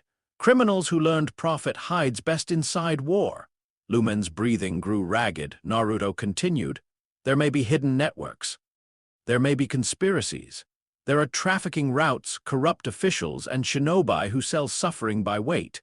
But if you name all evil Diablos, you stop seeing the person holding the knife." The woman who had lost her brother began to cry silently. Naruto hated this. Not because the truth was wrong, because truth delivered from behind a mask could become another performance if he was not careful, so he removed 1 layer, not the mask, the myth.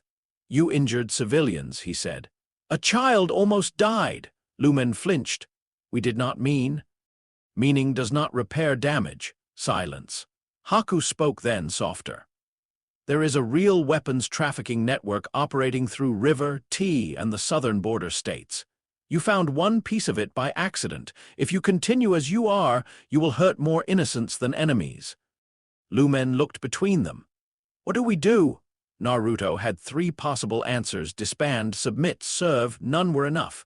You stop being believers, Naruto said. You become witnesses. The cult members stared. You will not carry my name. You will not speak for Shadow. You will not hunt Diablos. You will gather names, routes, ledgers, buyers, sellers, storage sites, and officials.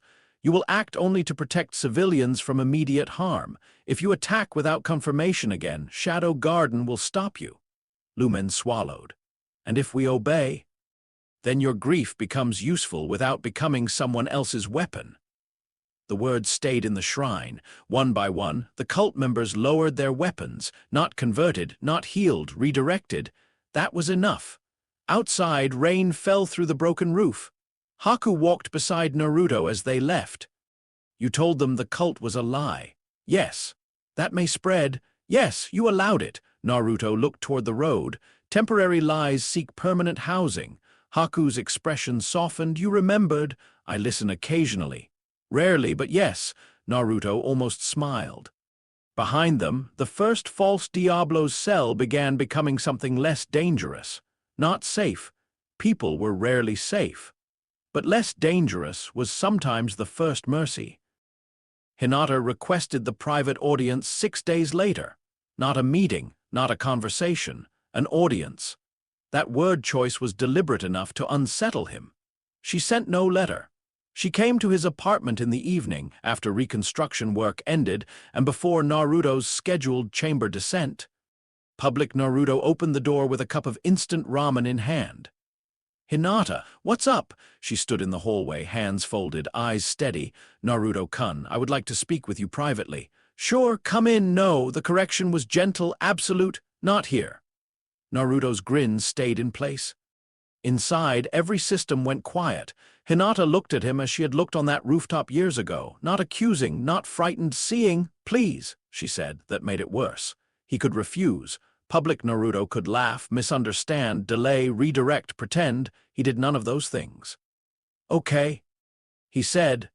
They walked without speaking, through rebuilt streets, past workers carrying lanterns, past children chasing each other between stacked beams, past a wall Naruto had painted correctly after Sakura threatened him with medical-grade violence. Hinata led him to a small training ground near the Hyuga district, not inside the compound, neutral territory, good choice. She stopped beneath a tree. The moon was thin overhead. For a long moment, neither spoke. Then Hinata activated her Byakugan. Naruto did not move. Her gaze settled on him. I know, she said. 2 words, no drama, no accusation, just a door opening. Naruto tilted his head. Know what? Her expression did not change. Please do not make me prove it. That hurt. He had expected anger, fear, maybe admiration, not disappointment. Disappointment required trust first. Naruto let public Naruto fall away, not fully. Masks did not vanish so easily, but enough. His posture changed, his breathing slowed, his eyes became quieter. Hinata's lips parted slightly. Even after all her suspicions, seeing the shift still affected her. You have been there, she said softly. For years. The rooftop, the forest, Payne's assault, the routes people followed during the invasion, the reports that appear before anyone asks the right question. Naruto said nothing. The prophecy story you told me after the Kumo incident, Hinata continued. The idea that I was meant to help protect the overlooked, that someone had seen a path where my eyes mattered. Naruto looked down. I did not call it prophecy. You let me believe it was close enough. That was true. Hinata's voice trembled once, then steadied. You manipulated me? Naruto closed his eyes briefly. Yes, the word landed between them. No excuse, no architecture, no framework, just yes. Hinata inhaled slowly. When she spoke again, the softness remained, but beneath it was steel. Was any of it real? Naruto opened his eyes. Yes. Which part?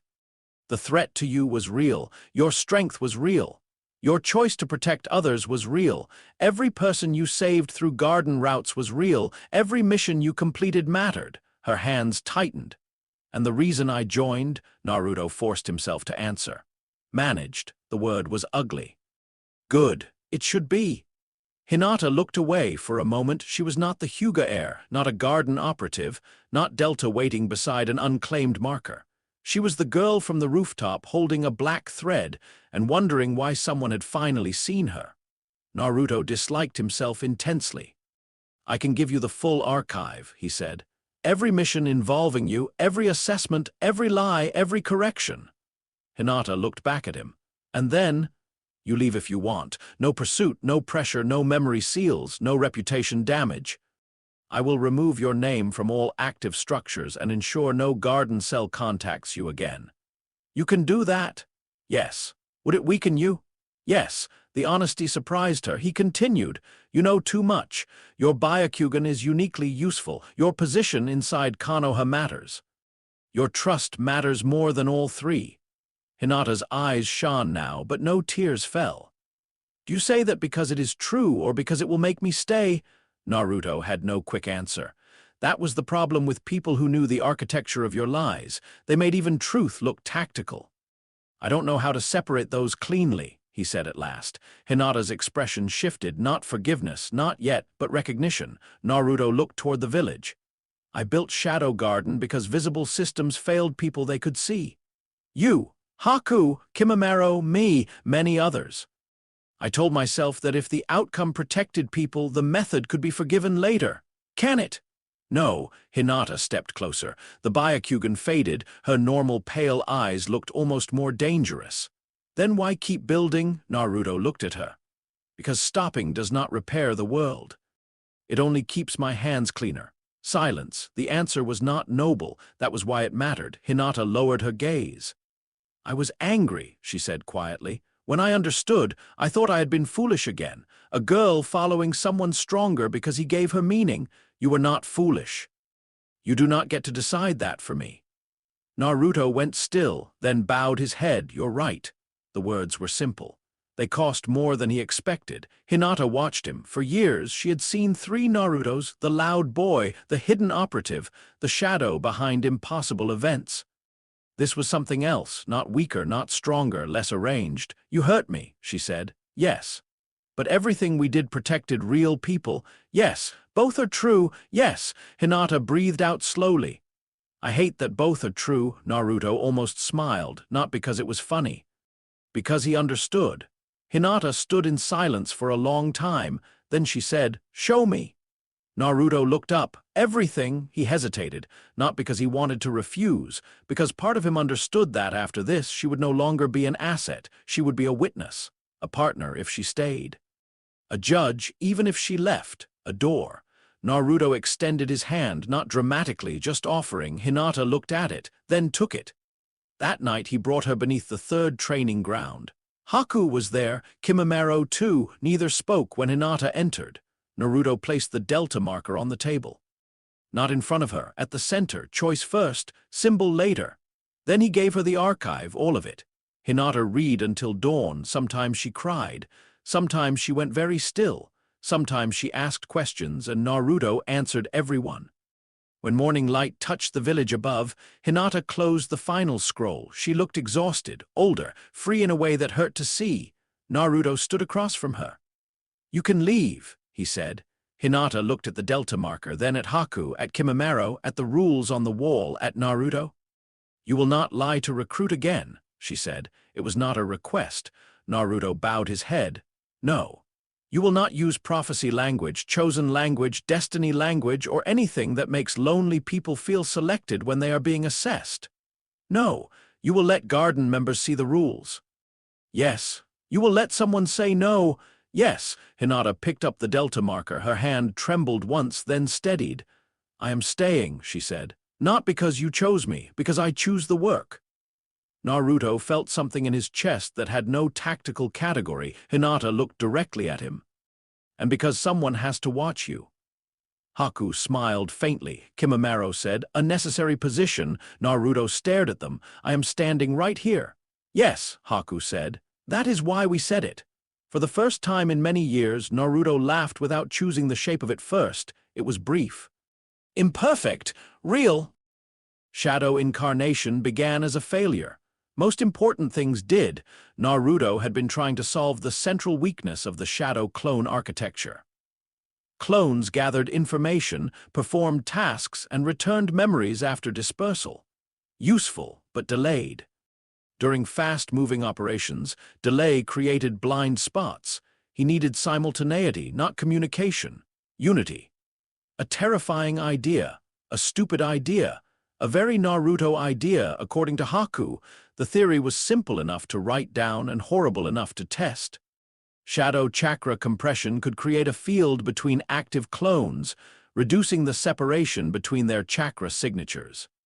If the field held, Naruto might process multiple clone perspectives at once without waiting for dispel.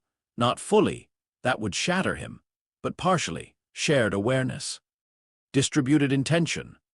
The first attempt lasted 2 seconds and caused Naruto to fall face first into the chamber floor. Kimimaro rated it unpromising. The second attempt lasted 5 seconds and made every clone say different parts of the same sentence, which Haku described as deeply unsettling. The third attempt caused Naruto to taste tea from a clone's mouth while his real body was eating ramen. He considered this a spiritual crime. The breakthrough came after Hinata joined the testing. Byakugan allowed her to see the field's stress points before Naruto felt them. "You are forcing connection through the clones," she said. Naruto sat cross-legged on the chamber floor, surrounded by 6 clones. "Yes, that is why it breaks. You are treating them as separate bodies you must tie together. They are separate bodies. They are you." Naruto opened his mouth. Closed it. The clones looked at each other. Haku smiled. Kimimaro said, "She is correct." Naruto was beginning to understand why leaders in history became tyrants. Being corrected constantly by competent people was emotionally exhausting. He tried again, not tying clones together. Remembering they had never fully separated, the field changed. Shadow chakra did not stretch outward, it folded inward across distance. For 90 seconds, Naruto existed in 7 places at once. Not switching, not receiving, he stood in the chamber. He watched the north gate from a rooftop. He sat in a tea shop listening to merchants. He walked beside a river in rain country through a distant clone. He read a ledger in tea. He observed Danzo's compound from a drainage tunnel. He listened to Hinata's heartbeat from 3 feet away. Too much, almost too much, but unified. When the state broke, Naruto collapsed backward. No one moved for 1 second. Then Haku caught his shoulder. Hinata checked his pulse. Kimimaro, clearly concerned, said, "That was less unpromising." Naruto, panting, managed, "Your praise gives me strength." "You need medical attention." "Your praise gives me less strength." The technique was classified immediately. Not even most garden members would know. Final name in Naruto's private notes, Shadow Incarnation. Hinata read the label and looked at him. "You named it." Naruto did not look up. Research terminology. Haku, from across the room, said, "That is what he always says." Kimimaro nodded. "It is never true." Naruto considered disbanding the organization, only briefly. The Hokage succession became the final visible piece.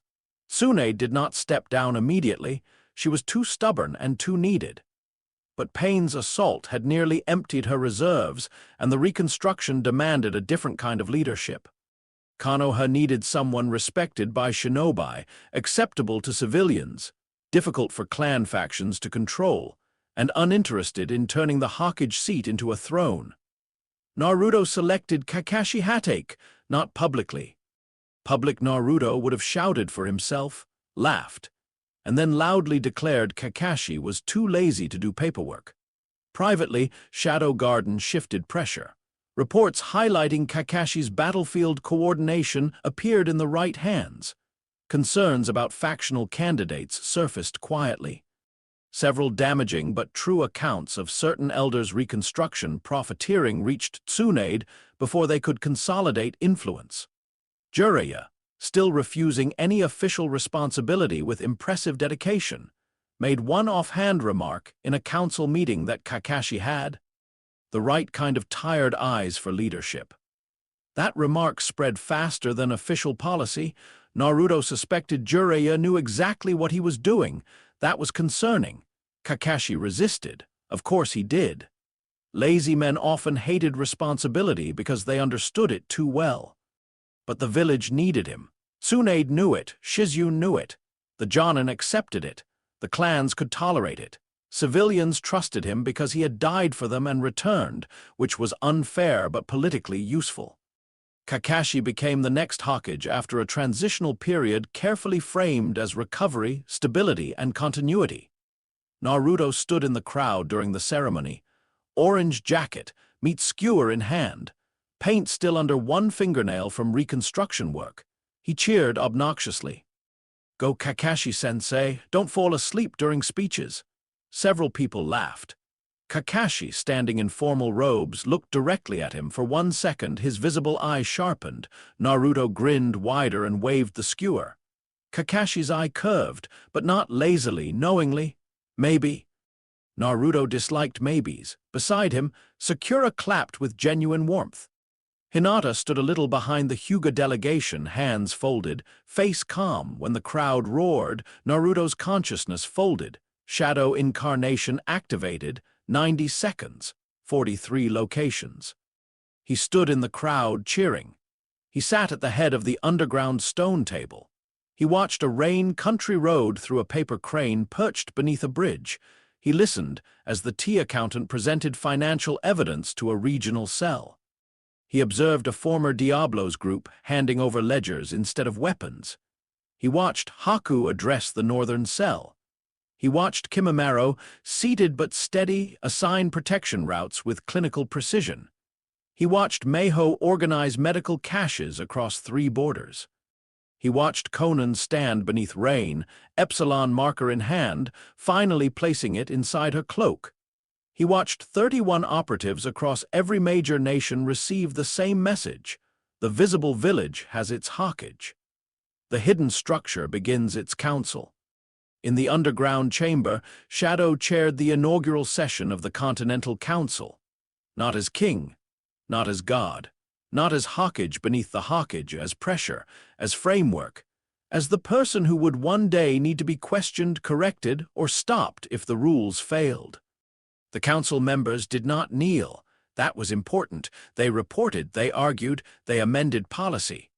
Hinata, now Delta, stood beside the wall where the rules were written and made sure everyone could read them.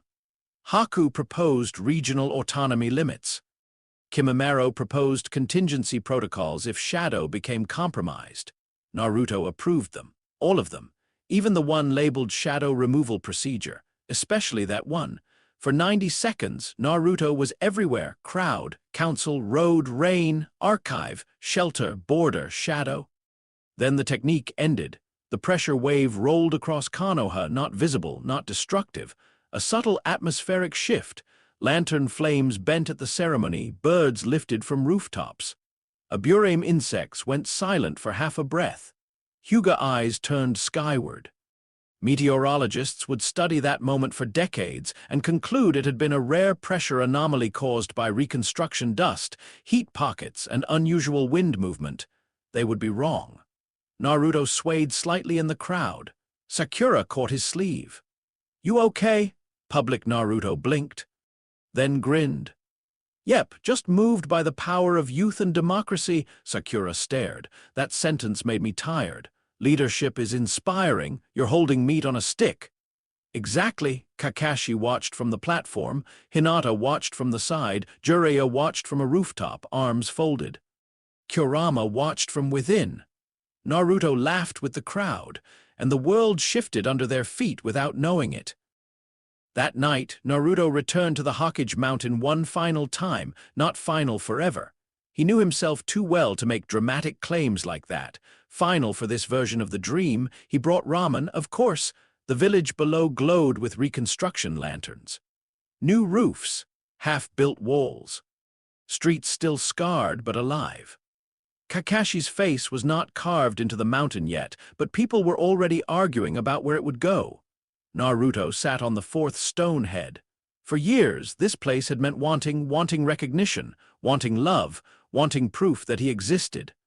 Then it had meant strategy, the high ground, the symbol, the seat he would never take. Tonight, it meant something quieter. He opened the ramen and let the steam rise. Inside him, Kurama stirred. "You are sentimental." Naruto took a bite. "I am eating. You came to the stone faces to eat.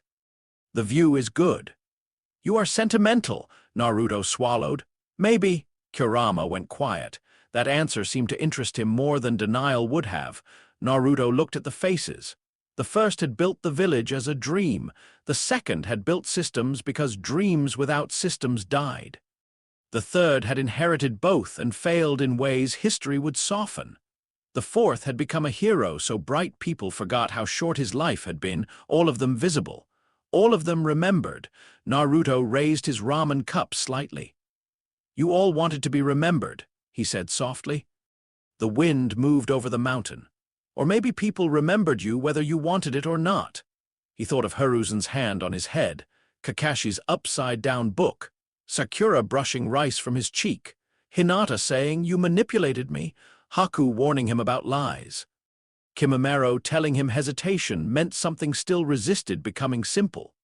Konan holding the epsilon marker in the rain. Nagato saying, "Build something that proves me wrong." Jiraiya by the fire, seeing the outline. Kurama behind bars, calling systems cages and contracts conversations. Naruto looked down at the village. I thought winning meant no one would ever see me, he smiled faintly. I was wrong. The words did not hurt as much as expected, or maybe he had gotten better at pain. Winning means they see what they need to see, and the people who must know the truth are allowed to. Inside the seal, Kurama gave a low rumble. That sounds dangerously healthy. Naruto blinked. Was that concern? Mockery. Your tone suggested concern. My tone suggested disgust. Close enough. Kurama snorted. Naruto continued eating. Below, Kakashi was probably already drowning in paperwork. Good. He would complain, delay, sigh, and still read every important line. Tsunade would remain close enough to throw him through a wall if necessary. Excellent governance. Sakura would become terrifying. Sasuke remained an unresolved wound moving somewhere beyond the village, tangled in Orochimaru's shadow and his own hunger. That story was not over. Akatsuki still existed in fragments, Root still moved. The smaller nations still bled quietly, the Diablo's myth still needed management. Shadow Garden could still become the thing it opposed, nothing was finished. That was fine. Finished things were dead things. Systems lived by correction. Naruto finished the ramen. For once, he did not rush. Then he stood and looked at the village one last time from the old dream's edge. He had not become Hawkage.